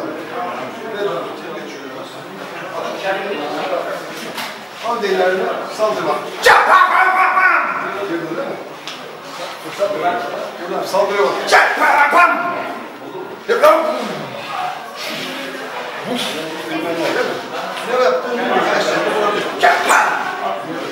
Ne yaptığını bu çok önemli. Yani tekniği yapabildikten sonra neye başlıyoruz? Üzerine gidiyor bu. Anladın mı? Şimdi sen bu kaldırdın mı? İçeri gidiyorsun. Bilmiyorum. Ben ileride asıl gerçekliği ortaya koyuyoruz. Çünkü adam oradaki değil mi? Her türlü vurabiliyor. Sen ben böyle yaptım. Tekmeyi iyi verdiniz. Bundan sonradan geliyor. Bir, nerede biliyorsun ne yapacağım? Gerçek sınav, önceden sınavı var ya. Gerçek bıçak, onu unutmayın. Evet. Durumlar, ASF içine yaşayan mesela arkadaşlar. Bunlar konuşuyor. Buradaki yani, şarkı burada gördüğünüz, öldürdüğünüz diyorum. Şanslı olur. Bomba. Şu hareket var ya, şunu yapıyorsunuz. Böyle parmak üzeri top dışına çıkıyor. Şöyle bir şey. Hatırlıyorsunuz abi. Bu. Tepeye geliyor. Parmak göze. Böyle parmak şuraya çekiyor. Bunun devamı yok. Bunu tutuyor mu? Parmak göze istediğiniz kadar bu. Mesela buraya bak. Benim bir şey böyle istediğim yapar. Ama oraya bir gelin. Yoksa silahla savaşırsanız hiç bitti. Yarın ben yapıyorum, tutmaya çalış. Tutamadı, şimdi ne yapacak? Şimdi hiç bitti. Okey? Oradan geliyorsun, o açıdan aynı yer oradan. Hiç değişmiyor. Hiç konsepti değişmiyor. Şimdi oradan geliyor, böyle çekiyorlar, böyle çarpmaz. Şimdi burada bir tehlike var, gidiyor. Burada omuzunu yakalamazsanız buradan dönüyor bakmak lazım. Gördün mü? Tekrar. Buradan ben omuzunu yakalıyorum bak. Gördünüz mü? Omuzunu hep çeviriyor. Yani kendine çeviriyor böyle, gördünüz mü? İstediler değilsin. Şöyle bakma, üzerine sürüp eşek gibi bunu bıraksana. Bekletsin yumruğu da bunu yapayım. Bazıları var ya, şunu da görmüştürsünüz. Bana bir yan tek oluşuyor. Bunu da görüyorsunuz bazı yerlerde. Anlamıyorsun, bunlar fantezi şey. Burada kim bekleyecek? Şimdi ben sana vuruyorum, elime sağ sola tokat vurmalı, o sonra elime silah. Evet, hızlı. Daha hızlı. Bitti. Ciddiliği anlamını istiyorum. Şaka değil. Şaka değil. Ben 41 yıl bunu yapıyorum. Fena değilim. Gel de bunu çekerse karşıma. Arkadaşlar dünyanın en yakışıklısı. Evet, haklısın. Ne dedin? Evet, sen orada haklısın. Tamam canım. Bay bay. Orada kal. Yani şey yapma lütfen. Bunu çok iyi anlayalım mı? Çünkü bak, yavaş yap. Bir yerde vurdu. Çok güzel. Her şey güzel gözüküyor. Vuruyor. Kimo'da yaparım. Jujutsu'da yaparım. Böyle vuruyor.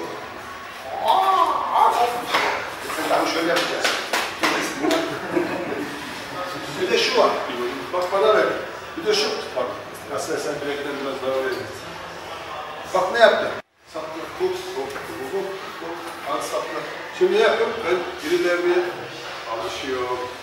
Burada gerçek bir olay oldu Amerika'da. Bir özel polis hep çalışıyorlar. Benim değil. Bu gerçek olay. Vücudu. Bir baba alıyor, girmiyor. O gerçek bir metroda kavga çıkıyor. Adam sadece silah alıyor, kurtarıyor, eline al şöyle veriyor, silahı adam bunu saplıyor. Çünkü alışmış. Yani tekrar hafızaya oturuyor, alıyor önüne gibi böyle adamı bakıyor, saplıyor, öyle diyor. Gerçek mi şu? Televizyonda falan gösterirler yani, hikaye değil. Çünkü burada bir şeyler var. Hani kas hafıza, tekrarlıyorsunuz ya, anlamayınca oturuyor bu. Yani sabah uyanıyorsunuz da böyle çay, kahvenizi, şöyle radyo bir sevgi. Onlar var, yani demek istediğim. Stüdyoda çalışmak başka, gerçek başka. Şimdi size bir şey yapacağız. Gençler biraz bunu yapan çünkü seminer olduğu için tanıtım olsun size. Silahlar ciddiye alın. Yani biraz da bizim ülkemizde, yemin orada dünyayı gezin. Tabii Brezilya, o gecekondu yerleri var ya, Rio de Janeiro'da. Orada gençler bizimkileri saf kalıyor yanlar. 15'e geliyor, sen orada piranya gibi etinden kesiyorlar, kemiğini alıyor, gidiyorlar, soruyor. Tehlikeli yerler var ama bizim Türkiye dolu. Herkesin bıçak var, sokağa gidiyor, biz içeride adam bıçağı çekiyor. Geçen gördüğünüz arabanın pumpayla birine vuruyor, kimse hedefe vuramadı. Bak, şimdi şu önemli, şimdi filmlerini görüyorsun, şöyle şeyler yapıyorlar, adamları vuruyor. Şimdi bu adam arka elinde bak, eli boş. Kafamı çeker, saçımı tutar, burnumu çeker, değil mi öyle? Ama arkaya çeker. Yani filmlerini görüyorsun değil mi?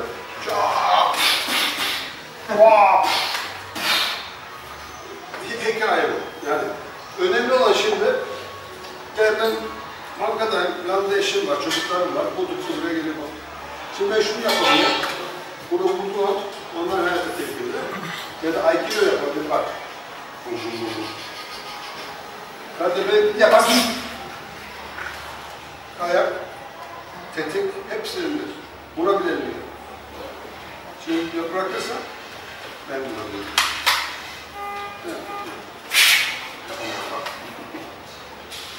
Ne istiyorsun? Kalış elini hemen! Kızım! Çek! Kaldır elini! Bana! Öldürecek adam dedi. Küfür edecek. Hayır. Burada soyunturum da var. Sen geldin ben para koy geç. Ne istiyorsun ya? Ne istiyorsun ya? Rahat bırak beni. Ne istiyorsun? Sesli bir gangster gördünüz mü?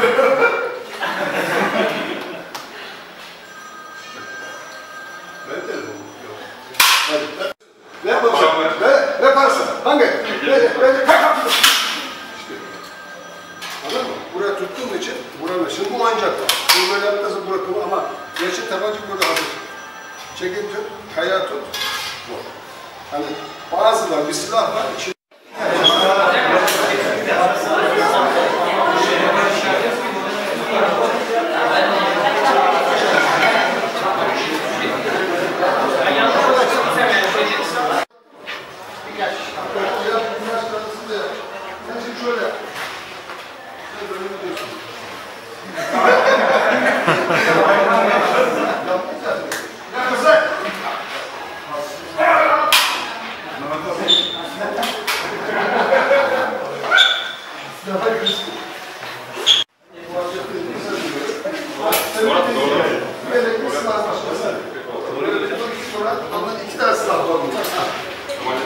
Parmakları dışarıda tutun, tetiğin içine koymayın.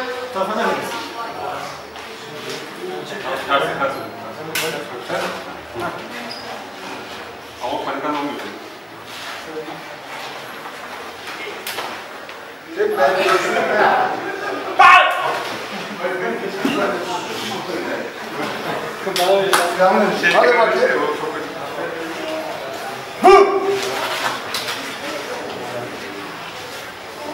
Biraz gösterelim.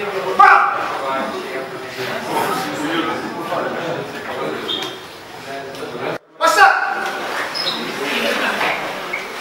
Okey, dur. Stop. Tamam, stop. Gerçek geçişlerken şuraya bir geçin. Ve şöyle bir geçin. Gerçek bıçak dokunmak için şuraya bir geçin. Geçin bize. Ver şu bıçakları. Oldu. Bak. Az biraz yarısı yani. Üçte birden biraz daha fazla. Anladınız mı ne? Ne olduğunu bilmiyorsunuz. Okey. Toplanın. Toplanın. Gözleri kapatın. Gözleri kapatın. Hiç kimse açmıyor gözleri. Hiç kimse açmıyor gözleri.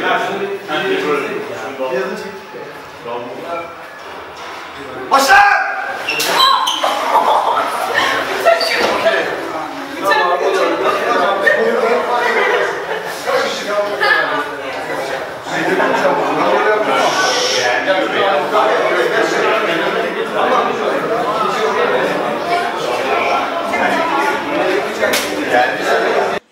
Gökten bıçağı yüze getirme.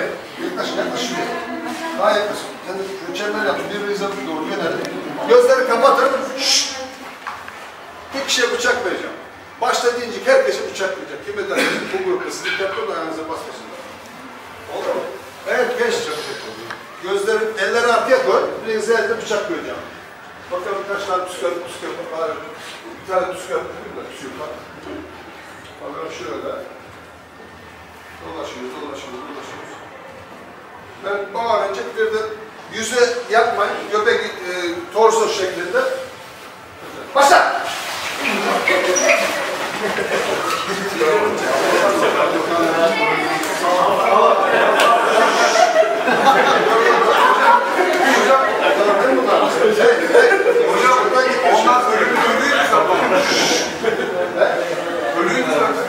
Tamam, şimdi siz şahit oldunuz burada. İlk 4 saate kaç kişi hesapladın? Hepsi. Bak, şimdi burada problem. Az önce seninle okula saygı duyacaksınız. Bıçak kahramanlar mı? Böyle bilhassa toplumda panik başladı. Arkadaşlar şimdi benim hiç aklımda yaptı kaçtı. Ben onu yaptım. Orada böyle gidip de kahraman yapıda var. Tabii gelirse saldırır ama o çok önemli. Yani direkt saldırır böyle bunu düşünce iş işten geçiyor. Adam saplıyor. Adam zaten kafası program olmuş.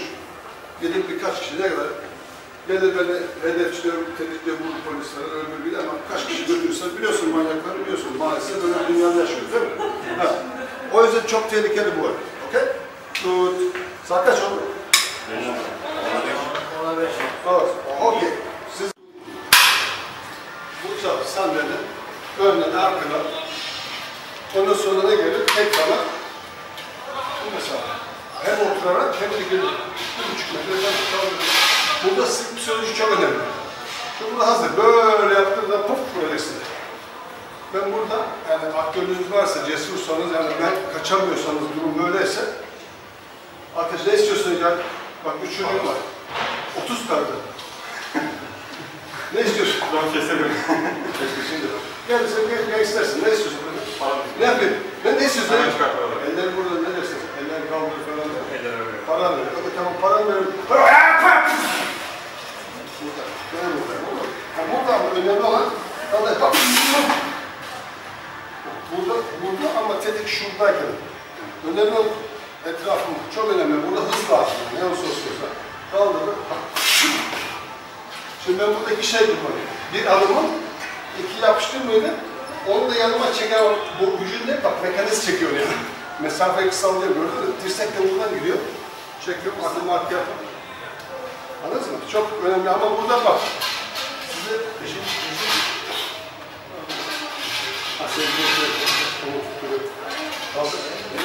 ne istiyorsun? Kaldır! Hangi filmden gelirsen? Hangi filmden geldi burada? Hangi filmden geldi anlamadı o.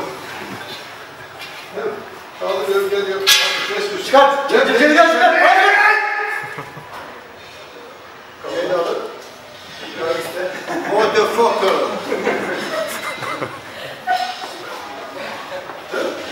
Bak burada koordinasyon çok önemli. Silahla mücadeleye başlarsa işin bitti. Ben buradayım. Elleri kaldırıp sırtını döşüne. Polisin geldi. Aç bacaklarını. Adam döndü bacağı silahını yapmıştı. Bak burada güreşe başlarsam silahla mücadele bunu kadar diz atabilir. Anladın mı sen? Bunlar çok önemli. Yani öyle gidiyorsun bunu. Gelirse silahlar elini tutarsa böyle. Yani polis şeyleri var. Bu programda hepsini öğretiyorsun. polis taktik, strateji, içeri nasıl giriliyor, yani militeri, askeri şey onlar da var ama önemli olan bizim yaklaşımcık yani. Adam silahla oradan görün yapacaksın adam kurtarlar gider işte değil mi ama burada o kişiler kapıdan kapıya giriyor. Biliyorsun televizyon görüyorsun komandolar şimdi doğuda falan şeylere giriyorlar. Yani orada direkt birisi kapının arası silaha yapışır onu sonra yapacaksın. Öyle durumlar onu ilgilenmiyoruz da genelde bu da var yani. Burada tabi adam seni vurmak üstünü vuracak. Tecrübeniz yoksa iş yapın. Yaşayan daireler. Yani önemli biz kendimize savunma şeylerimiz var, imkanlarımız. Burada ben az önce bir şey dedim, hani sporla, Thai boksçu, savunursan bak. Wing Chun'u sırf teknik yapıyorsanız ama beni tam da böyle hız, patlayıcı, koordinasyon olmazsa bu kaç saniye? 10 binde bir saniye değil mi? Evet. İşte alıveririm değil mi? Bu olmayınca istediğiniz kadar teknik yapın çünkü koordinasyon ve patlayıcı bir hızınız yok. Bunu çalışmıyorsunuz. Hep kanca, ondra, kanca. Bunlar öğrendikten sonra her şeyi test edeceksiniz. İleride çiftler, rahatsız bir programda tamam, sağa sol, ter döküsüyle. Thai box'u nasıl vuruyor, nasıl şey yapıyor? Siz de Wing Chun'u aynı felsefeyle, düşünce şekliyle ter dökeceksiniz. Yoksa hiçbir şey olmaz. Bugün bir Thai box'u düzgün çalışmazsa, ringe girerse hayatı tehlikede. Öbüzü doğru olur. Bacaklarını kırar, dağıtır çünkü öbürsü fit. Güneşe gidiyorsunuz. Spor olsa dahi hazırlamazsan seni oradan parçalar ringde. Yani çalışacaksınız. Bizim burada dediğim gibi ödülümüz sağlığınız ve hayatınızı elde tutuyor. Ciddi almazsınız bu kendinize karşı saygınız sıfır. Okay? Şimdi bunu çalışacağız biraz. Herkesin tabanca yok. Ve bunu en çok biraz tanımaya bak. Bak arkada tutsa bunu aynısı. Böylese şimdi bir adam. Gördün mü? Bu bir. Burada aynısını yapıyor. Hiçbir şey değişmiyor. Ha. Burada tuttu. Tamam! Çek. Hiç fark etmiyor. Tuttu. Şimdi ben bilmiyorum. Sağ sol bak. Çek elini arkaya. Üzerine bakıyorum. Enerjim hep üzerinde gidiyor. Nasıl? Yine ben yumruğum o güçlü bu. Ben sol teknik elektronik olsa direkt tutuyor ya. Bu aynısı. Konsept aynısı. Geliyor buraya. Elini arkaya çeksin. Takip ediyor. Ben de onu takip ediyorum. İstediğim yapmadan sonra bak elini kurtarıyor. Olur mu? Hiçbir şey. Burada zaten dıştan içinde. Bu çok uzun yok. Buradan alırsan bak. Arkaya çekti bak. Üzerine olarak çekiyor. Hep kayağı tutuyor. Arkaya çekici tutuyor. Böyleyse zaten içinde. Şöyle bazılar şöyle yapıyorlar, bunu yapıyorlar ya filmlerde. Baksana ben böyle güzel bir önüne. Ne yapıyor? Ekstra bu. Bir. Kolu 45 derece kesiyor bak. Bu var ya manzaramızda. Aynı zamanda adamı da yapıyor. Mesela daha büyük. Yani silahtan daha çok çabuk. Aynı zamanda. Ondan geçiyorum başına. Sifu Muhammed. History, tarih oluyor. Anladın mı? Şimdi orada ne istiyorsan yapıyoruz. Yüzüme! Ne yaptın? O bana bir şey dedi, ne istiyorsun? Düzden mi abiciğim? Şimdi gerçek silah hep üzerinde tutuyoruz mu hiç? Çok ağır, bu hafif. Çok ağır. Hani bu parmağını burada tutmuş olsa, bak. Hızlı yapsa gider. O yüzden derslerde böyle yapmayın. Şöyle tutuyorum. Anladın mı? Yaptığı parmak gider. Böyle yapın ve denir. Yani bunun kendi ölçüsü yani denediği şey, terazisi size çok zarar verir, ağır verir. Okay? Ama bu da var. Gerçek silahın tetiği sinek konusuna atar. Çok hafif. Bu bak. Bayağı sıkıyor. Bundan topu sıkıyor. Çok dikkatli olun. Yani kazalar orada geliyor, adam bilmiyor. Böyle sanki sıkacaksın. Hop sıkıyor. Okay? Bol şans. Tüm miraslarınızda ben ismi koymadım. Allah korusun. Şaka yapıyorum. Ciddiye alın bunu. Önce yavaş. Bak. Ne yapıyor? Şimdi iyi bak. Konsept dediğim bu. 45 dakika kesiyor. Aynı zamanda elini tutuyor. Burada silahın kaynakları çekici arkasını tutuyor. Bak. Bir. Ne yaptı? İşte. İki. Hiç değişmiyor. Şimdi Tek elini alıyor. Seyfi Muhammed bak şunu yaptım ya. Şimdi Muhammed öbür elini aslında ben elimi değiştirdim. Hiçbir şey değişmiyor. Aslında ben buraya geliyorum, öbür elini alıyorum. Hiçbir şey değişmiyor. Bakıyorsun. Ha bunu yapıyor, öbür elini ha bunu yapıyor. Bak konseptim aynı. Hani az önce değnekte falan aynısı yapıyoruz ya. Ne kadar daha açıdan bunu yaparsa siz hep aynı konseptle 10 açıyı koruyorsunuz. Ama bir saldırıya karşı diyelim, karate falan kızlarımız var, seviyoruz. Tüm sanatları seviyoruz ama şöyle bir yumruk. 1, 2, 3, 4, 5. Bir yumruğa karşı kaç tane saldırırsan git desen. Vuruyor şimdi bu. Dur! Dur! Vur bana! Dur beni! Dur! Allah Allah! Vur! Vur! Stop! Dur! Hüseyin Reza! Rıza! Bak beni saldırıyor beni. 138 derece rüzgarlık 250 metre saatte sıcaklık 27 derece. Ne yapmam lazım? Yani şimdi buraya, şimdi elim burada ya. Bakın, şimdi Sifu tecrübeli bir kişi. Ben sıfır şimdi dövüşüyorum. Yani şimdi ne yumruk yiyeceğim? Burada konuşuruz, birden başla, ben burada. Ama ne yumruk yiyecek şimdi? Sence bu nasıl bir yumruk? Düz yumruk mu, ters yumruk mu, konuşacağım mı? Düz yumruk. Bak, burada düz gelebilir. Şemdir atabilir. Backfist yapabilir, bilgiye girebilir. Afakat yapabilir. Bilmiyorsun ki. Değil mi? Bilmiyorsun. Tek gördüm bu. Adam ha böyle gelir, ha buradan dalar, ha kancı yapar. Ha sana expert yapar. Belki diğeri de olur. Bunu diyor, sırf bunu diyor. Bunu daha bilmiyorsunuz nasıl geleceğini. Sırf yumruk veriyorsun. Adam bana yumruk vuruyor bile, pat pat! Direkt öne gidiyor, görüyor musun? Biz savunma değil, biz size saldırmayı daha iyi öğretiyoruz. Şu benim yumruk burada dört gidiyor. Yükseklik, bak. Bu yükseklik. En aşağıda bu yükseklik. Bu eliniz, bu deri, en öndeki. Burada bakın, burada yüksekliği en çok keskin, derinlik hafif, az. Burada derinlik daha çok, ama şimdi vurduğu zaman bak kesiyor. 45 derece olduğu için her tarafa kesti. Ama Sifu, mobil yumruğu çok sert ve sentral çizgimiz, biliyorsunuz ki noktalar arasındaki düz çizgi en hızlı. A'dan B'ye ulaşmak için. Biz onu direkt sahip çıkıyoruz. Okey? Bu sentral çizgimiz. Ha.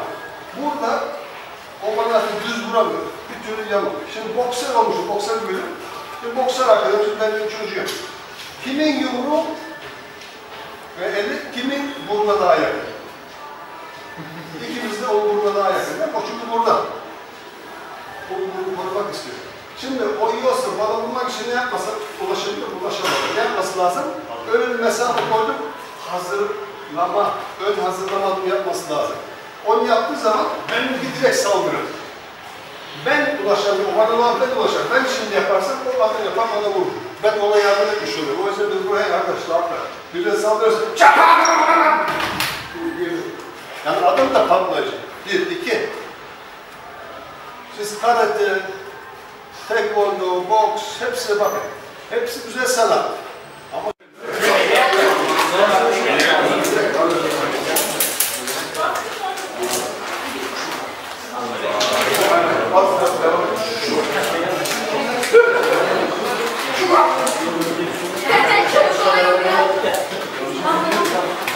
hep beni yanına taşıyın.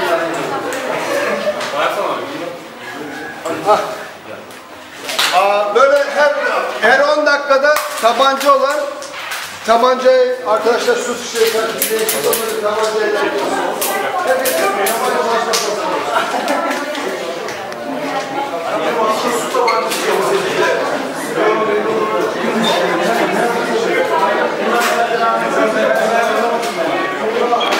Belçika bro.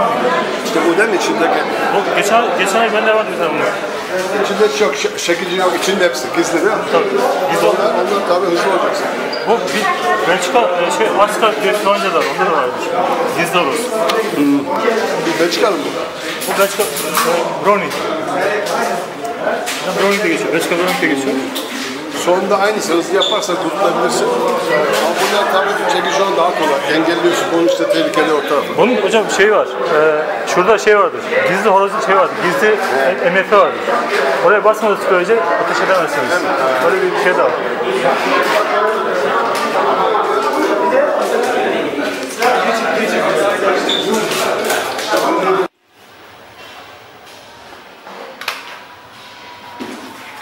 Çok zor ha.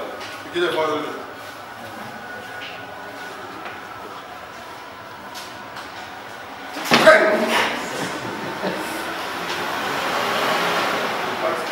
Bugün böyle yapacağım. Nasıl olsa ödediniz. Bak burada çok önemli. Buradasınız ya. Ters çevirdi değil mi? Fark etmez. Yani burada şimdi anlayacağım kas, bacak kaslarınız zayıfsa patlayıcı yapamazsınız. Böyle yapalım iş bitti. Oldu mu? Şimdi bu aynısı burada yapmaz. Arkadaş geliyor. Kontrolü değişmedi. Santos Christos bunun kadar değil mi? Yapıyor. Şövalyeler kılıçla şey yapıyorlar ya. Ha, aynı şey burada. Ayağa kalk. Ne istiyorsanız. Okey? İş bitti. Hadi bakayım. Birkaç kişi orada, 3 kişi orada, 4 kişi çalışabilir. Öbürler ayakta devam yapın. Birkaç yeni başladı. Oldu mu?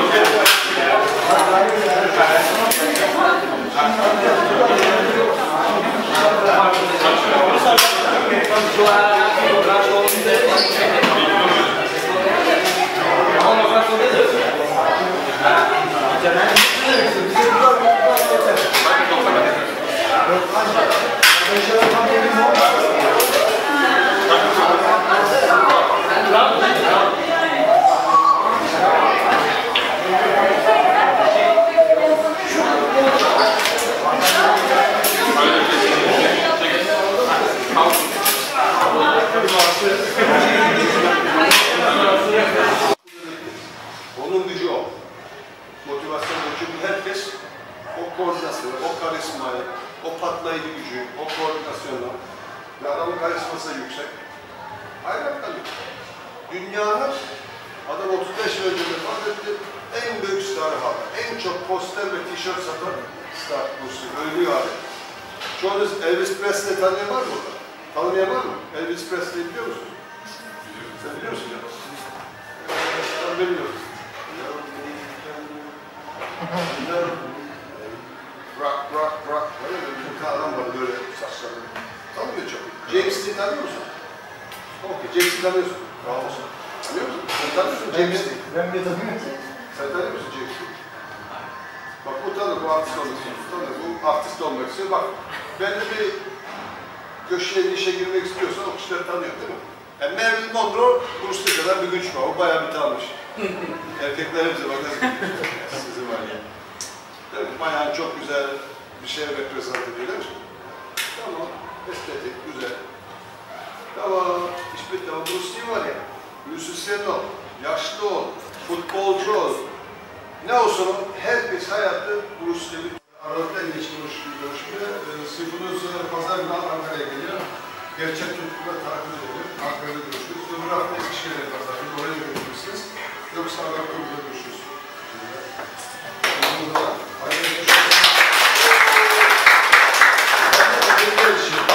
Şöyle hızla şöyle yapalım. Hadi bakalım. Geçmiş olsun.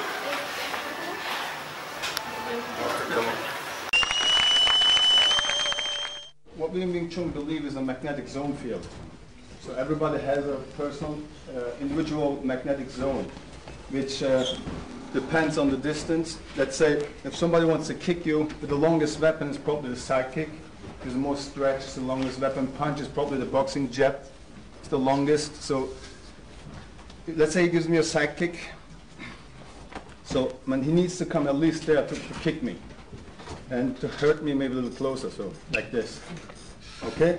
So if he jumps around out of this area and kicks around there, so I'm quite relaxed because he can't really hurt me or bring me in any trouble. If you kick there, So it doesn't care, I can stay the way I want. So if it comes closer and I get a little bit funny, I have my, just closer. Do you speak English anyway? Okay, just prepare, but no matter what he does, if you understand the footwork in Wing Chun with the pressure and all the stuff, we talked a little bit, or I explained you a little bit earlier on. So the position of Wing Chun, basically, I explained you, if you don't have the pressure together, just you turn up your hips. It's basically nothing else than like this. This is what's happening, right? So you just squeeze your knees, and your lower part of your body is tense all the time, in a relaxed way. So if you later on start to feel shaking, your legs, it's perfect. So what's meant, the lower part is like a bow is ready to shoot. It's already extended and waiting. Your upper part is very relaxed. No matter what he tries to do, so you're already ready to attack. He, no matter which step, punches, kicks, grapples, whatever, he needs to prepare. So the magnetic zone field is the distance. Let's say, you give me the side kick. The one thing is very good, if somebody can kick you, you definitely can kick him. No matter how tall he is. Even a small person can kick straight when he gives a side kick to him, being attacked like this, okay? So if he can touch me, I can touch him.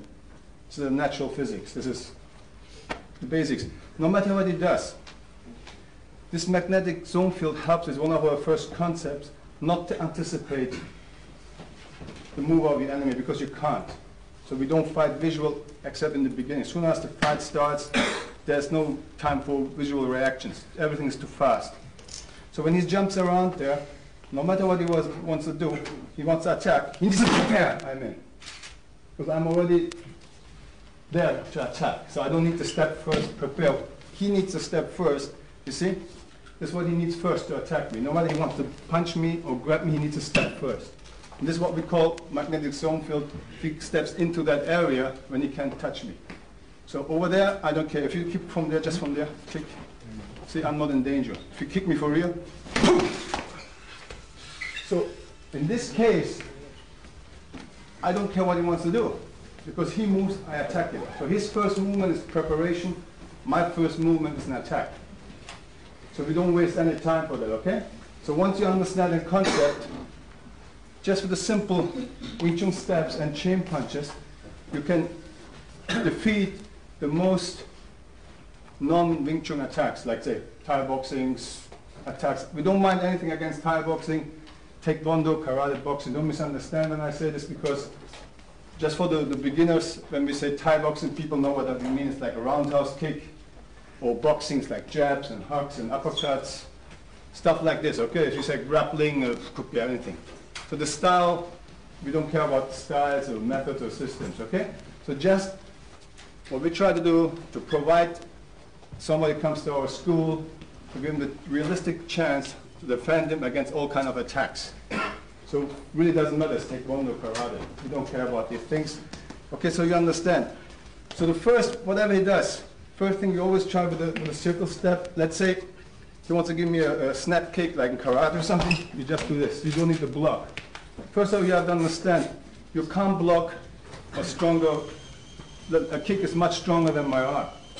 First. Secondly, it don't work.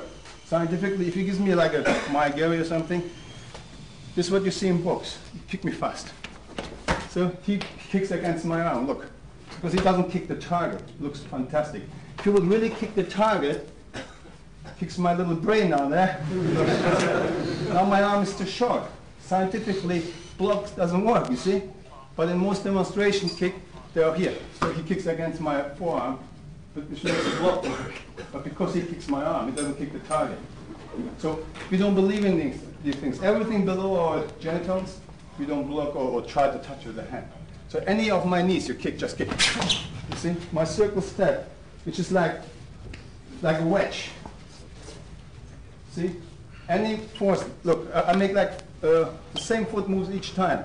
If he gives me a knee kick here, so my energy is always forward. If he gives me a kick with the other cross kick, if he kicks me over here, just kick, don't worry, just kick. See, I'm safe for cross kick over here. I'm always safe, or snap kick.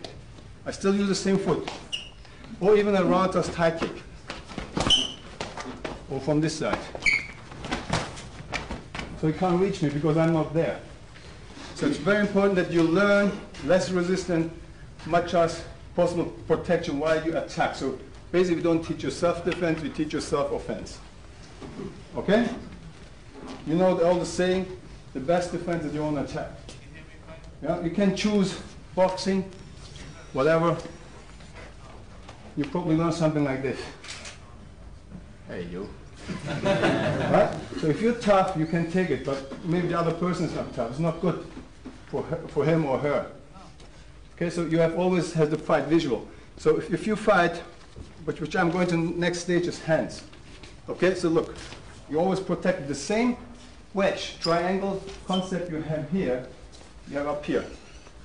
So what I always say, you have a three-dimensional protection shield in front of you. If you take your upper body from your groin to the top of your head, this is your vital organs. You divide in a vertical midline and a horizontal midline. This is approximately your solar plexus. This is the center point. From here, a straight line goes straight to your enemy, any kind. Doesn't matter the size, your center line grows with a tall or short, whatever the enemy is. So the small guy is here, there's the guy, tall guy is here. Why? So let's say you have a small guy. Can you go on your knees, please? I love this position. So don't call me Monica. I'm not Clinton. So, hey, I have to hear this every day in California. If I stay like my center line would be straight, he could hit my tummy. I couldn't even touch him. You see, it's a big angle. That's why my center line drops to his. Now, if he wants to hit me again, I can go forward and be protected, even if smaller. You see. Now, let's say it's Michael Jordan. You like this one, right? Now, the same here. If I keep my center line my own level, so he has all the angle to hit me. But if I lift up to his angle, now if he punches me, so I can go in. You see, I'm protected, and he can't touch my tummy, because this is too far away for him. So you understand a little bit about the center line theory in WT. Now, this is very important. Now, if you look at frontally, so we have basically the width from elbow to elbow. You have the depth from your fingertip to your elbow. Okay, and then you have the height from your highest point to your lowest. So which creates, if you have an imaginary line from the top of your head, top of your finger to the manzo, you have one imaginary line and one here to your groin. So now, of course, if he stays in a manzo wuza position in our system, if he doesn't move at all, you can hit him very easy. Now this is where we put our in our concept, one of our first active movements. So if he moves in, the arms move forward, so which creates pressure, which you need to make a wedge work. No pressure, no wedge. Okay, the same as we here. So the same concept we exactly have here for the lower part. Okay, but more important, of course, is your upper part because of the vital organs. But we still care about our legs. Okay, so most people that don't care give me a kick. They go like, boom, and they're tough. 25, 26-year-olds, they're gone. Everything's broken. So we don't want this.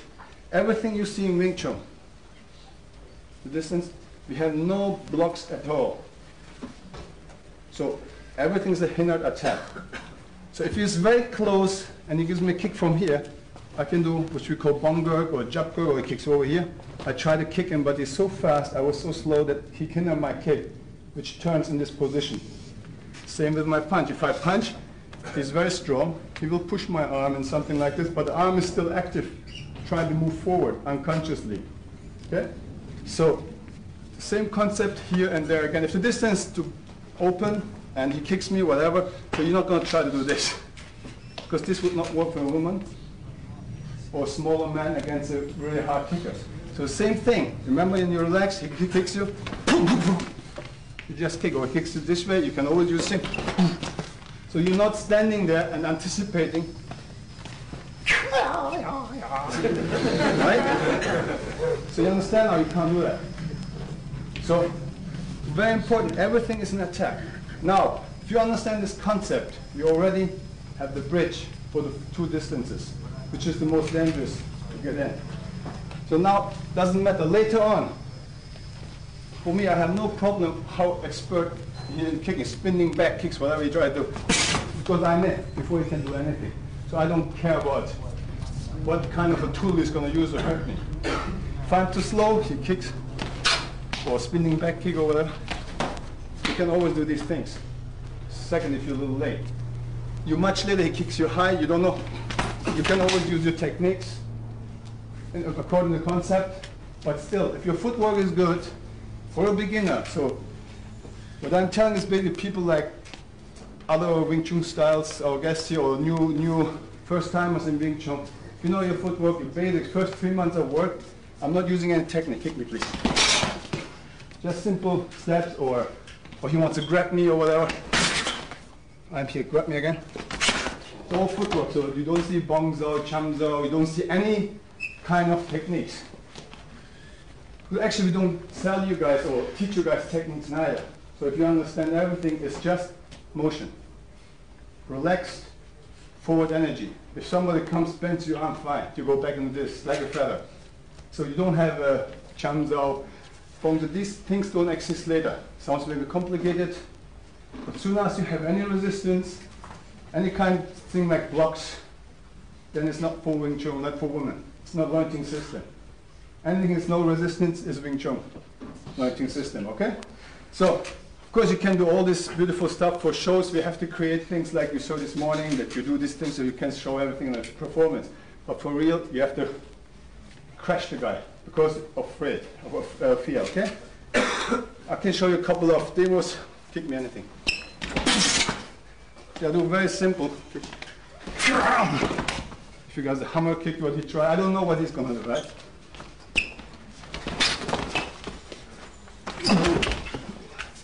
So you can always go, but important is to balance. You don't have the pressure if you just lose, because most people don't understand how can we stay on the rear foot. Very important, everything you learn in Siam Tao, which means little idea, there's not one big little idea, there's lots of little ideas. Every motion, every little bit has an own little idea in it, okay? So this is what you learn here, it's the most important. If there's any secret, it's in your footwork. So even I step in, sweep my foot, look, I'm always here, I'm not, just pick my foot. Oh, power. Even he moves, I'm not shaking, I can punch all the time. So I'm not fighting for my balance. If I would have like some people do 60-40, if I do this, now I'm very vulnerable. He can attack me because I have to fight for my balance. So very important. Now when I show you, it's because of my pressure. Sweep, move my foot. So you can also do these things, but it's not, again, it's not active. When you feel, so I'm not trying to sweep my foot. Okay, if I feel a little too strong, more than my pressure is, no, Figma. I just let it go, you see? Just let go, just let pass his foot. But I'm not doing it myself. I'm not lifting up here. Go, take a leak and then move on. All right? Because then you're one over the other one. You don't want to let it in. Now, also with the footwork, because this is important, otherwise you can't close the gap. This is our position. Your rear knee is hidden behind the front knee, so you have a wedge as you have it here. Once you're in your opponent, we do not stand, it's not our pre-fighting position. When it's just with Mansa, wo ist Fuß vor? The problem is, look, I can kick him, he can't even touch me. So if he gives me a roundhouse kick, see? Now, stay, don't move that foot, again. Don't move that foot, look, I'm still here. Kick me from there again. Now you see the distance? So my head is still here. Now I don't give him a target. This is our pre-fighting position. Now if you kick me, what do you have to do? So, scusi. So he needs to come closer so I can hit him, right? But before I couldn't do it. Okay? Again. Now you see the distance? Now, that's it. So I can touch him too. Remember? So it's the same concept for against kicks, also against, when you really stay like this, you force him come into the fist distance. Okay? Otherwise he's going to dance. So we don't care, we don't run after people. If he's, let's say, over there, jumps around, we just don't care. You want something, you come. So he needs to attack you. If not, you're very, in that case, we're very passive. Right? Very passive, so we don't want trouble. So whatever he does, okay, give me a hammer kick. Everything is diagonal, you just go straight in. Give me a roundhouse kick. Give me a snap kick. no matter what he does, give me a spinning back kick, spinning back kick, spinning back fist. So geht der Fußfaust mitgedreht. Achso, den hier. See, I'm always in. Either one of them, kick or back fist. So I'm always here, I'm always in. So once you're in, you crash the guy. You don't give him space at all to move. So which means you disable a kicker, any kind of a kicker, or a boxer, or puncher. So once he attacks me, go. Can you punch me? Punch, punch, punch, kick. So I push him in a position, even though he wants to do elbow. Give me elbow. My distance is always here. Now he's maybe in a position to throw me. Love me. The problem is most grapplers, they forgot about the hands of the enemy. And the enemy, or in this case, against the grappler, the enemy doesn't know how to use their limbs. Okay? As long as a human built the way we are, there's only one way to fight. It's using these limbs. The question is how you use it. It's how you use it. Some people are this, some people, and some people take one go or kickboxing, some people will grab you. Hey, please!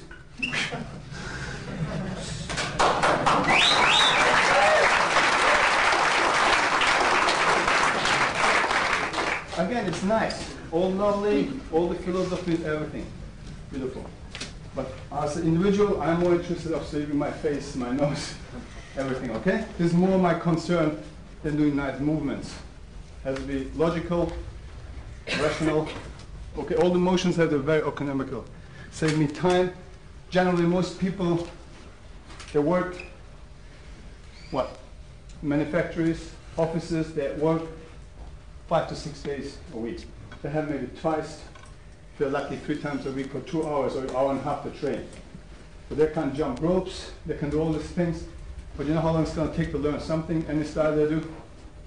So in Wing Chun, you don't need this. You start with Wing Chun, you stop the class with Wing Chun. On the first day out, the most simple stuff, after one class, intensively doing chin punches, doing the footwork, will help you to go to this gap. It's most important.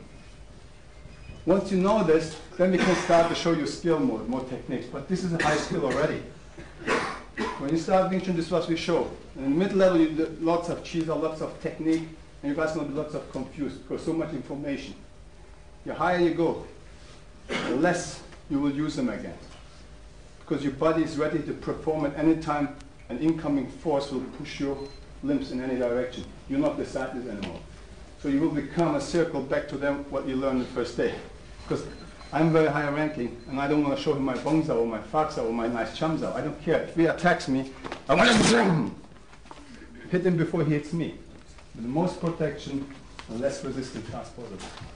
For that, you need to be very flexible. Okay? Any questions still here?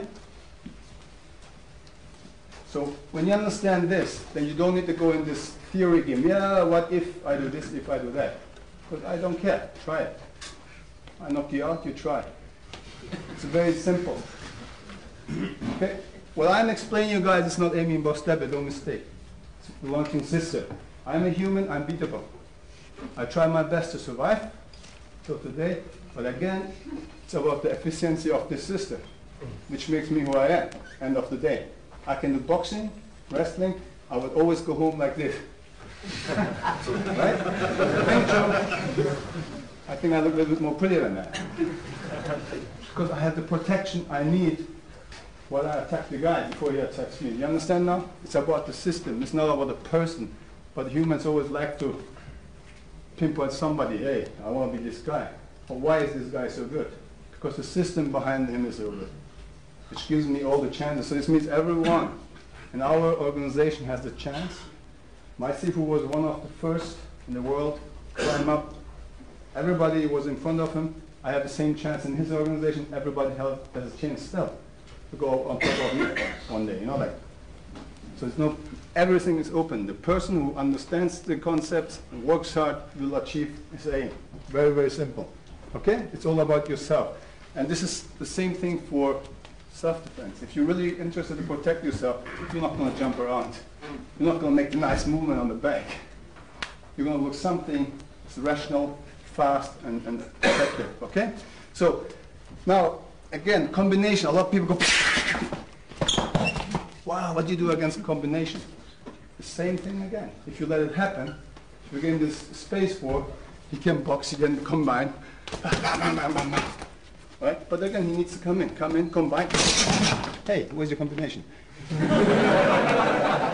Now, even though I'm not using my skill, I'm just still first student level. First and second student program, what I'm showing you guys. And he has already trouble. Okay?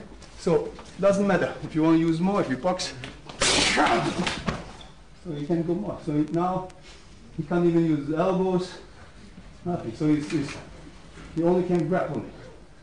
Once you understand the pressure, let me bring this. I already locked him. I give him all my weight by unbalance, you see? Because I have my pressure. Wrestling. My hands are always free. I'm never going to hold it. One of our principles, if you hold, you can hurt. If I hold him, I can punch him. And it's the only chance for a weaker person to keep constantly hitting him. Same spot. Wrestling, bring me under. Hit. Now you can't even wrestle me. You understand now the idea? But if I go, any question the first to distance, kick and punches? Good. Elbow, knees. Even be here, I go back to the wrestling later, I'll grab it. If you're here, he grabs your knee and neck, try to give you whatever. Let's say I'm here, you grab me, takes the punches, he's a tough guy, and try to do his Thai boxing. Give me knee. If I have my pressure here, he has no space. If you lift up his leg, so now it's here. Now again, one of the advantages of the long-term system is what? Using your limbs at the same time. Many of them, right? Not just focusing on the knee. If he grabs me here, I'm here, give me knee, I'm not going to do. Go. Right? So if he gives me the knee, well, I'm working down here. I'm working upstairs. So he will never have 100% focus behind any of his attacks because he's fighting for his balance. Because I'm able to assist him, to use my limbs, to keep him busy up there and down here. And because of the contact, attack me. Because of that, I already locked all his weapons. I control all his hands. Try to kick me. Lift that leg. Now he's just switches weight, right? Punch me. Punch me, see? This is what you guys call them later. Cheese or whatever. I will come to that too. Punch. See? Whatever, he drops his hand, punch. I'm always here. All my energy goes to his face. And what we teach you in the end of the day is not fist fighting or leg fighting, it's man fighting. His brain wants to hurt me. These are just tools. And the most other styles punch, they want to do this, they want to hurt the tool. Or even some other Wing Chun people, right? Okay. Mama fetch, Chatso. You see things like this. Look, the energy goes there. And lointing, the energy goes there. So everything is focused on the captain. Once you get the captain, the soldiers are out of control, right? So you understand the concept, the principle a bit more? Good. So whatsoever, you know how to get in with our basic movements, basically. And from A to B, a lot of things can happen. Let's say, look, you punch me very fast, okay? Go. Did you see a bongso there? Punch me really hard. Come on, again, look. Anybody see a bongso? Yeah. Anyone else? Again, look. Did you see a bongso? But there is. The problem is this with people that collect techniques. And this for people that like to fish in seminars, a little bit here, a little bit there, they go home and they have lots of ideas. But they can't find the aim. To reach the aim, it's never possible because they already know too much. You know, I call these people that know much but can't do it, smartass. So what I mean is, if you go and you say, look, let's say I'm a Wing Chun teacher. He's my Sifu, right? I'm following him for 10 years. And he shows me this. Okay, hit me. So I beat everybody. One day somebody comes and oh, Sifu, didn't work. Your stuff doesn't work. So Sifu goes back, hey, so that guy attacked me. Look, works on with me. So there's something wrong with show me slowly again, Sifu. Show me. So the Sifu goes very slowly, now, picture by picture. Now you stop the picture. So, Sifu was like, what's happening? What's this? What's this? You have never shown me this. Hey, I showed you. You just didn't look. Punch me, look. It's there. You just watch. What I'm saying is now, you have to stop the whole motion in the middle. People see this. What is this? I don't know. Let me see what's happening. Punch me slowly. Oh, he's bending my arm. Whoa, what do you call it? Okay, let's give a name. Well, it's a swinging arm, right? He swings my arm. So this is the name. Let's say Wing Chun would not be developed in China, would be here. Now you go to Hong Kong, teach Chinese, go, swinging arm.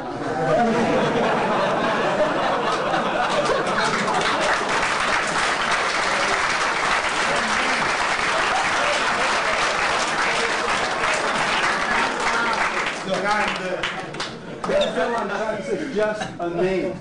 Doesn't change on the scientific concept and motion at that time. Doesn't change anything. It's just a name. Now what's happened? The student's going to go, what? Bongso! Technique. He has a pocket full of technique. Now he goes and works with this. Now the student, same thing, head, but now the punch. Punch me inside. Punch me here. Okay, very fast. Did you guys see some jumps out or something like that? Tanzo? Anyone see something? Same thing. 5 6 7. He changes direction. It doesn't work. Then he hits me this way. Slow down. Okay. Boom. Same thing again. Called chamzao, sinking elbow, right? Because his elbow is being forced to sink.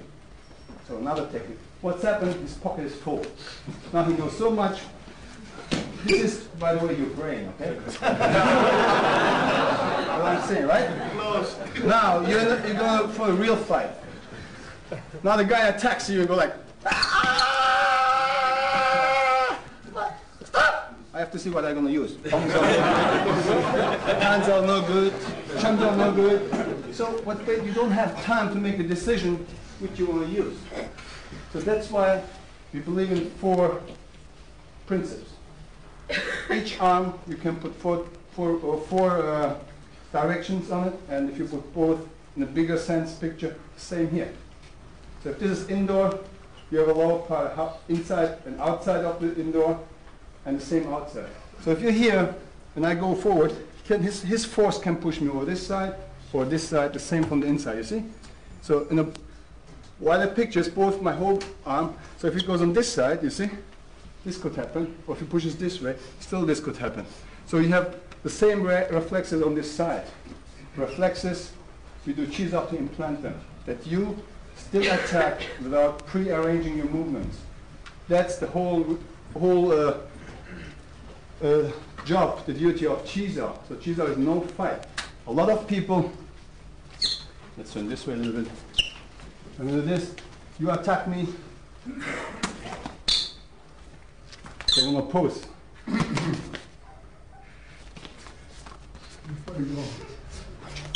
Then you see them this way. So they're all pre-arranged.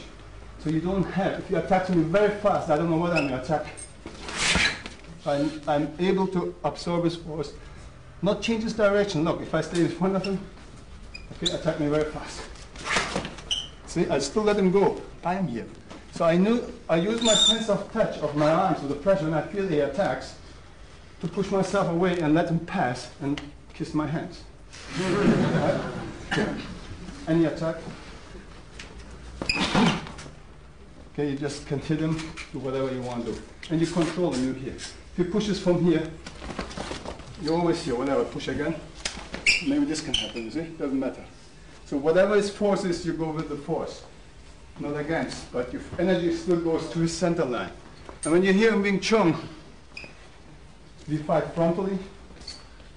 And many Wing Chun people mistaken, they think they give me punches. I fight frontal. Right? You see a lot of people doing that. Again, this means if you attack me, I'm out of his center line, but he's always on mine. See, I'm frontal towards him. He's in front, but I'm not in front of him. This is what a lot of people don't understand. So this means, again, the most secret is here. To close all the gaps in all 5 distances is your footwork. If you can't move, you become a target. What is happening with a target? The shooter, right? Very simple. If you can't move, if you block, you do this just like. Maybe you have this, you can't move out, you're back and forth, one line fighter. They're going to catch you sooner or later. And you need to be fit and young. So now, knee, elbow, everything you have here. Let's say I'm going in, I survive the knee and elbow, and all of a sudden he grabs and throws me. Go. Maybe this. Go, do it. So I'm always my pressure. Or he does a grand judo throw. Come, just throw. Throw me. Because of my position of my foot, I have no weight still. Throw me. Because of my pressure on his knees. You guys can't see, and this is what it is. No video, no book in the world can teach you. That's why you need an instructor. All these books and videos are very important, but then in the end of the day, you can't without an instructor.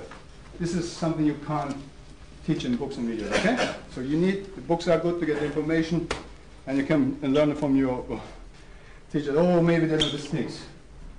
Right, or like a Serenage. Now you all your Simtao, everything you learn you can use.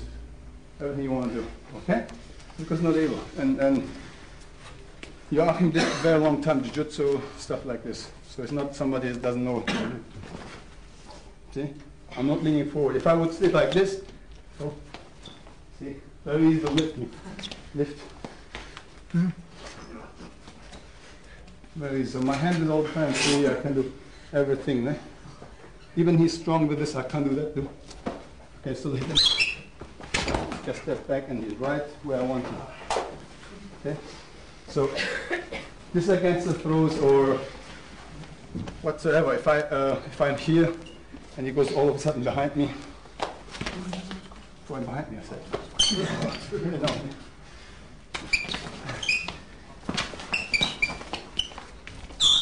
Go.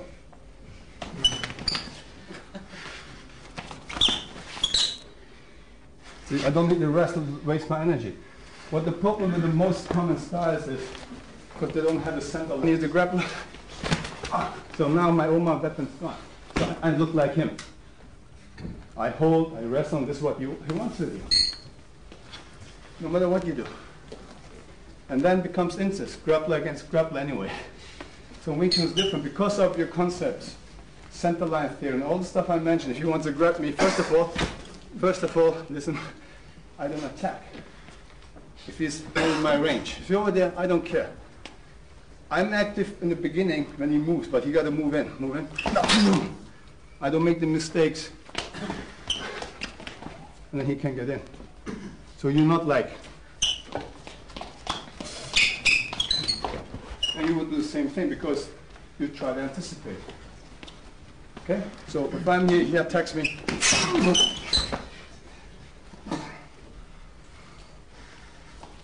Okay, another Christmas story. Okay? Go. Almost larger. Go from there, go down. Go down on your knees. Just jump on there. Go. Go. Even he grabs me, bring me down. Bring me down. Very difficult. I don't hit his skull. I hit all his nerves, I hit his neck. It's very painful. And then what you have to understand is the way we punch. Are you okay? Vollkommen. The way we punch is very relaxed. So most people have with a close range, they can't punch. Their fists are swollen, they break their thumbs and stuff like this. Because they have a very, stiff form of a punch or fist. They're very, very like this. You do these things just to relax your wrist. So it's like you have a bird in your hand and you don't squeeze. The shit goes down, head goes up. Like you hold the bird here. You don't want to let it go. Just so, very relaxed. So, no matter what you do, look, even I hit him, most people always say, oh, Emin's videos are, he's like this. One person is very fast, I don't want to hurt him. Second, even I punch like this, look, my open hands. So I'm not squeezing, yeah? So I don't,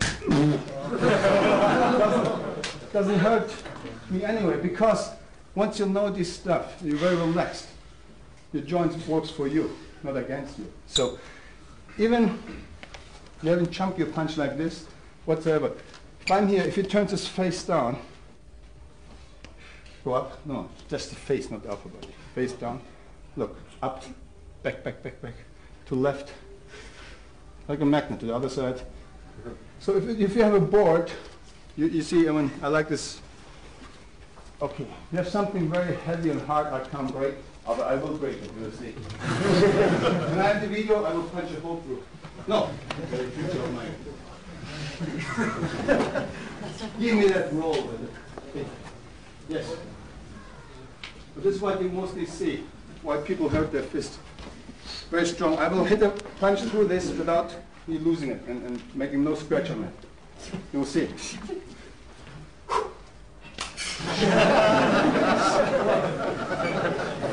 Hey, I can't focus.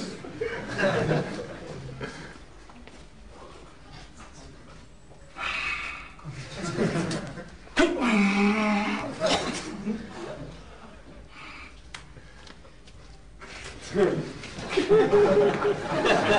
locked your elbow.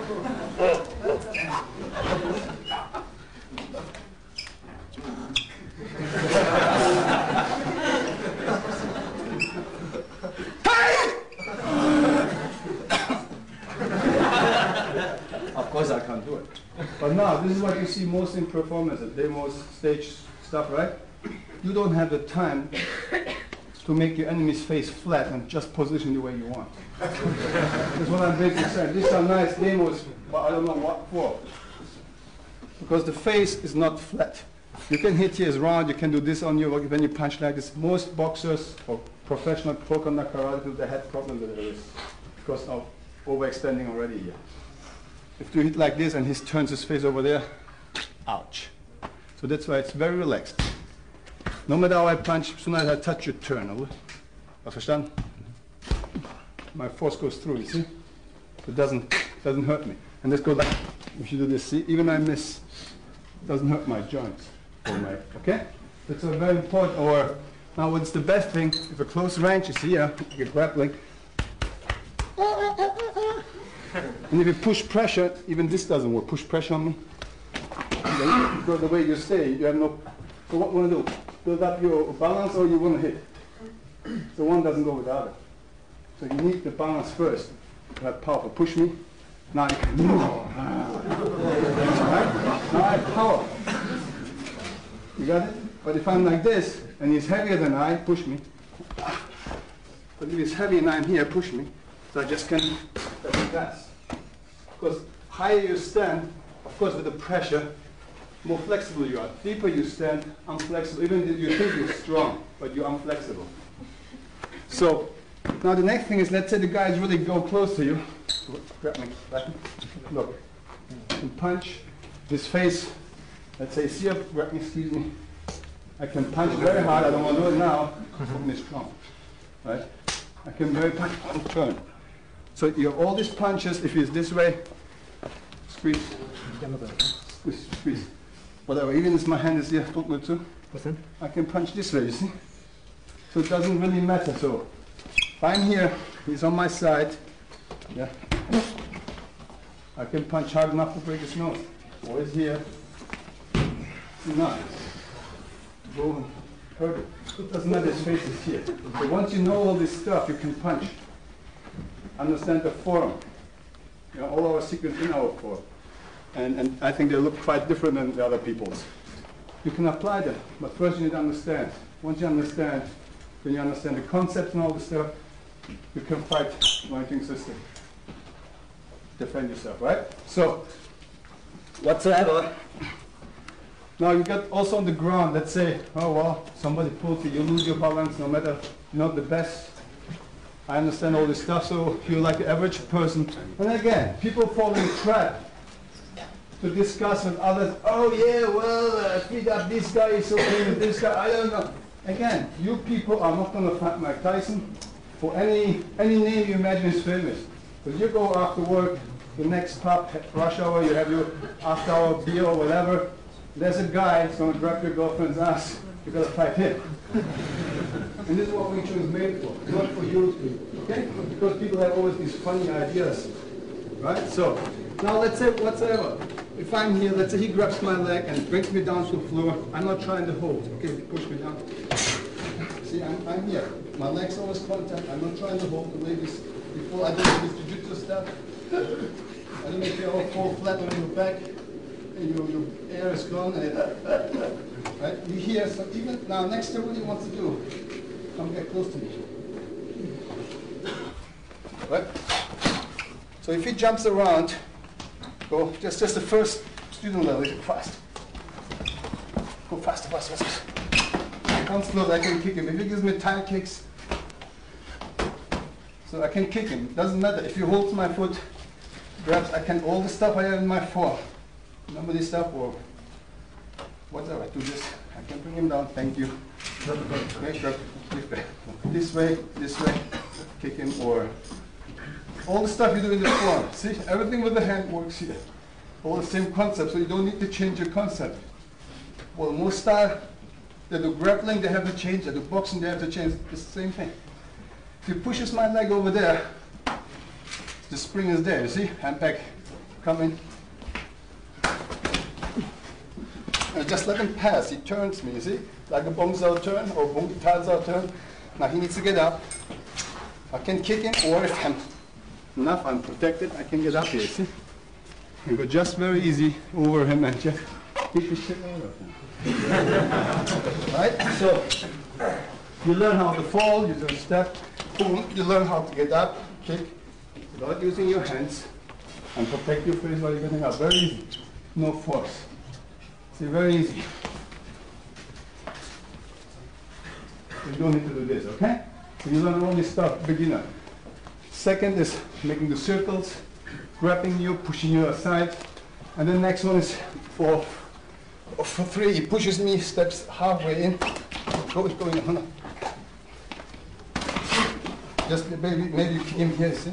Just to bring him down before he gets in, before he can really, with this whole force. So the dritte program, eh? Or you push him, okay, go. You can do these things, always ready to kick. In this case, this is a long extension manzao, like a mangurk. These both are like substitute for wuzao, because it's not a punch, it's his whole weight, whole physique is like a punch now. You need a little stronger manzao. Okay? So that's what you understand. You get all this. Let's say you push him and you can catch him, whatever. You can catch him maybe here. You can do this, or he pushes this way, or straight kick. Okay, you can do all this still in the 3rd student program. The next one, he pushes me this way, jumps in. In my hands again. Always free. I'm showing you because I'm not moving with them to show you I don't need them really. But they're always ready to hit. I let this force go this way, not on top of me. So I'm not trying to pull him. Now, once you learn this, jump again. Now look at my hands now. So I shoot him, I hit his throat, whatever. As soon as he comes close, I can hit him. And still be with him, you see? If he wants to get up, I can kick him before I get up. Okay? I'm on top of him anytime I want. So let's say, so this is the same like in Chizao, or with the 4 concepts, left, he pushes me left or right.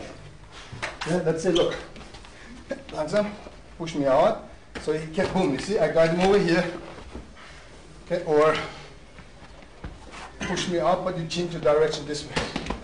You see, both ways, the same technique, but both sides. Now he pushed me from the outdoor, jumps straight on me.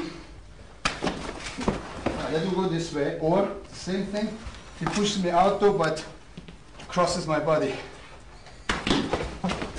See, like a bomber, I can get on top of him, ready to punch, you see? Each time I roll one momentum more, I'm top of him. Because later you drill this stuff, you get up, jump mal rein. So. Okay, he pulls me up and lands. Very easy, okay? just hard work. So now the last part is, I think you guys call it tackling, right? Tackle. So let's say he is either between your legs or here. I'm not going to use my hands, go down. Now let's say we're in this position. Okay, he's already that close, so I can't use his force in the sense of running into me. He tries to mountain me or get me in a headlock. Go.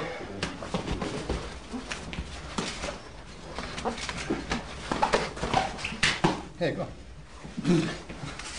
I just show you how I can use my lip to hurt him, you see. I can always use a kick and go ahead, continue. So I'm not using any force. I can have my coffee while he's doing stuff.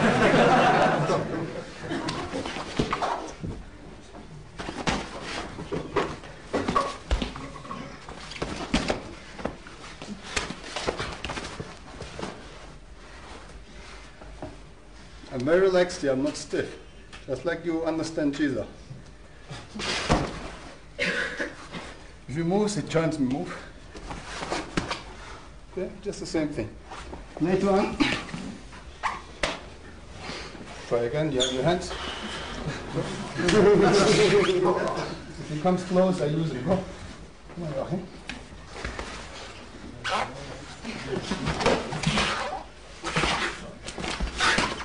Go.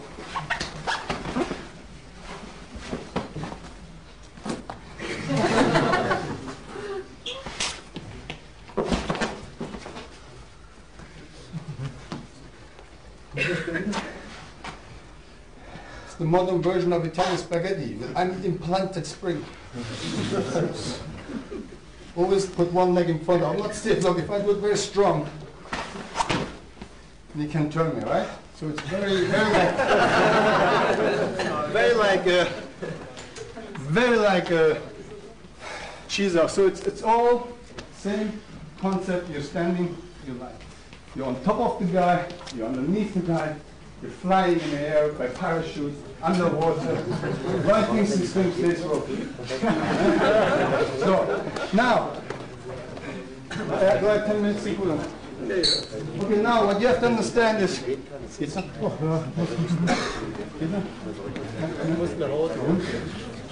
now once you do lateral, again what Masifo said early on this morning, lateral, a lot of people mistake, when you lateral they're like all of us, they're like this part, but this has nothing to do with Wing Chun. Your students are always smaller, less fast probably, less skilled than you. So and that's why it's very important that you teach a student where the importance is. Fine here, you give me a low kick, I show Wing Chun. All of a sudden it doesn't look so good. But if he can't keep up, I can make Thai boxing look good, because he doesn't understand what I'm doing. So you have to emphasize the launching system because it is wonderful. If he kicks me, it's the same concept, just close range and that's it. That's it. Give me a kick. See how he moves, I go in. If I'm slow and he opens up, I'm so close that he can't hit my leg. You see? That's why the jump curve happens, because I'm too slow. He forces my leg in something we call jump curve, and you can kick. But if he jumps away further, I can kick him, I kick him, and I fall away. You got the picture? Now, you can put everything. I'm playing just for now, not the Wing Chun guy. This is our neutral position.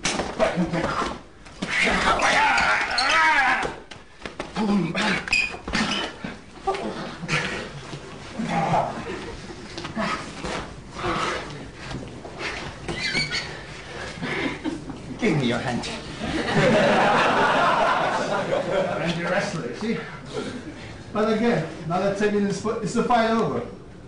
I did not punch him, now I'm around the wrestling. Fight is still not over. I am not in the right position to hurt him really. Can you punch me? Yeah, punch. You see? He doesn't know it. Because he doesn't practice the concepts. But if he knows the concepts, he just keeps punching. So I'm losing it. Now you see? So this is the idea. Make you guys aware of these things.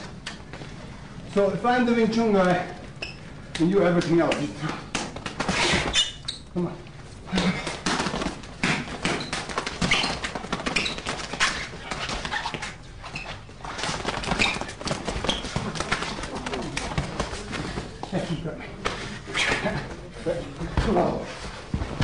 See, he doesn't have the space to do anything. Now, before you see all the Jet Kune stuff, everyone knows Jet Kune. Why this look good and why it works and why it doesn't work, I explain it too. Because it's the mid-level distance, right? So, bewegst du, machst nur Packschau, ne? When you see the people doing this.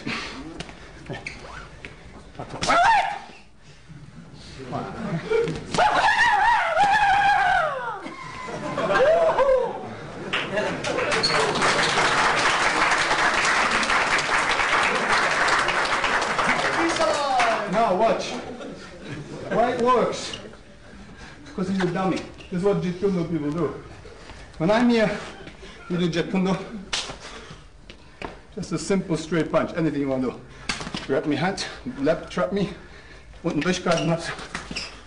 Do the next move. Next move. So first. Second, no matter what he does, even I don't use my hands. Packs out, back fist. I close the gap. He can't hit me anymore.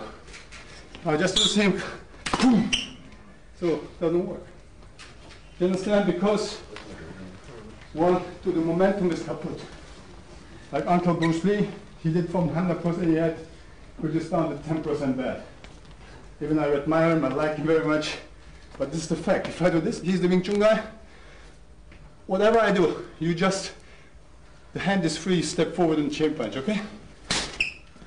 And I'm very fast. You see? Even I had no chance. You see?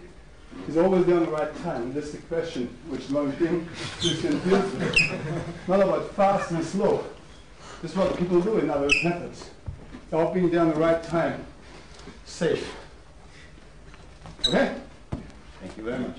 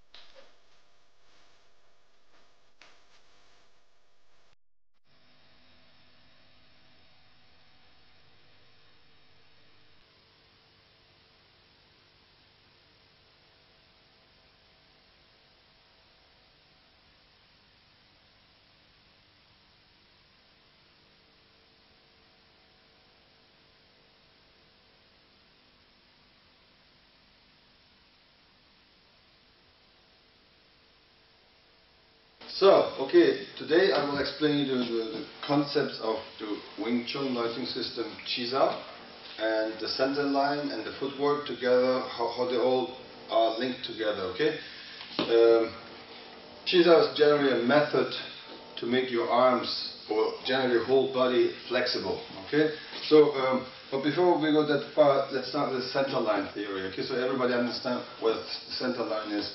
Generally when I ask people, Or in other Wing Chun methods, like WC, VT, or whatever the spelling is, many times people say this is the center line, or the center line is the one goes through your head, comes out your butt, you know, it's basically an axis, just like the planet has an axis. We can make, through any object, we can put an axis through. It's all geometrical measurements, mathematics. And since the international language in the world is mathematics, it's not English, it's mathematics, like 1 times 1 is 1, and it's all over the world the same. So the mathematics we speak, if it's Japanese, if it's Chinese, Turkish, American, German, they all have the same language in mathematics or physics. So this is what Wing Chun is based on. Wing Chun is based on natural physics, or you can say Taoism, which stands for balance. Right? You hear yin and yang, all these things. And I will go in this also what yin and yang means in Wing Chun or martial arts generally, or how we make it visible in technical or physical movement, yin and yang, okay, motion. So, well, the center line, you need a few things. You need a logical thinking. So the logical thinking is, what do we want to protect? Our kneecaps, or elbows, or our nose, or what do you want to protect? So this the founders of Wing Chun, this was the first thought when they start to place their hands here in Manza Wuza. So very, very important when I teach that the students take my experience and make it become his own experience. Mostly what we do, we read books, we watch videos, and then go to seminars and collect movements. There are lots of collectors or fishermen, especially in the United States here. There are lots of people out there that are fishing in seminars, going to this master, doing this. What they're all doing is imitating. They're like a parrot. You know, they're imitating other people's motion, but it's not their motion. And it's very, very difficult. So once you understand the concept of any kind of theory, and you can explain it back to people in a mathematical, scientific way, in that moment, this experience of somebody else's becomes your own personal experience.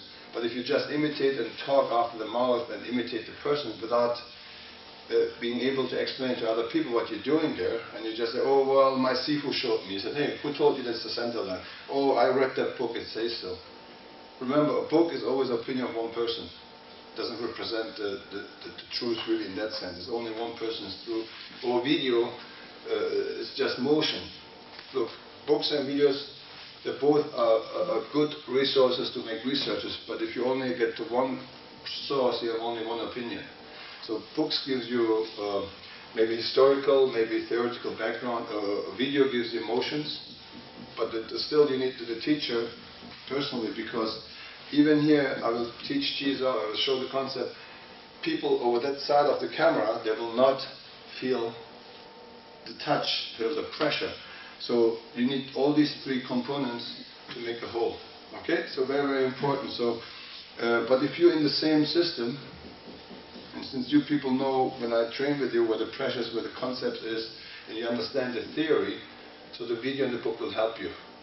But if you're out of the system, it's a little bit difficult because you don't know where the corrections are, or where the mathematics behind this. Okay, so where the pressures, how we do this. So very, very important that all these 3 components are together. So anyhow, so what is the center line? Okay, so for us the center line, I can say simply, which many people repeat, is this line. It's an imaginary line from me to the person in front of me. You can say my enemy, my opponent, any object or whatever, anything where the danger comes from. This straight line is the shortest line from A to B, or from me to my opponent, right? So, and everybody knows this because we keep preaching it all the time. So everybody says, hey, this is my center line. Now I ask you, hey, can you explain to me why it is there, how you find it is there? Because then people say, well, I ask, where's your center? What do you try to protect? They go from here to there. The whole body, swooping at the center would be about your belly button. But then still, people are not wrong, this is correct. But how do we mathematically prove it? So, again, I said, first we need a logical thinking. This means, what do we want to protect? So basically, take your top of your head to below your groin, so from the big brain to the small brain, or people upside down, big brain, small brain, whatever. So this is the part, right? So without limbs, this is what you call the trunk. This is where your vital organs are. This is what we want to protect. So if this would be the center line, so some people say, oh, we protect the center line because all the vital organs are along that vertical line, which is not true. My liver is outside, my kidneys are outside, my heart is a little bit over here, maybe it's like your throat, it's okay, but you have everywhere vital organs. Okay, so it's very, very important that you have to see the whole box. Now I want to protect this in a frame that my range with my arms, they're like a bumper on a car. My protection shield has the reach and protect this frame, okay, not just one line. So this line, geographically measurements, is just nothing else, a vertical line. So the vertical line can go anywhere from here. You can have 1 million if you want lines over here. So let's say if I make my mathematics wrongly, so I have a vertical line here, okay, and then I have a horizontal line I put here. So my cross is here, this will be my center point, so I have to put my hands up here, right? So we have to be very precise. So what we really want to know is the center of it, the center point, okay? So this means a vertical midline, which goes right 50% to each side. So the message of a vertical line is what? Defining left from right. So without the vertical line, I could not say from here to here is left, from here to here is right. So this is important for us. So we have orientation to say, okay, from which point to where I decide to call it left. So, but since we want to protect equally both sides, so we need a vertical midline, 50% to both. So in that moment, the vertical midline, when it's defined left from right, also creates one dimension. Because from left to right is we call the width. Okay? So the same job with the horizontal, since we have the trunk, a horizontal midline, which defines up and bottom and top, so it's the height, it's the second dimension. Right? So the cross point here would be my center point. This is probably, for every human, no matter how you build, it's about your solar plexus here. Okay? Now, from this center point, there's an imaginary line goes straight out. This is your center line. Now, mathematically, everybody can recreate and construct this and understand much better, because everybody in the world will understand this. If I would say, just like use Chinese terms, people don't understand. Like I say, hey, this is a bongzao. First time somebody comes in your school and says, okay, give me a bongzao. The person is going to say, hey, what's that? Is this a banana? Or what is that? Can I eat it? Because they don't know Chinese. Right, so you have to have mathematical terms to explain to the student the first time, because this is what we learn in school. Everywhere in the world people learn mathematics. Every first grade or middle school, high school, they learn the same mathematics internationally, okay, or geometry, so that he will understand your language. Now, once you have this and this, so you have 3 dimensions, and if you build, or if you're human, keep looking like this, build the same way, have 2 arms, they stick outside of that frame, we put together, so we create something like a triangle. In this moment, I have, of course, only 2 dimensions. I have the width and the depth. So now, when I do this, the wuzao, we call the wuzao, so this is the attending arm. Okay, so now from the lowest to the highest, I have the height. When I do this, everybody can see from elbow to my finger is the depth, elbow to elbow is the width, and fingertips to the highest to the lowest point is the height. So now I have 3 dimensions, you see? Okay, now, if I don't have the last component, since we have 4 dimensions we work with, is time. Time is the 4th. How do we apply time? Very simple example. Now we use a lot the term of the wedge. Piece triangle, piece of wood, we put on a door. Let's say the wedge height is maybe 2 inches, but the door is up 2.5 inches. So you put under the door and you try to, the door comes, the wedge will never stop the door. The door will open up because it's too short, the height is too short, you understand? So now what you have to do is have the height of the wedge higher. So this means if I have a very, some people stay like this, so the height is not good, so people can hit you on top of it. So that's why you need a very, very strong height. Same with the width. But look, now, if this is 3 inches, and the door is 2.5 inches, so it will stop the door by opening. But it will not stop the door if one component, pressure, is missing. Now if you put the wedge down, what you do to stop the door, you kick it in. In that moment you create force forward. If not, the door is strong, it will push the wedge back and it will still open up, okay, if it's strong enough. So, therefore, if I just stand like this, if I maybe Peter, so, if you say Manza Wuzao, let's see this. So, maybe this part. So. Okay, now, this Manza Wuzao, if Peter doesn't move, look, I can hit him.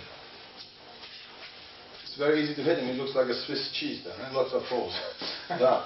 The same thing, watch, if you're here, so this is the same thing which I meant by if the wedge is not high enough, the end of a triangle. So if he's too close to his chest, okay, so because our protection doesn't start on our chest, it starts from the elbow, because the elbow is a link, so you can move.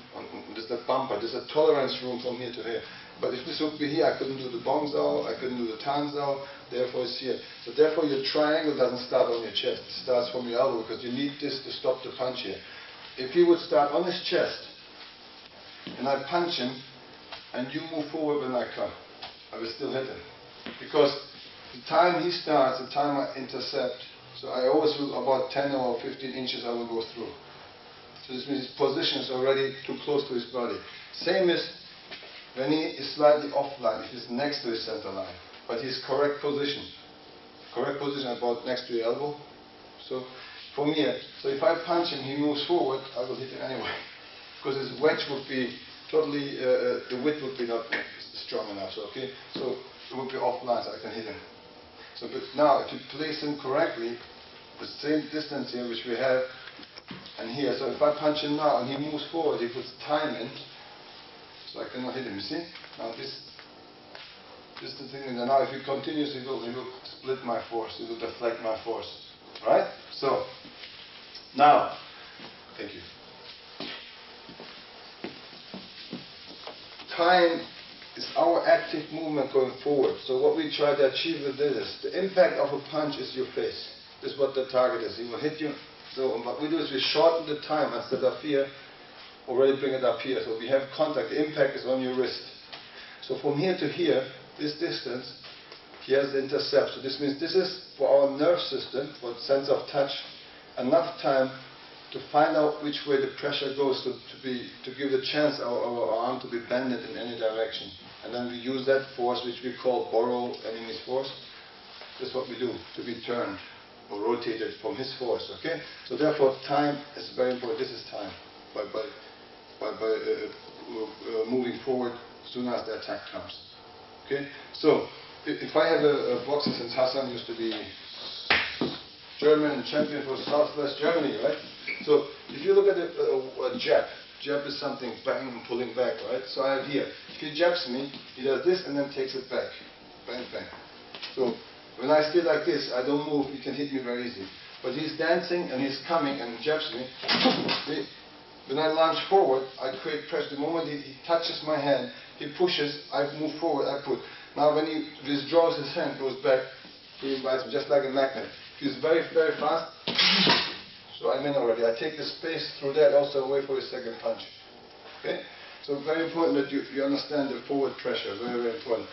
This goes later to Chizo. That's why we're rolling. A lot of people, thank you, safety, 1 second. A lot of people think, Chizo is fighting. I have lots of people come over from different Wing Chun styles and say, oh, see for Emin, well I'm doing so many years Chizo and can we do it, and I want to check out all your things. I say, hey listen, I'm not a dummy here where I can come here and do Chizo. The Chizo is nothing else than just a method to implant reflexes. Just to make your limbs flexible. Okay, and later of course in the broader sense make your whole body just like a steel spring, okay? So this is what these people don't understand. And they always think, oh, touch, and you touch somebody, oh, I'm better, I touched him, or this is totally rubbish, okay? So it's nothing as a teaching or training method. Now, so once we understand the center line, how to mathematically recreate it and verify our theory, so for everybody, so it becomes your theory, so you place our hands exactly there.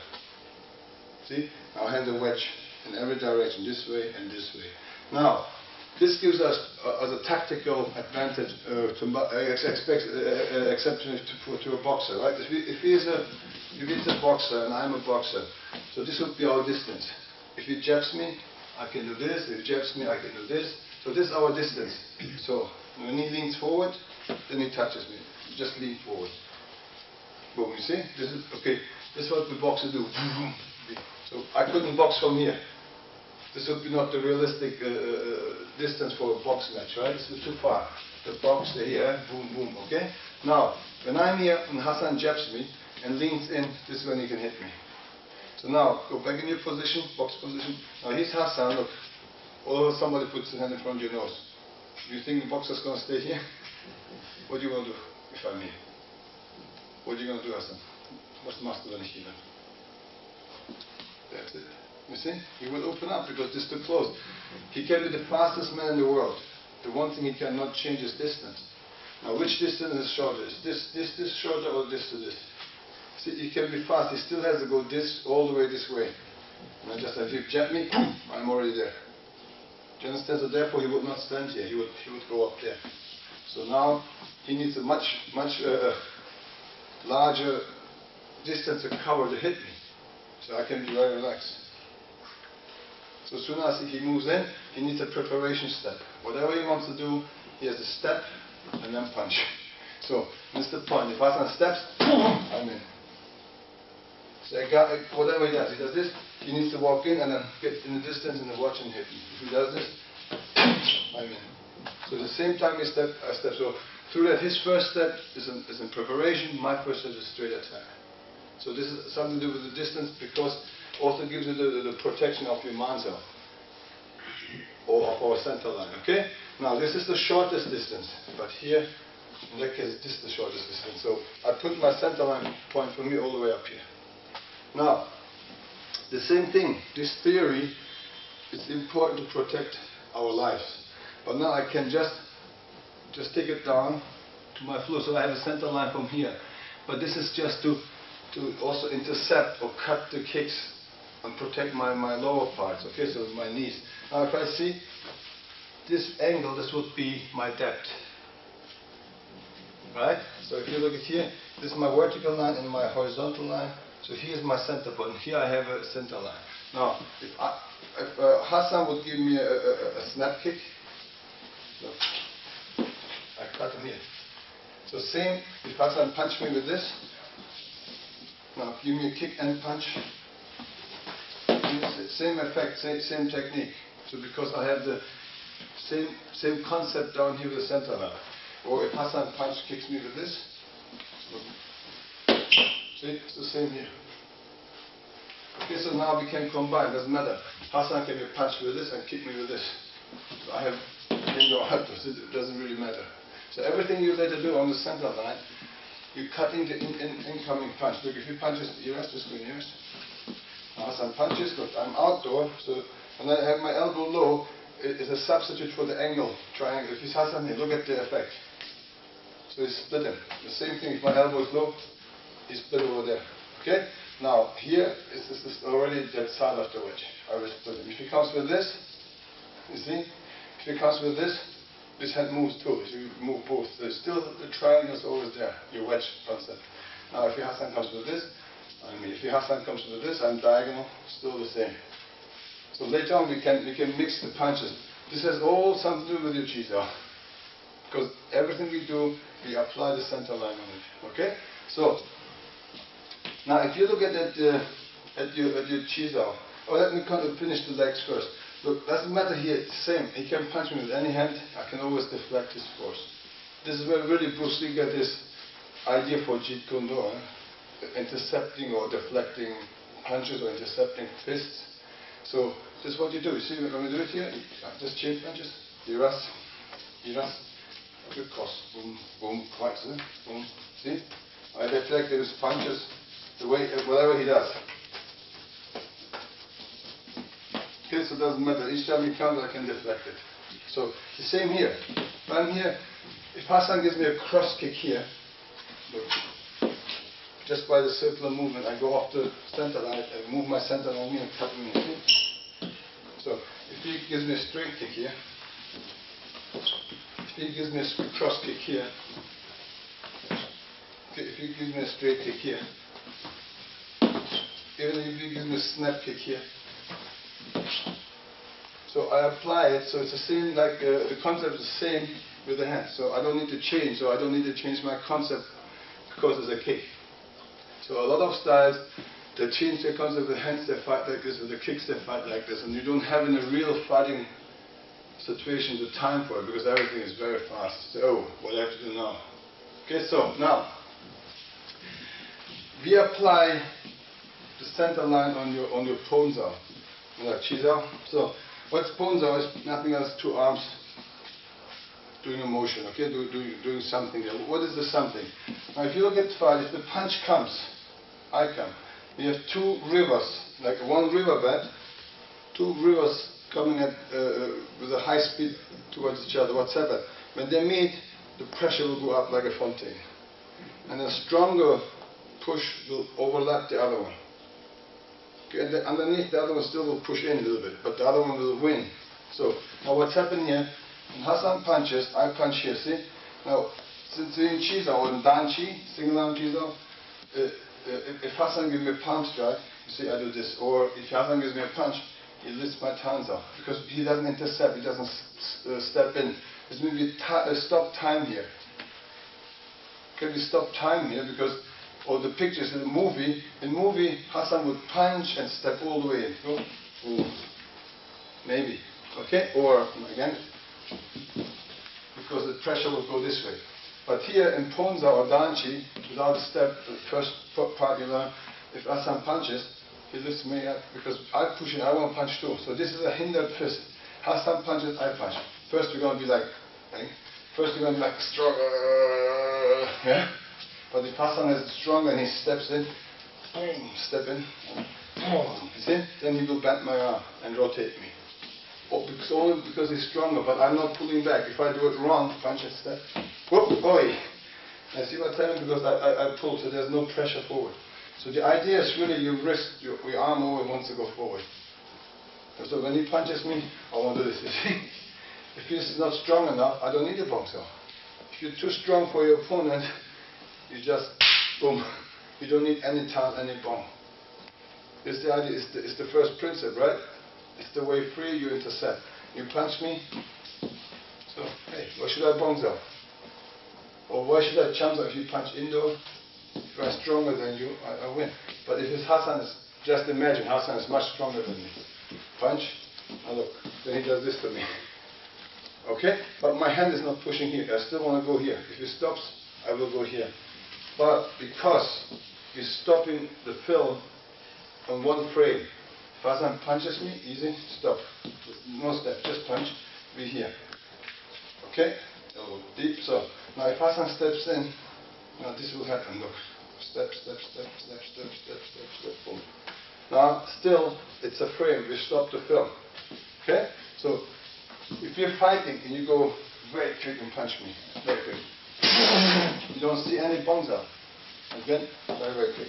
Okay, okay, so very slowly.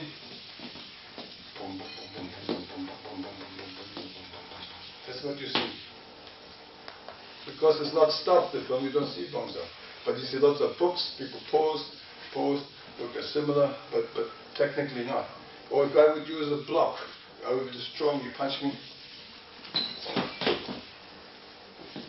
People do this sometimes, they call bombs-out block or tucks-out block. We don't have it, it's not a block. Everything what we do is that energy goes forward and somebody interrupts.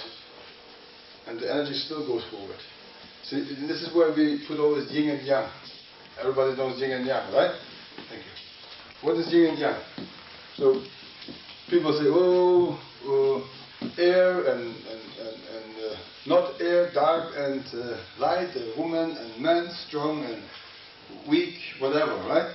So always the opposite attractions. This is one thing, but they cannot really explain what it is.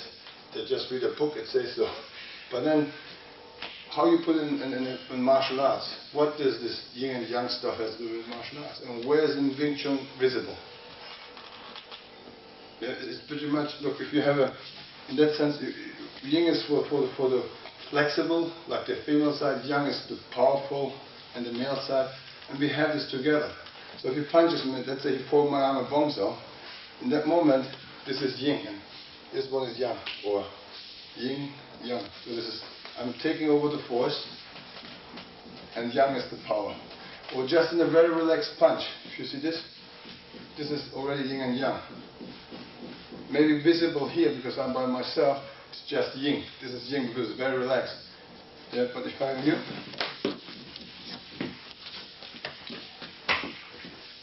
this is yin.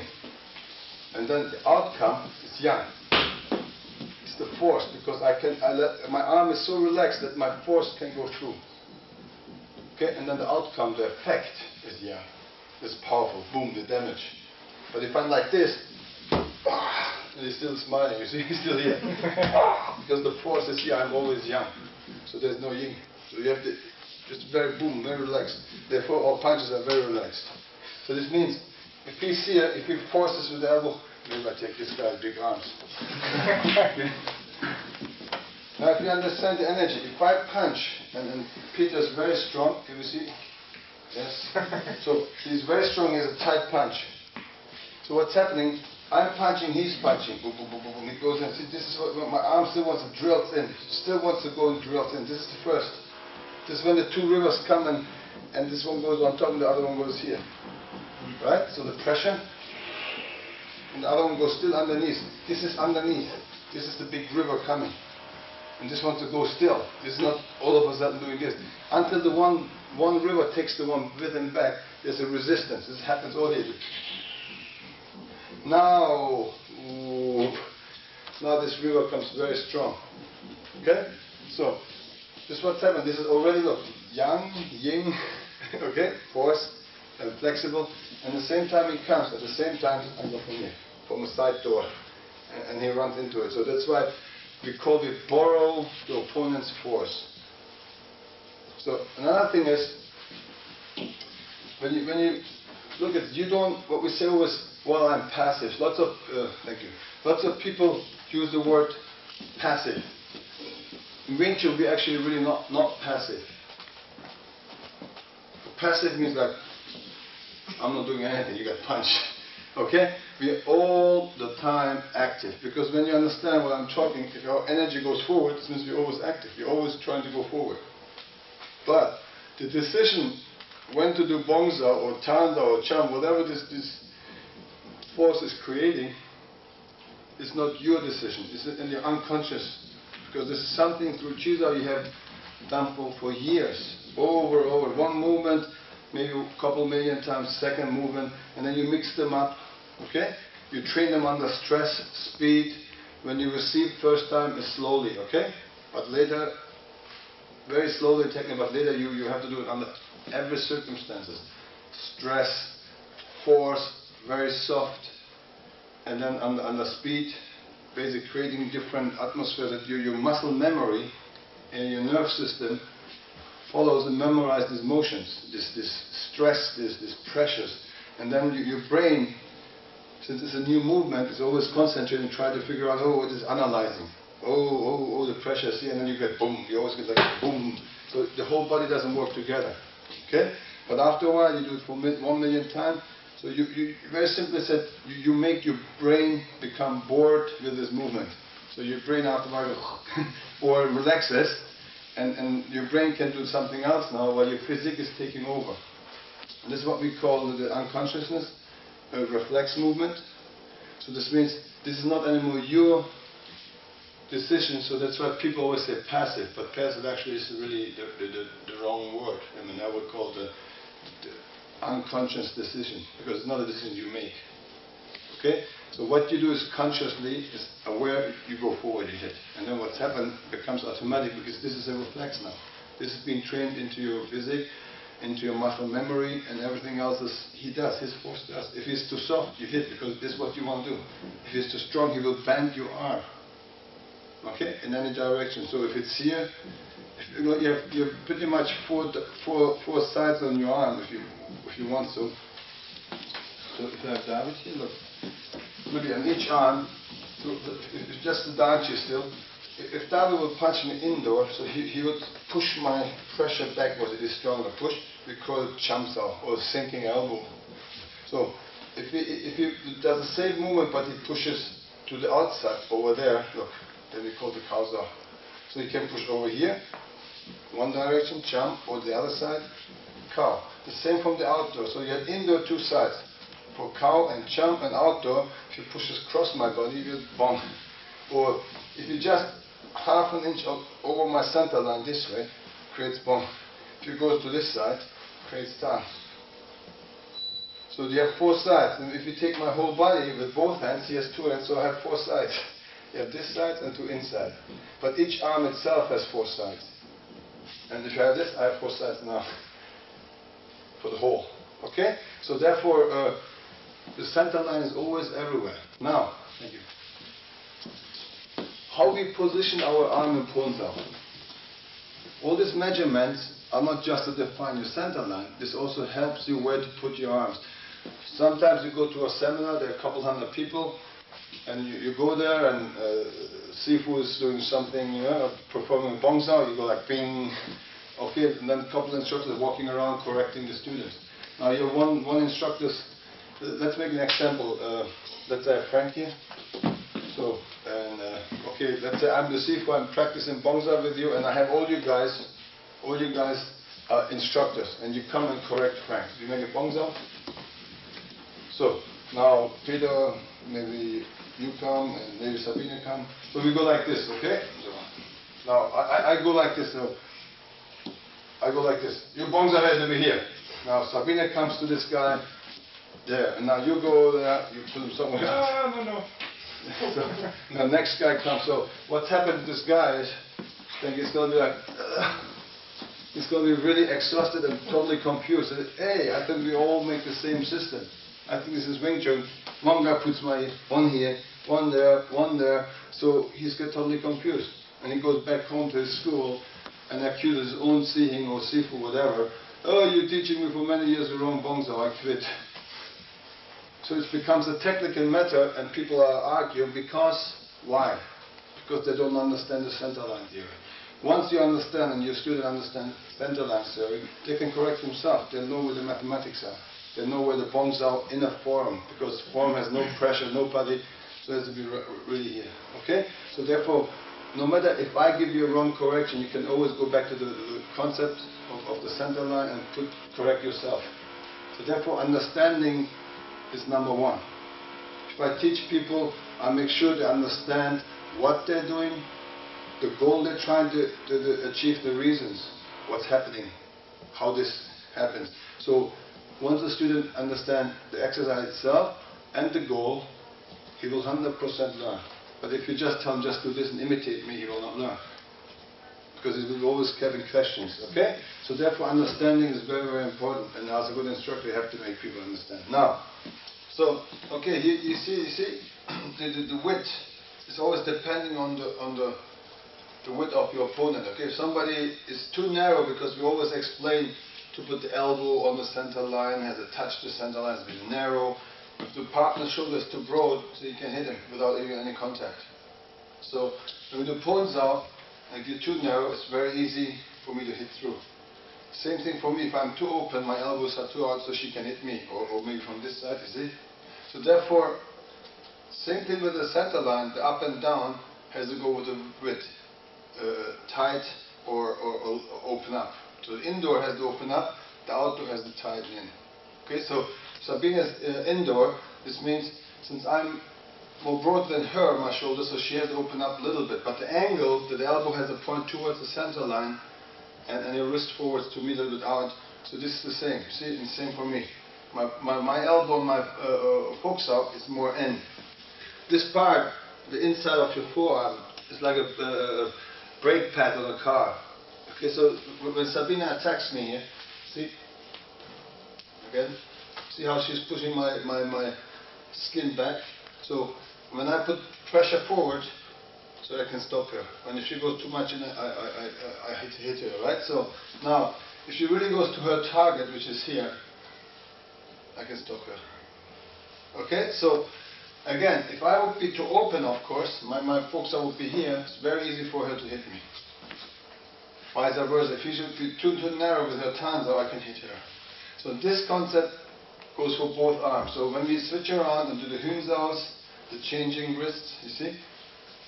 So If she's too open, I can hit her. If she elbows in and she push, she can stop me. She can feel that over here. Now she's too narrow right now, you see? Okay, the same example again. If I can have the stairs, please, the steps. So just put it here.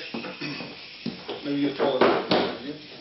So if you go on top of it, see, she has the pipe. That's why Wing Chun system is also the size doesn't matter.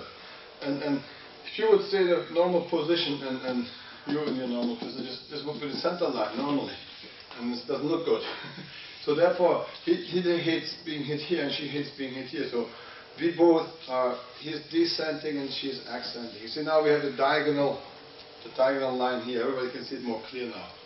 Okay? Now, if Sabina would be here and you punch Sabina because you're taller, you punch just indoor up and touch his nose and step all the way and lock your elbow. Punch. Indoor. Okay, that's fine with the elbow, that's not bad, but the same just from the indoor. Okay, and then lock your elbow. Now you see, the way it works on this, you can split the force over here. So therefore, a small person can split the force and then go in. Same thing. Or, if you would be here, and you could punch, she could still have her bongza and be rotated this way. And they just step forward and punch, of course. Okay?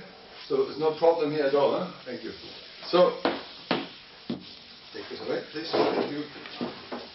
So therefore, see, no matter how tall or short, or how if I'm too narrow, so I have to open up, you see, my wedge. I'm by myself, I see someone's really big, my hand is up here. Somebody's tall, my hand is up here. Somebody's short, I'm here. So our center line is really flexible all the time, depends on the size of our opponent. Okay? So what I will explain to you also is now a little bit the footwork in Wing Chun, how we step.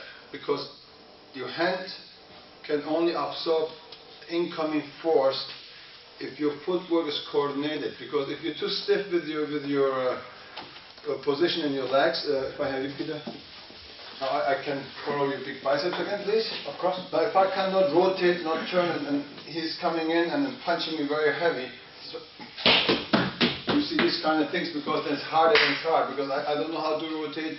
My footwork is very poor. So if Peter Hart hits me, then what I do, I go start stopping with the force, and that looks very stiff. Instead of if you're powerful, fast, it's very soft.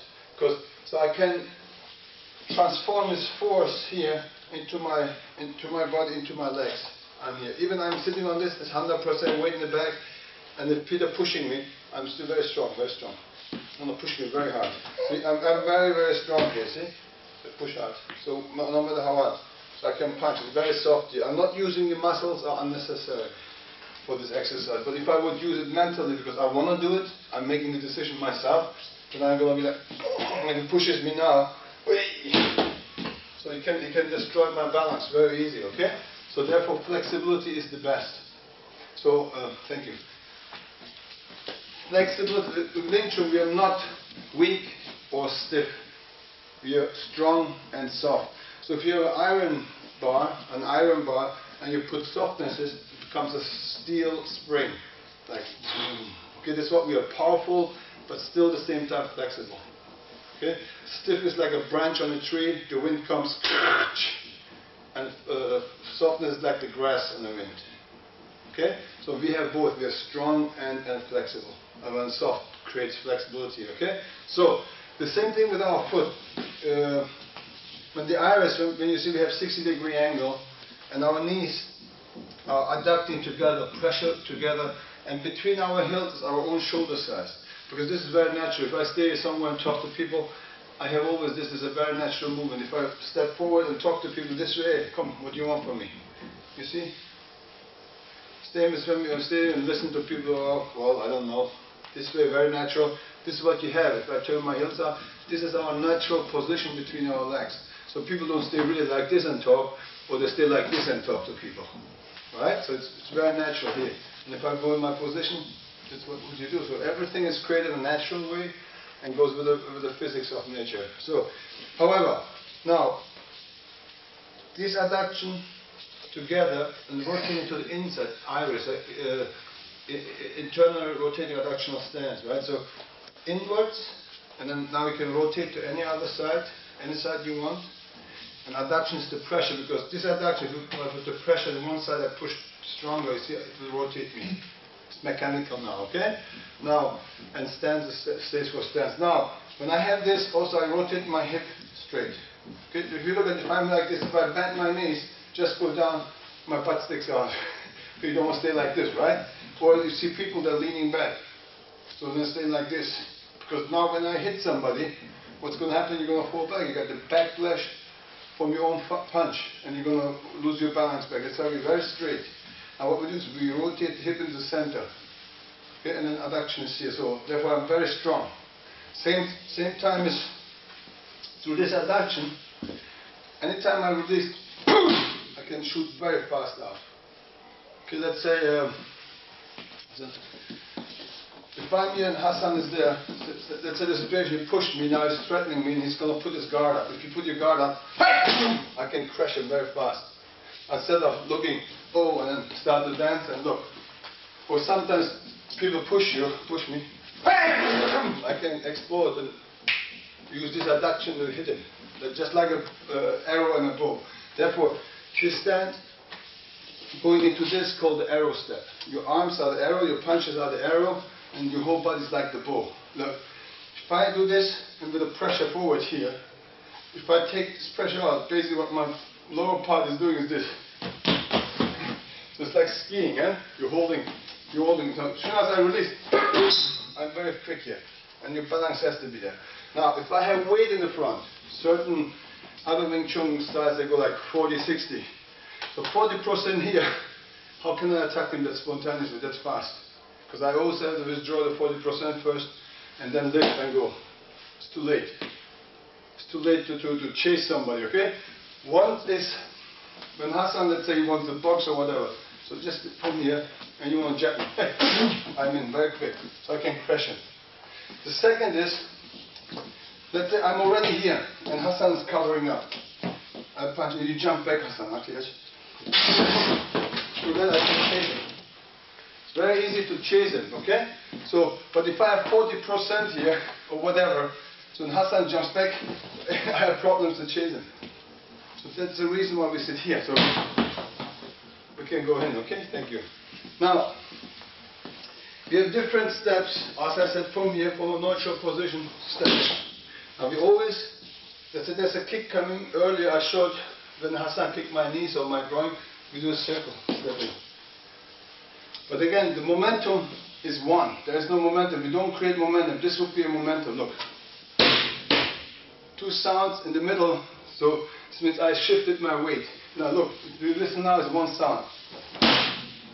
Both legs have moved at the same time. Okay? This comes from the adduction. If I do my step, some people have a very philosophical step. This looks like this. Huh? So you cannot fight like this. And also between the distance between my, or the timing between my foot, 1, 2, this is wrong. Takes too much time, okay? So therefore it's really in here. Now you have this step to advance. Once you're in the opponent,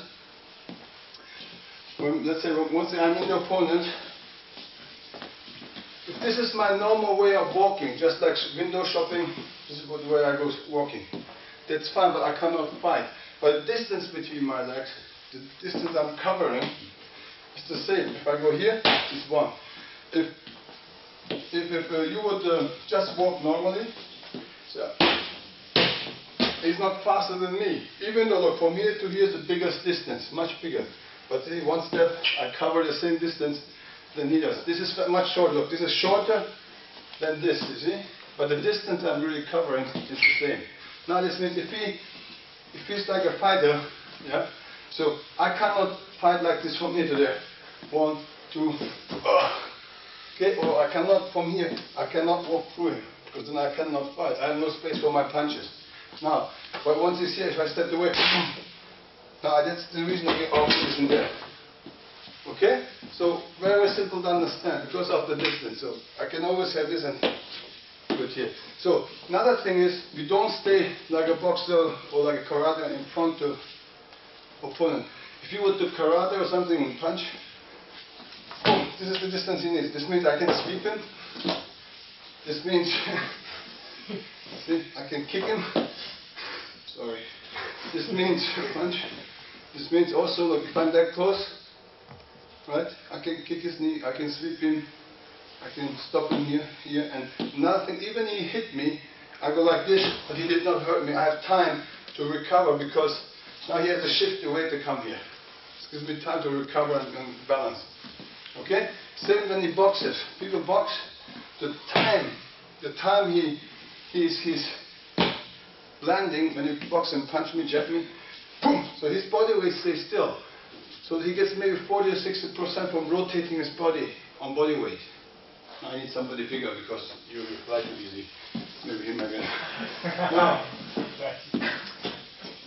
just relax. Now if you see him here, look, if I box, okay? So this is my rotation.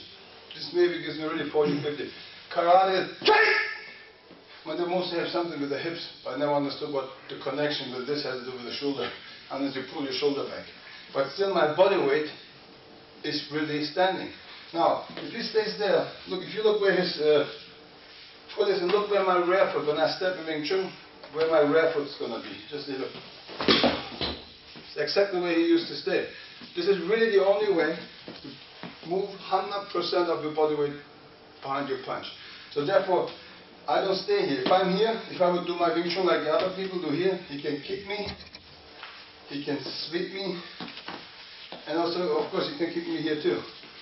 And this means my fist in Wing Chun ends with the one line with my toe. See, one line? So if I do this, 40%, so my foot is here, my fist is there. This means also I'm pushing. I'm not punching. So just don't worry, just stay. So when I go in, I don't want to have this old effect I have. So I want this. See, when I'm deep inside, first and second is, once I'm here, can you sweep me? Can you kick me? No. Okay? So at the same time, if I'm close enough to when you lift your leg to kick me, I can break his balance with my punch. Okay? So the other thing, of course, as I explained, so if he's there and I move in, have the punch, I can put my whole force into this. So I can really create, as a smaller person, as a woman or a smaller built man, very powerful punches. On top of it, we call it arrow step because I have more punches than like karate or like boxing. So if a boxer hits this time, he needs to catch his balance, get to the next punch. Okay, if he jumps, he's not going to wait, of course. Wing Chun doesn't matter. If I punch you, you just jump around, go. I can nail it. But if the same has happened in boxing, we box. You'll be dancing a lot. There's not much punching. You have to watch where it is, where it's opening. So this costs you not much energy. And if somebody's, in this case, taller, longer reach, you have problems. Okay? So, thank you. Now, this is the one thing. Next is, of course, sometimes the distance is too big. It's very simple. We use the normal way of walking, and then I can go to my stand. Okay? So let's say I'm here, and I'll cover this distance. Look. I'm here. Now same to the side. Look. Here. Here. So I will cover much bigger distance. This means if I have you, Hassan.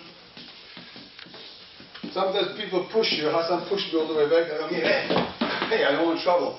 And then he's like shouting. He calls me. Hey, I don't talk about him. He's there now. Look, stay over there. Now from here. Hey! So I can go very fast in the stand. Okay? So just don't move. Look from here. One. He cannot kick me. See? I'm big distance. So even Hassan steps too. Here, with my second step I made. This is the passing step. So because I'm passing one foot. And here, now I'm passing it, and now I'm going to Wing Chun. And again, very deep in my opponent, okay? So, even this happens, you move, I'm here, and I go back into this. So the one to cover the distance, and then I go back in the first normal step, okay? Another thing is, if Hassan is here close, now, it's like a boxing, I punch him, Hassan jump very, very big. You see, I have problems over this. So, if he does, then you push this step in, if you go fast, you can never escape. Because when he opens very fast, boom, I can put this step in. So he has no chance to escape me. But this all has to do with Chi. Let's say I do this, I play a trick on Hassan. My pressure is here, this too. Boom. Oh, thank you. See, it takes too long time. Look, oh, what's happening? Boom. So, it's the idea of pressure, time. Remember dimension 4? Now, if we are here, Hassan put pressure and Hassan. Okay, or we're here and Hassan jumps much faster. So I keep the distance. I can use each step. One more time. If we step a little bit, I can go to normal step. Okay, so or Hassan jumps much bigger. I have normal step. I'm here. Okay, so you understand. And this is something. It's very good. I maybe have you guys practice a couple minutes. Just do this. Now you react, okay? You react, I jump. I catch you. So you do this, you give fifth broken. Too late, bang, thank you. Okay? So it's good reaction here. Boom, boom, boom, boom. Too big. Yes. Now I want you to understand fast but short or long distance. You have to feel it, okay? So I can do very quick. The idea is here, what you do is nothing else with boxing, and I jump out to do this, boom. So if you give the boxer that time, or the puncher, boom, you see? Now, there's the same thing. If I jump back and you're too late, so you don't let me go. Okay? You must be very fast now. You see, I have no time. It's the same if I'm boxing with him. If I jump back, Hassan, you see? You don't want to give him this time. Okay? And another thing is, with a big distance. Yes, very good. Okay, everybody, partner, just for 5 minutes. Do it and bam, bam, bam, okay? Let's go. So, okay, that's good. I'll leave you a couple of minutes alone and you go like a couple of times. Somebody jumps and you react to that, okay? Let's go.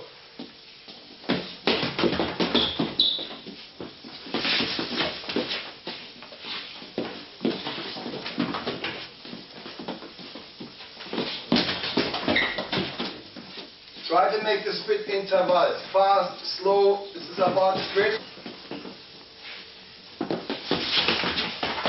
distance. So he has to make the other step. Okay. So okay, now some correction. The person who pretends to be the other guy. He has some. It's very very important. Okay. So if you maybe you guys go a little bit down here. So don't look at combined. So now when we do this.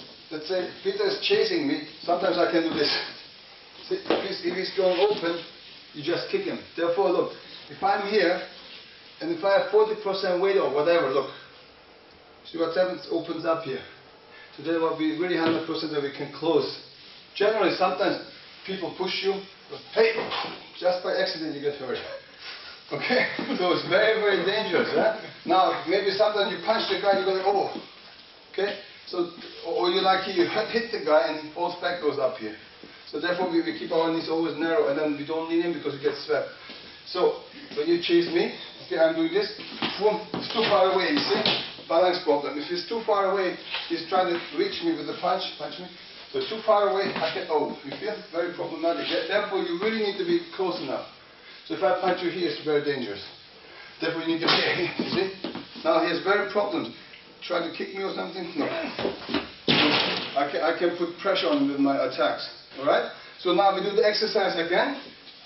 And then the person who jumps back, kicks, sweeps, and if the head falls down from the Wing Chun person, slap it.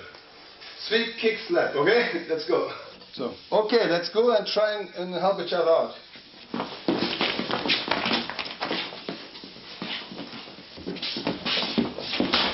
Hassan, this was too late. Faster, okay? So you can take this to drop this balance. You keep your hands up. You see how you're dropping? Keep your hands up. Yeah. Don't try to do this. Okay, go BAM! Immediately from here. Okay. Use your punza immediately to move. Yes, much better, much better. Very good. Don't give your opponent a single chance, okay? Yes, happens. Yeah.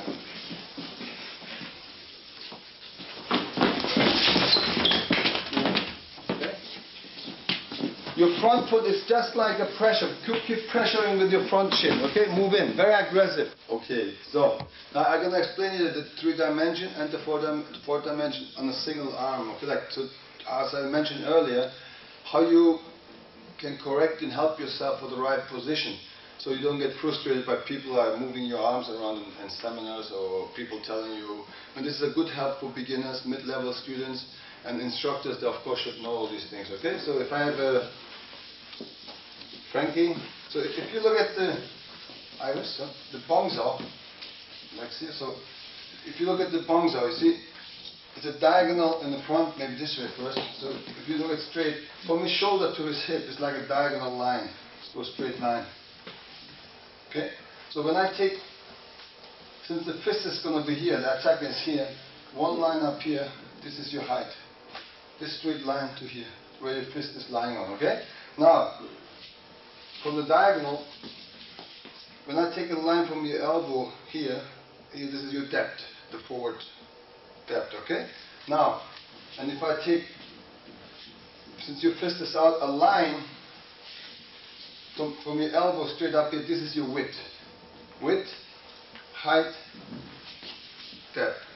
Okay, so you have the 3 dimensions, but your pressure forward is time. Yeah, it's energy forward, you see? Therefore, because we're sticking. So remember the term of sticky hands? So because the pressure to each other makes your arm sticky. Because if he's soft, if he drop, so you don't stick. Boom. Same for me. If I take, his pressure goes off, so you cannot stick. Or if you push your elbow but take your hand back, now you see, you cannot stick. Then I have to move in. Alright, so if you both are forward, now, if you still keep pushing forward, now I can, just keep pushing forward, now I can rotate him. Now see, now he's sticking here. If I go back, he comes back. Boom, like a spring. Boom, boom. If I go this and drop here, boom. Very easy, you see? Very, very easy, yeah? So, now, same thing on the tanza. If you have your tanza, 45-degree turn. So this is like in the assumed tower, remember this position? And he just turns, right? So in this case, he's being attacked, of course, this tanza. Okay, now, so, okay, you're here, now you just rotate. Ooh, so 45 degree. So now the fist is here. If I take a line here, this is your width, not this side, it's this side, because I'm attacking from here, right? Now, since it's here, if I take a line here, this is your height, and this is your depth again. So you understand, you have all the 3 dimensions. The pressure forward is your time. Always wanting to go forward. So no matter if it's, thank you, if it's a chamza, it's the same thing. Like if I'm chamza without, so the elbows a little bit sinking and out. So he's very slow. Since he's here, if I take a line here, this is my width, very small here in this case. Right? So this is my height from elbow to up here. And of course, this is again my depth. So in 2 hands, you have both hands. You have to apply the whole 3 dimensions onto from shoulder to shoulder. 1 is just the arm. So you have the 3 dimensions everywhere. Everywhere. Okay? So unless you execute, when you lock it, then you're executed already. But then you hit already, attack the person. But in a relaxed position, we have all the 3 dimensions. Okay? And as you see before with the foot with the kicks, we have the same everywhere. So the center line is very, very important. So the idea here is also that somebody attacks you. When we fight, we always say you fight frontal. Frontal means, okay, we face. Why? Most people do this, conventional martial arts, they will mostly start sideways or this or this. So the problem is, they say, oh, if I stay like this, I have only this part, so they cannot hurt me. But the main problem is if you stay like sideways. Well, the problem now is they forgot that they have round kicks now, they have hook kicks, they can do everything in straight punches. So they have to, all of a sudden, they have to protect 3 sides. So therefore, since you know this, he wants to attack me and hurt me. So I really give him, that's what we mean by being frontal. I want to give him what he wants to attack. It's somewhere here in my trunk, all my vital organs. Through that, I push him in a position to attack me almost solely straight. So you could give me a snap kick, easy, still human, punch, boom, or like a boxer or whatever, okay? So now, if he punches me, okay, look, this is what therefore I can use my wedge. But later on, or he kicks me, I can use my wedge here. Same thing, you see? But why we don't stay sideways like most other martial artists? They think always because when they stay like this, so they cannot attack him here. But what they always forget is that they have round kicks, they have hook kicks, okay, they have jabs, so they have to protect three sides. Now they have to really like a windshield cleaner, block with their arms all over. Now, when I do this, so why should he kick me on my arms or my muscles to waste energy? Right? So he wants to kick me, so he will kick me here to hurt me, okay, or a side kick. But why roundhouse kick here? He will kick me maybe on my head, but this is for me easier to defend now. Okay? So because my protection. Now, another thing is, look, since I'm the target, so we both have a center line. So what he does is, if he punches me, maybe with this hand, so he punches along the center line. So what I'm doing by rotation, I'm out of his center line. So this was our joined together, both of our center line sync. Now if I turn, now see this is my center line here now. His center line after his punch is over there. So this means both of my limbs, or my three limbs, can attack him now. But he can't, he has too long of a way, and he's very imbalanced with it. I can break his balance very easy. Because all his energy goes this way. If you look at thank you. If you look at people who bench press, okay, this is the way you do it. This is our punch, very tight. So if you want to do, you have a lot of power here. So when you do this, you have less power.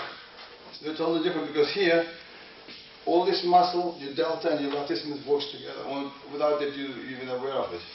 So all this muscle together. But if I open my elbow and push, this is totally soft. Okay? So and this is a little softer. But if you do this, you feel all your triceps here. All here, it all works together, and then you can punch much better, and it's straight, okay? So you also protect while you attack. And here comes the old saying, your best defense is your own attack. So instead of blocking, let the other guy be defensive. So we attack, we're all the time very offensive. So let the other guy be defensive. Because if he attacks me, I attack him back.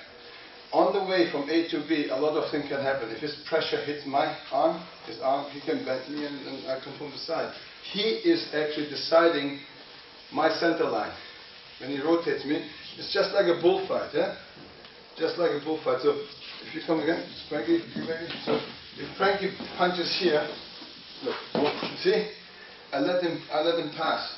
So just, even I have the red shirt on, just imagine my arm is the towel, okay, the material, like a bullfight.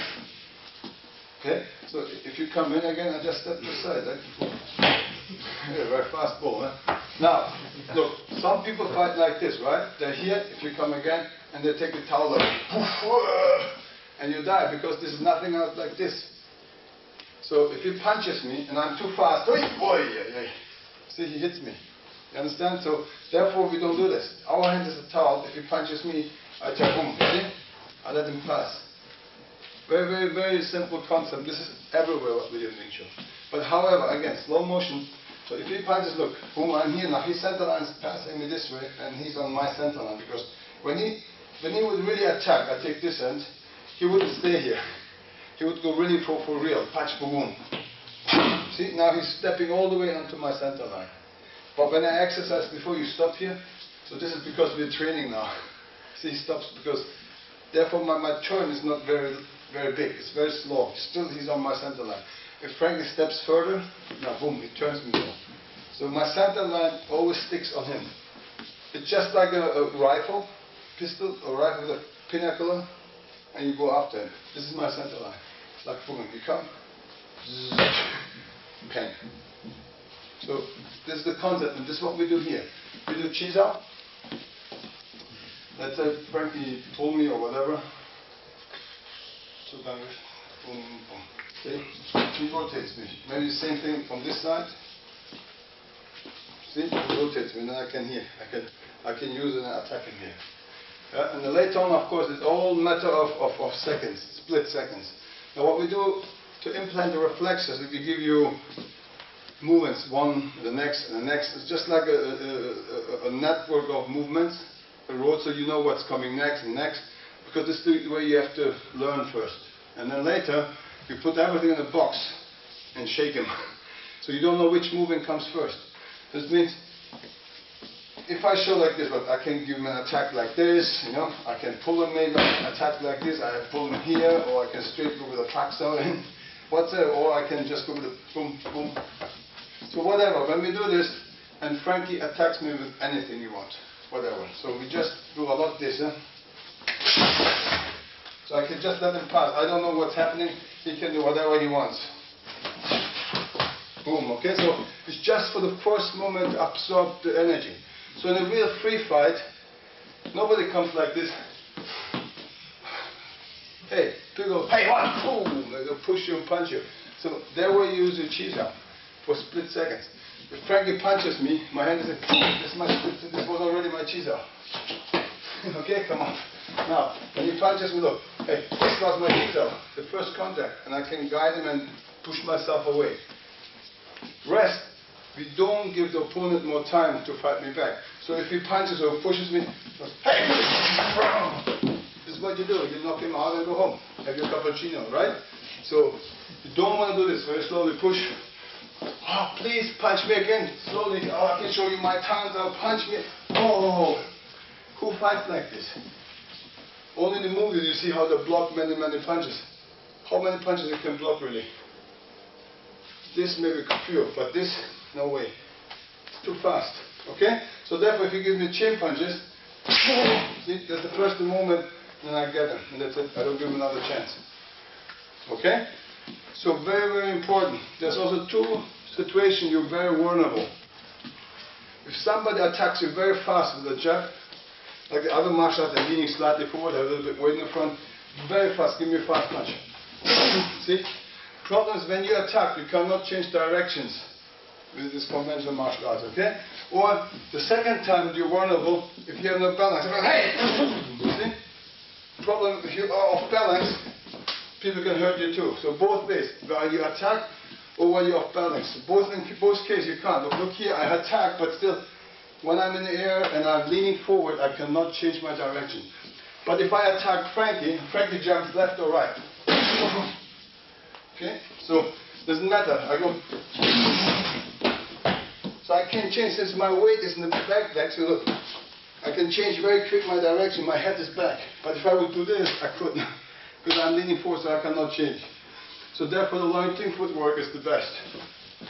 But many people cannot understand how you can stay 100% here. Many people, they do Chizo, they do this.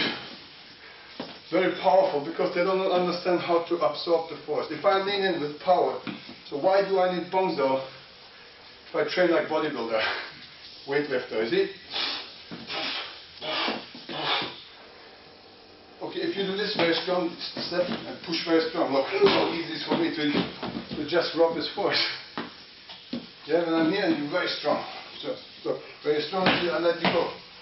If you're stronger than me, push it, okay. So go like this, okay? So therefore be very high and then understand how you can be so soft. That's exactly why. Because I can, through flexibility, I can take the big force away. You understand now? Yeah? Well, if you look at it, Tai Chi has principles. If you push me, Tai Chi, they use your force and push you. Because that's what they do, but only if you attack like this. If you attack me like Wing Chun, no, hey, this is not Wing Chun. This is leaning forward, okay? Just attack me like Wing Chun. There's nothing to take, because you're here. I only can do when you do this. Look, if you just one step, one punch. You're still here, you see? But if you do one step, one punch, but you lean in. Now look, now you see, I can use your body weight. Do you understand now? It's very, very important to understand balance, distance, and the timing. I'm not saying if somebody don't move, I punch you like this from here. It's a very powerful punch, of course. If I punch you with this, if you're like a dummy and stay there, it's your problem. But why should a small person punch like this being open? Look, if you box this very slowly, then you look like this. Because you have no protection. Therefore they have to dance all the time, they have to hide. But in mixture, if you punch me, whatever, I have my protection. Because of my wedge, because of my center line theory, the way I line up my limbs to protect myself. And this is what you do actually in Chiza. So Chiza is nothing else, like rotation. See my thread dimension, if I took double bongza, you see all the 3 dimensions? Width, depth, height, from this elbow to this elbow. Boom, or I have foxa, doesn't matter. Okay? So, and this is what we do.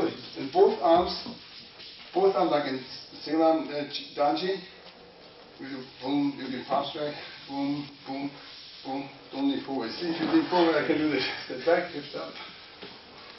Okay, boom, boom, boom, boom, boom. Maybe change, yeah? Boom, boom, boom, boom, boom, boom. Okay, now here you have the 3 dimensions. You have the pressure forward dimension. Now we have apply. Same technique I did with this arm, but we don't look the same. Now you think double palm, boom, double boom. Now this is synchronized, you see? But nobody does this. In real fight is not like that. So that's why each arm does something. Look, while I'm in bone here, I'm in fork here. I boom, see? Now that's why this is where each limb don't know what to do.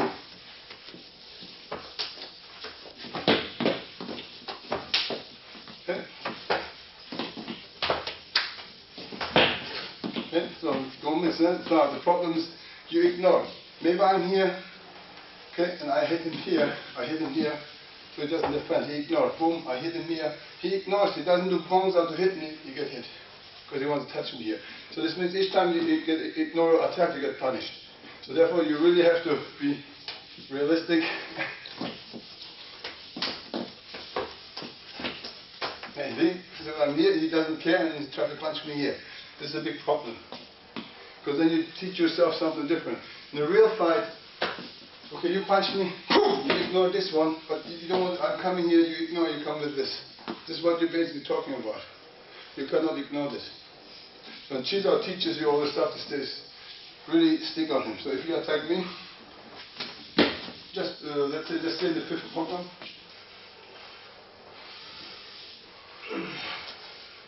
I like the arm, just like boom, boom. No crossing arm, just this, see? Very difficult to attack for him. And balance, you see the balance?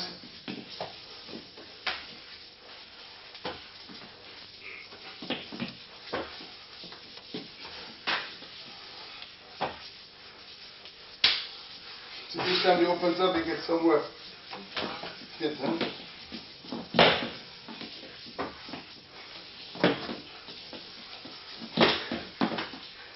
Very, very difficult.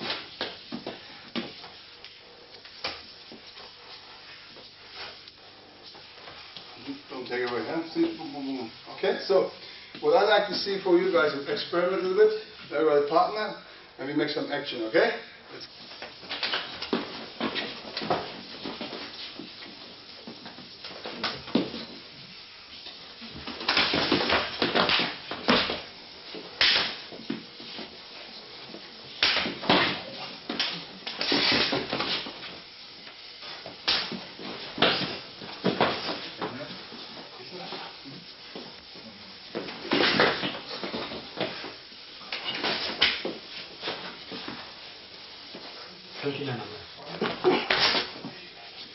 So, okay, so that's pretty much the little idea for you how the general center line concept is applied to the Chiza, the 2-arm, which we should call Ponza.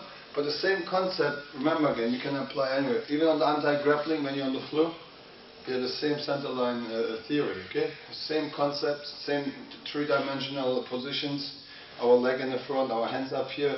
So nothing changes. So once you understand this, you can really help yourself to correct your positions. So you don't rely on people always doing this and that. I mean, you're always instructed to advance, get corrections, but generally for a mid-level student or something, it's very, very frustrating to go places and people are really moving his arm around and say, you here, you there, and then I get confused and it's not fun. So it's very, very important that you understand how scientific Wing Chun is being developed and how scientific Wing Chun is working. And this means there's one mathematics behind everything. So the theory people give it to you when they teach you the example have to be according to the science of Wing Chun, which is physics of nature, okay? Which is Taoism. All right? So I hope you enjoyed this class, and I'll see you soon somewhere, okay? In this planet. Thank you very much.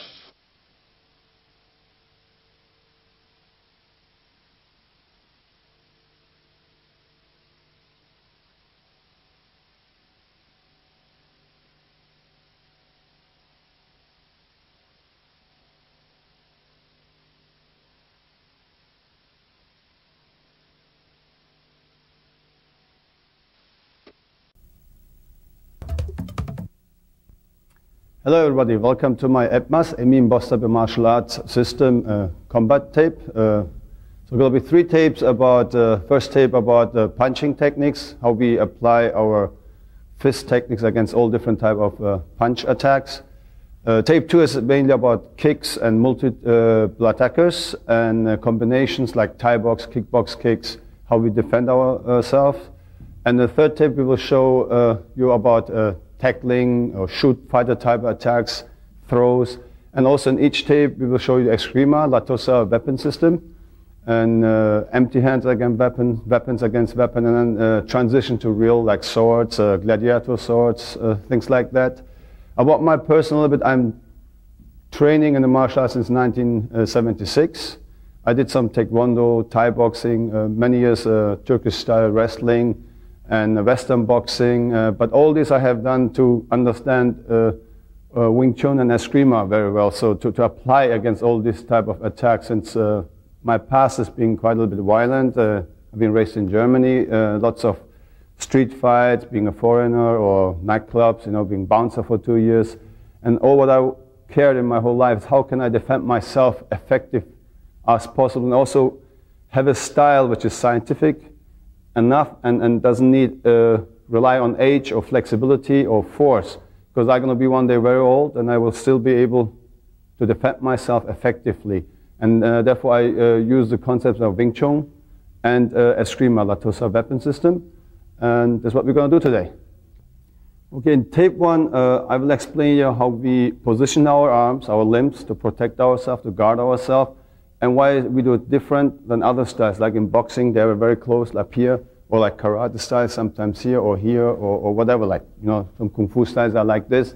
So you have to understand also the scientific background of the Wing Chun system. So the first logical thing you have to understand, or the thought you should have, or question you should ask yourself is, what do I want to protect?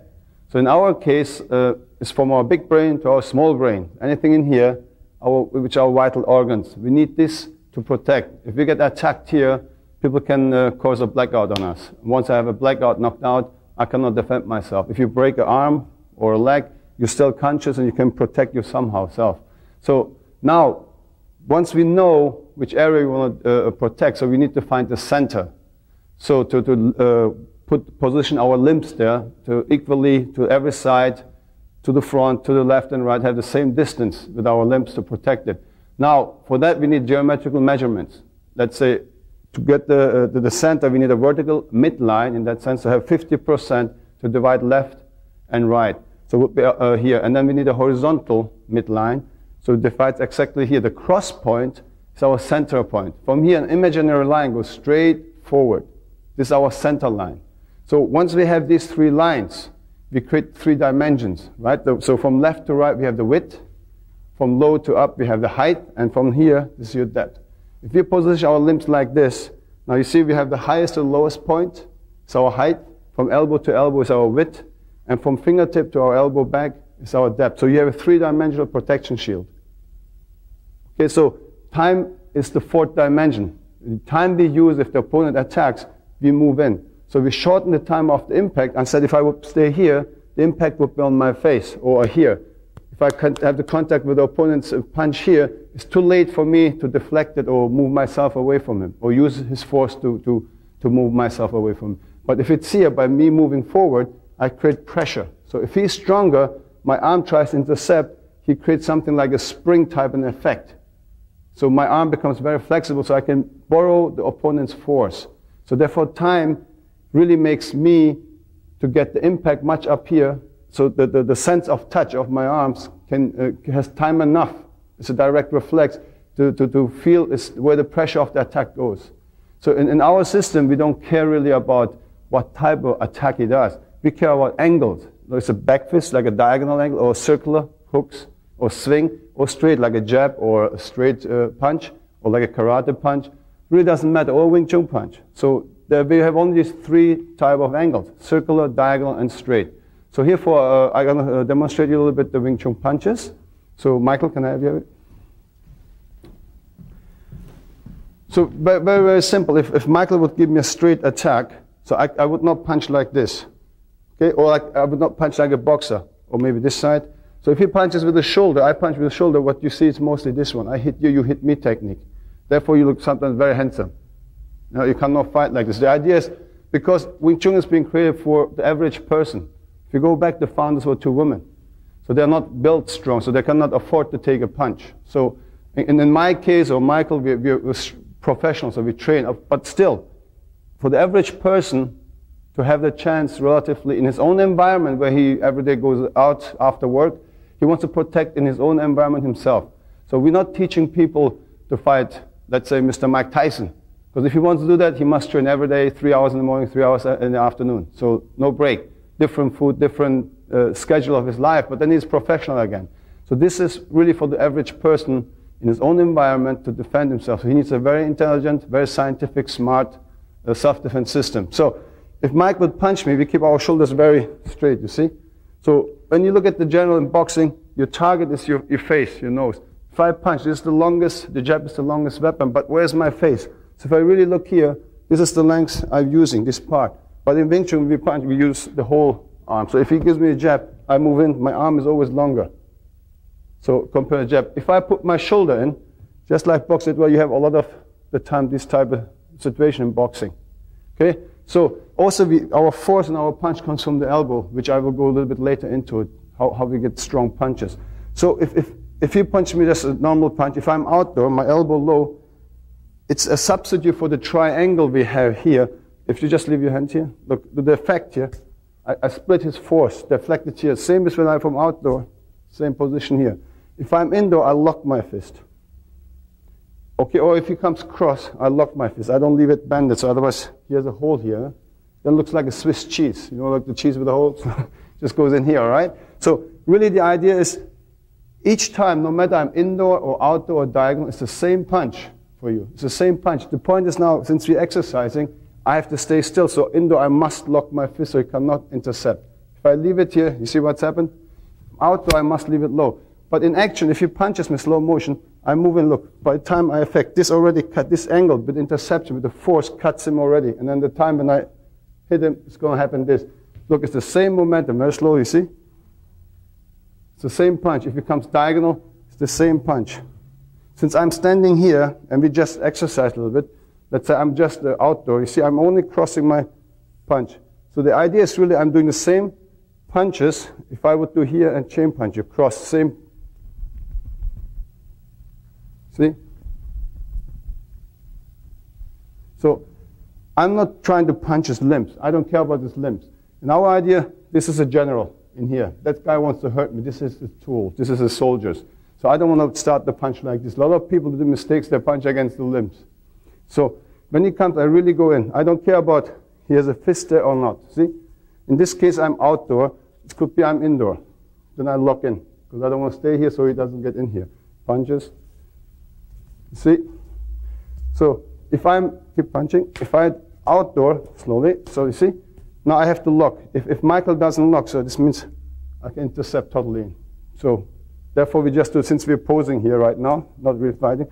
Also what you learn once you have learned these punches is also to learn the balance forward and backward. So if I do this, you see? So this is very, very difficult. A lot of people just punch in the air. You need to do lots of partner exercises where you can emphasize force. A lot of people do lots of aerobics, as I mentioned. They punch here, make steps. It's all fantastic. Drills are good to get a very good coordination. But more important is also put force. You have to deal with force, how you can absorb or deflect the force. And the last thing in any exercise we do here in our system is anger. because a lot of martial artists don't practice that last issue was happening in the street is anger, because this is a component you cannot calculate. Even a small person is angry, he can knock out a very big person, because if he has the willpower, the anger, you never know how big that anger is. So we try to put this in. Okay? The only thing we don't do is punching for real. So also, to exercise this, later on we put our foot forward. It's the same thing. This is basically just control. Let's say he's a boxer and jabs me. I can control his legs. So I can control or cross the other way around. So I just, no, it could be a kickboxer, not just a boxer. Maybe he wants to move in and do something. So I can be safe. He doesn't kick me. Or I'm here, he doesn't kick me. If you see a lot of martial artists, if you go in, and then bang. Okay, you see lots of these things that come with the knees. So this is also preventing us. We have the absolute control over our opponent. So if you just step with this, maybe it's better for the angle. See? So I want to do this and hit him maybe, or just with a punch. Okay, so I can control him. If he wants to kick me here, I can see what he does or feel what he does. So all in Wing Chun has to do with sense of touch. It's very, very important. So what I'm going to let you do is to watch a little bit when Joe and Michael does this with the steps, just chain punches, no kicks. So just do it together, just the punches first program. Okay. Start slowly and then go a little bit faster. So here you can see if he doesn't lock his elbow inside, so Michael rushes in. We just practice normally. Try your best. Okay. And if the force is too strong for Joe, he can switch around with his legs, just angle. So you start to get flexible. So your balance to the left, to the side, to the front is stabilizing here. Okay, stay more in the middle. Yes. Another thing is, after this, you see how much he has to deal with the balance, going left, right. Okay? And the most important thing is, you don't try to get here in the problem that to hit the guy's limbs. Always hit this computer, always hit his head. Okay, thank you. So another thing is force. Also, when we just do this, and let's say Michael is indoor, and he tries to really lock his elbow. So I use my elbow force. I'm very, very relaxed. If I punch, this is very soft here. It's all our force comes here. My fist is very soft. It's like a little bird here. You don't want to squeeze to death or don't let it go. Just keep it very relaxed. Also, when I punch, it's all is here. It's not. We don't punch with the fist.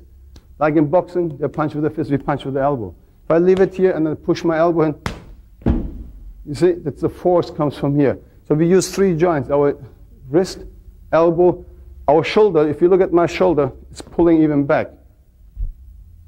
See? So it's not like this. So this would be a push. So by pulling my shoulder back, my joints are not grown together, the bones. They're like held by tendons and muscle, very flexible.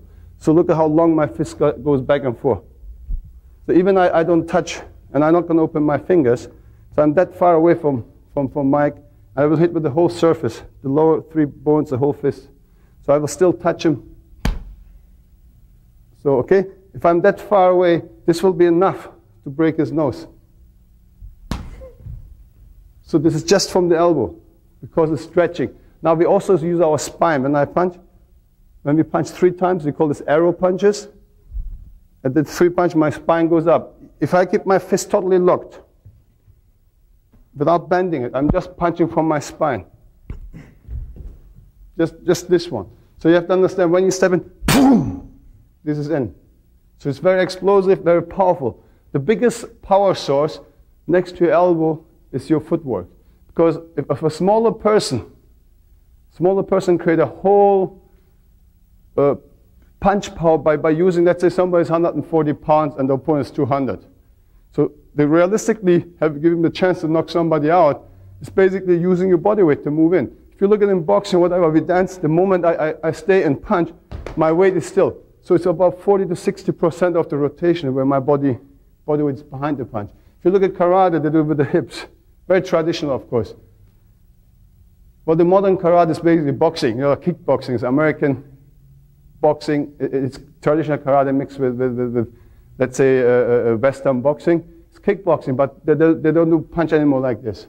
So they punch like boxing. But still, if you use your hip, it's maybe 20% of your body weight behind. So in Wing Chun, if you look where just Mike stands, look at my rear fit. So look where he says it's really 100% body weight, exactly where he used to stay. So it's 100%. This gives a smaller person, a woman, or nowadays, look, the profession of us changed. A lot of people are sitting in offices, more like a service type of jobs. The computer, they don't have the exercise like we used to have. Old days, people work in factories and, you know, like really construction. More and more people sit at homes and offices. So the physical thing changes, and people don't have the time, maybe 2 times a week, for 1.5 to 2 hours to exercise. Because they have family, they have other hobbies, whatever, traffic. To get from home to your job takes you about 12 hours, 10 hours. If you work 8 hours, 1 hour lunch break, you need 1 hour ride. In LA, you need 2 hours ride with traffic. So you have to understand the whole thing. So people have maybe maximum 3 times a week, mostly twice. Because they have other things. They have girlfriends or whatever, girls have boyfriends, whatever. So we have to think all these things. And this person wants to defend himself or herself. So very, very important to have a realistic time frame, a realistic system, scientific, enough to make the physical abilities to use it to defend himself. So when I do the same thing, just I'm going to be very easy. So when I step in here, or even halfway, it's enough power,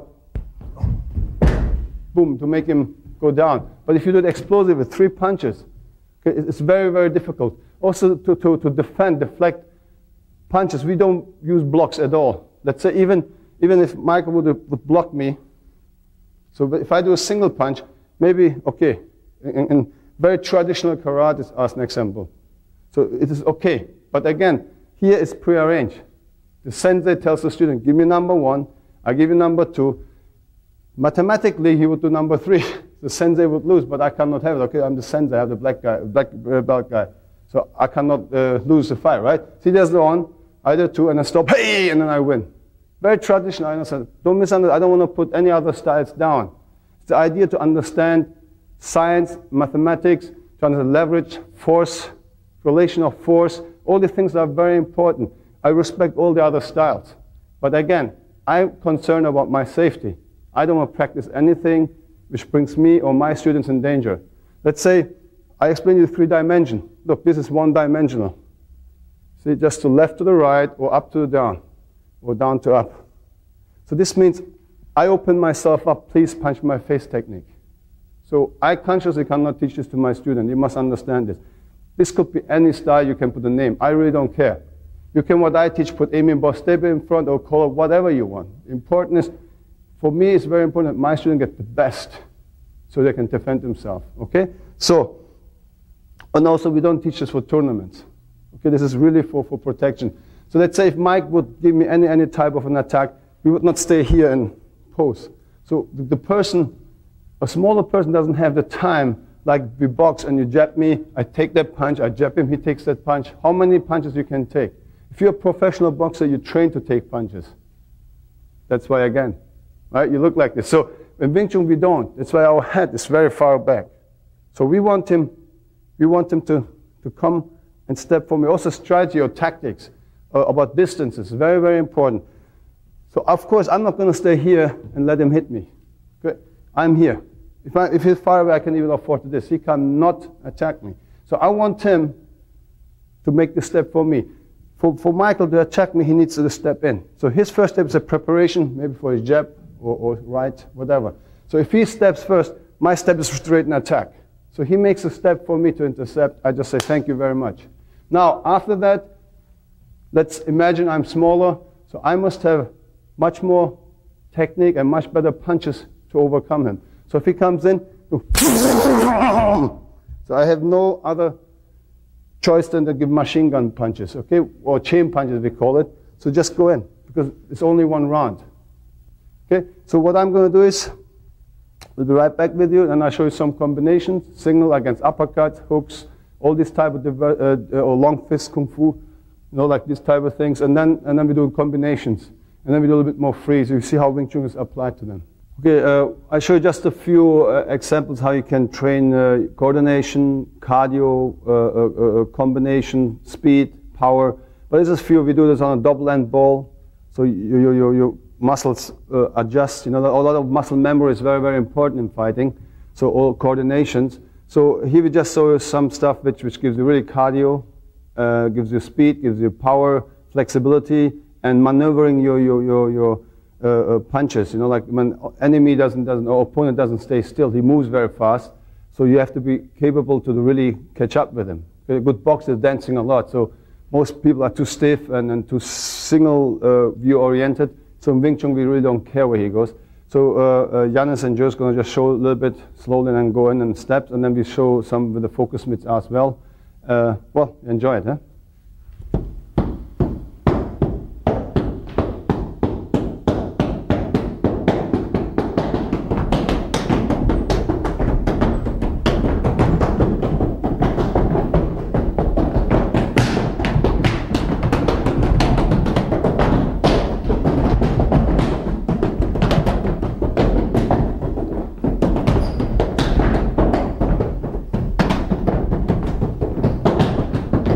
Okay, thank you very much. So Michael, if I have you.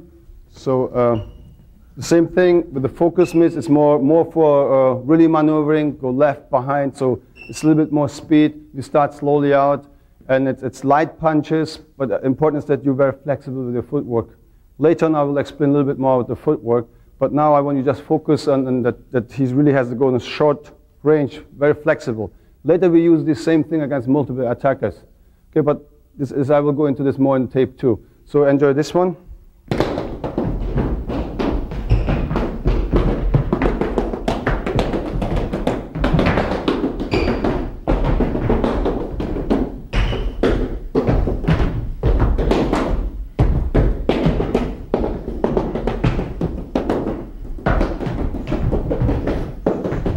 Okay, thank you very much. So, as you can see how dangerous he might be with his hands, we also use, of course, our legs, if it's a boxer or whatever, what type, Michael, type of an opponent you have. So this is always your advantage again. So if he tries to punch me, I can kick him first, slow motion maybe, move in, or same thing again. See, go all the way through. It's very dangerous. I don't want to be too explosive here. He comes. You can stop him here, or whatever combination. You just went right in there and attack him. So all these I will show in tape 2 a little bit more intensively. So I mentioned something to you about sense of touch. So we have this special method which calls Chizao.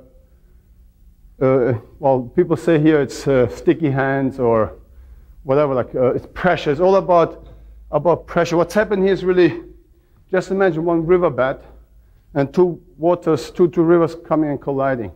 So the one river, the stronger with the stronger pressure, doesn't immediately take the other one with him. What's happened really physically is when they collide, it's like a fountain, and then the stronger will overlap. But still, the weaker one tries from underneath, much as he can, to push pressure. Doesn't immediately follow, right? So what's happening is here too. You see, if he punches, I punch, I not immediately give in. I still try to go in and intercept. Even he becomes stronger. You see what's happening is he's deforming my arm. It's all physics, all action of force. So if he moves in, he moves, then he rotates me, see? But my pressure still wants to go if he drops his fist. So if he does a little bit more fast, boom, so it continues. Okay, so it's all really physics again. The whole system is scientific. Everything I explain must be mathematically, scientifically explainable to you. Otherwise, it's not real Wing Chun. Right? There are lots of different Wing Chun styles. Let's say if he gives me a punch, some people have a solution. Look, 1, 2, 3, 4. This is, you can say it's Wing Chun because the techniques look like. Okay, and also technique is not important for us. It's more the concept, how I apply my limbs to this situation. So a lot of people have techniques. Let's say you see very traditional other style. They have a knife. Just cut a knife, please, quick. I'll show you something and you understand a little bit better what I'm talking about.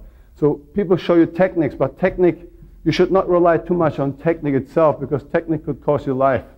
right? So because it's a combination, prearranged movements are techniques. So if Michael attacks me, like say, very traditional people like in Jiu-Jitsu show you something like this, bang, and then they go here, and he taps out. Well, the problem is if he does the same thing, maybe the student does this one. So it's, you know, the technique doesn't work. Same again with a punch. If he punches, I do this, 1, 2, 3. This is terrible Wing Chun. But if he punches me, maybe I do this and he punches me second, maybe it looks like this, 1 against 1. It's better Wing Chun. But the best Wing Chun is, let's say he gives me a paksa, we call, and punches.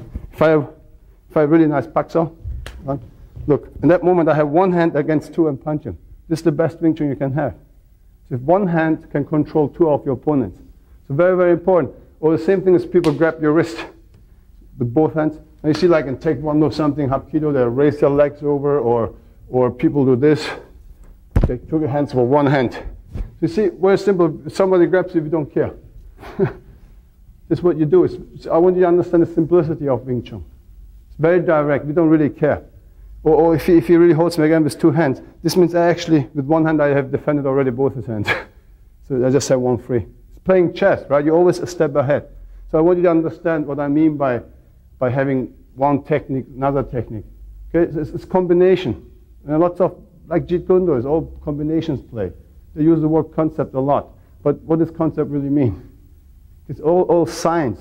You have to go with the science. So Wing Chun is created. Anything after this is just a method. Methods may work, may not, but the system always works. There are internal, external systems. Look, when we do Chi-Sao, it's quite internal. It's all Chi-Sao movements. But I can use the same movements against external attacks. So when somebody comes in my school, they don't want to fight against chain punches. They don't want to fight against Wing Chun type attacks. They're afraid of against swings, headlocks, pulls, eye gouges, kicks. Very simple things people can do without martial arts. Hey, look, you're in a bar, you're drinking your beer, and somebody goes, hey, what is wrong? Boom, he gives you a headlock. He doesn't need any martial arts for that. This is what you do in school. Or say, oh yeah, you're talking to me, pang. Gives you a straight kick. Any old man, anybody can do that. So what I'm saying is this is the most fear people have. Right? Or just grab your hair. So, or grab your shirt. Things people don't need to train. And this is basically every human being out there could be an opponent. Could be extra dangerous to you, grab you with anything without any prior training before. So this is what people come for. So we apply this. If he gets me in a headlock, boom, I know how to do and defend it. Same concept. If he gives me a swing, boom, it's the same technique. But if his swing becomes a headlock and pushes, so I go behind. So what? So you see, the exercise we do is the same, no matter holding or punching, grappling or kicking. A roundhouse kick or a hook, like look at the swing, punch. Look, pang, pang, pang, pang. So he's giving me a roundhouse kick. Why should I change my concept? Why should I change my concept? So all this mixed fighting stuff, it's good, keeps you fit. But the point is, each time you have to change your concept of the approach. So if it's a kicker, I have to stay like this, or if it's a puncher, it's like this. If it's a grappler, I have to do this. A real fight is split seconds. So fast, you don't have time to change your concept. So you need a concept which goes all the way through. So that's why it becomes a system. Against your own or with your own style to support you, become better. And then mainly, the first thing should be always provide you, defend you getting external things, the everyday attacks out in the street. And once you master that, then you will learn the art itself. Then you can go and do it against or with your art, not against your art. So, and one of these methods we call Chi-Sao, as I mentioned, it's implanting reflexes. And the physics I explained you with the riverbed, the pressure. So all what's happened, so we have constant pressure here. Of course, in the beginning, the student learns how to position. And here, again, I apply the center line theory. Our center line theory with this one, the 3 dimensions. If you really look, our circle goes this way and this way. Tai Chi stuff, they have wonderful stuff too. They have, but they go like horizontal. So you have this part open. So Wing Chun goes vertical. Since I'm here, from here to every direction, from this center, it's the same distance. And then with the depth, I have this circle. So, and this is what I apply here. If you look at, depth, and I have the horizontal. So this really covers my trunk. So, and it's all about sensitivity. So this is not visual. It's a direct contact, a direct reflex. You mean your nerve system reacts immediately here. Doesn't it go, when he punches through my eyes, I think you make about 16 decisions. And you ask, your right brain is responsive to your left side, vice versa with the other side. So you have to recognize the punch. Even he lifts a fist. Now you have to see, oh, is this a straight punch? Could be a swing, could be uppercut, could be a diagonal. So for me, I can go boom, I can go straight, or maybe I can go low. So the decision is split second. So that's why visually you have very, very difficulties to defend that. So therefore our limbs are very up here. If I stay here or here, look, hey, let's say I want to hide in a nightclub or a restaurant. I don't want to look aggressive. Look, the guy pushed me maybe. Say, hey, come on, leave me alone, man. I want to look passive. I want that the people, witnesses, also see, look, hey, this guy's not aggressive. He shows, I don't want to fight. But if the guy comes, I can do everything I want. If he moves in, pushes out somewhere, you see, I can do whatever I want. So the same thing you learn here. So really, it's all about defending yourself on the street according to laws. We live in a civilized world. So we cannot just go and chain punch people like asked you so earlier. I just cannot go and beat somebody to death. That's not what we're teaching. We teach you also to control your anger too, because this is, again, most thing. Anger is something, if this comes out, my God, take your legs in your hand and run. Okay? So you don't want to just be a monster and fighting people. You want to also learn to control. And again, here, it's all about sense of touch. Here we implant the person.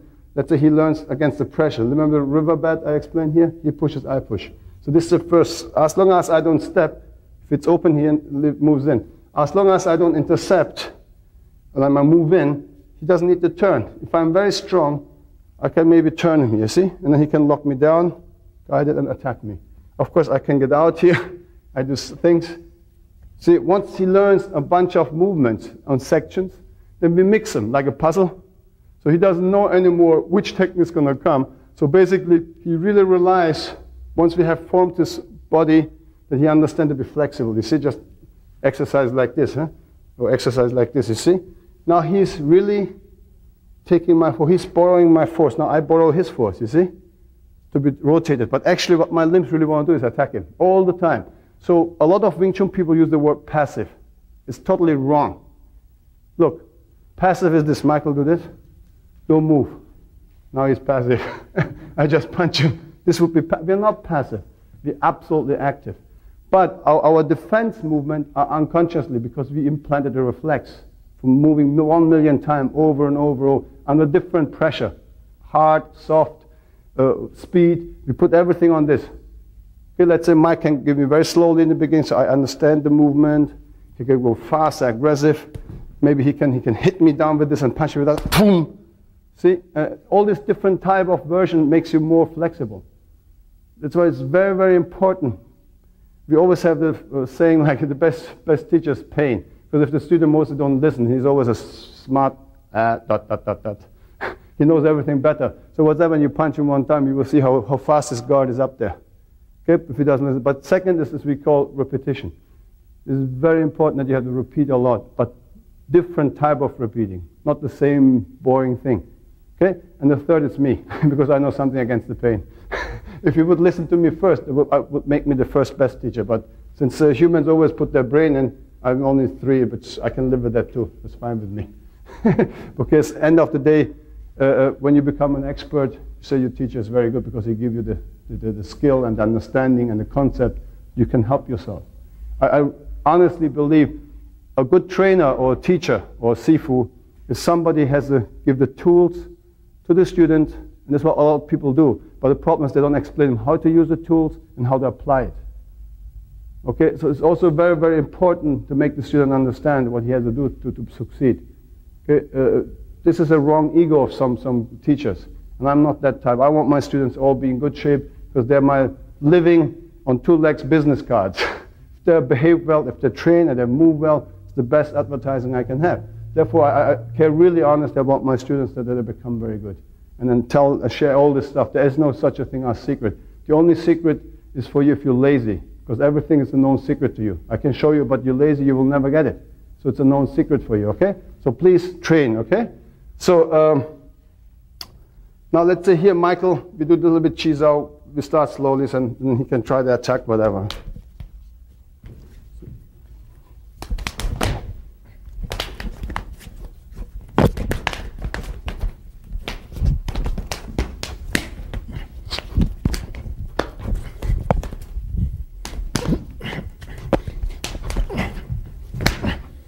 You attack me.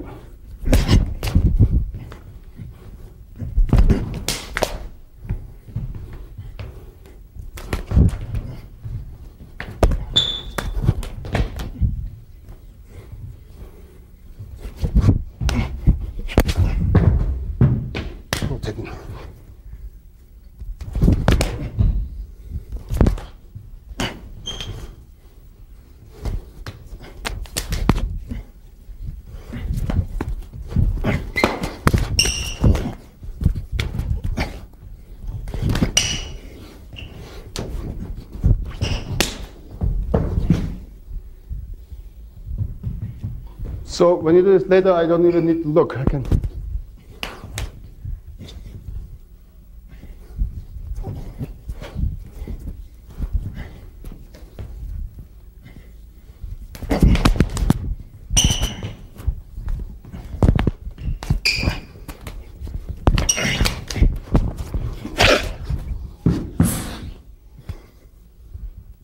Okay, so you can see it really doesn't matter, and you see me very relaxed, flexible. I don't care what he does. This is what you want to achieve. But again, it looks easy, it's very difficult. Because exercise, exercise, exercise. Okay?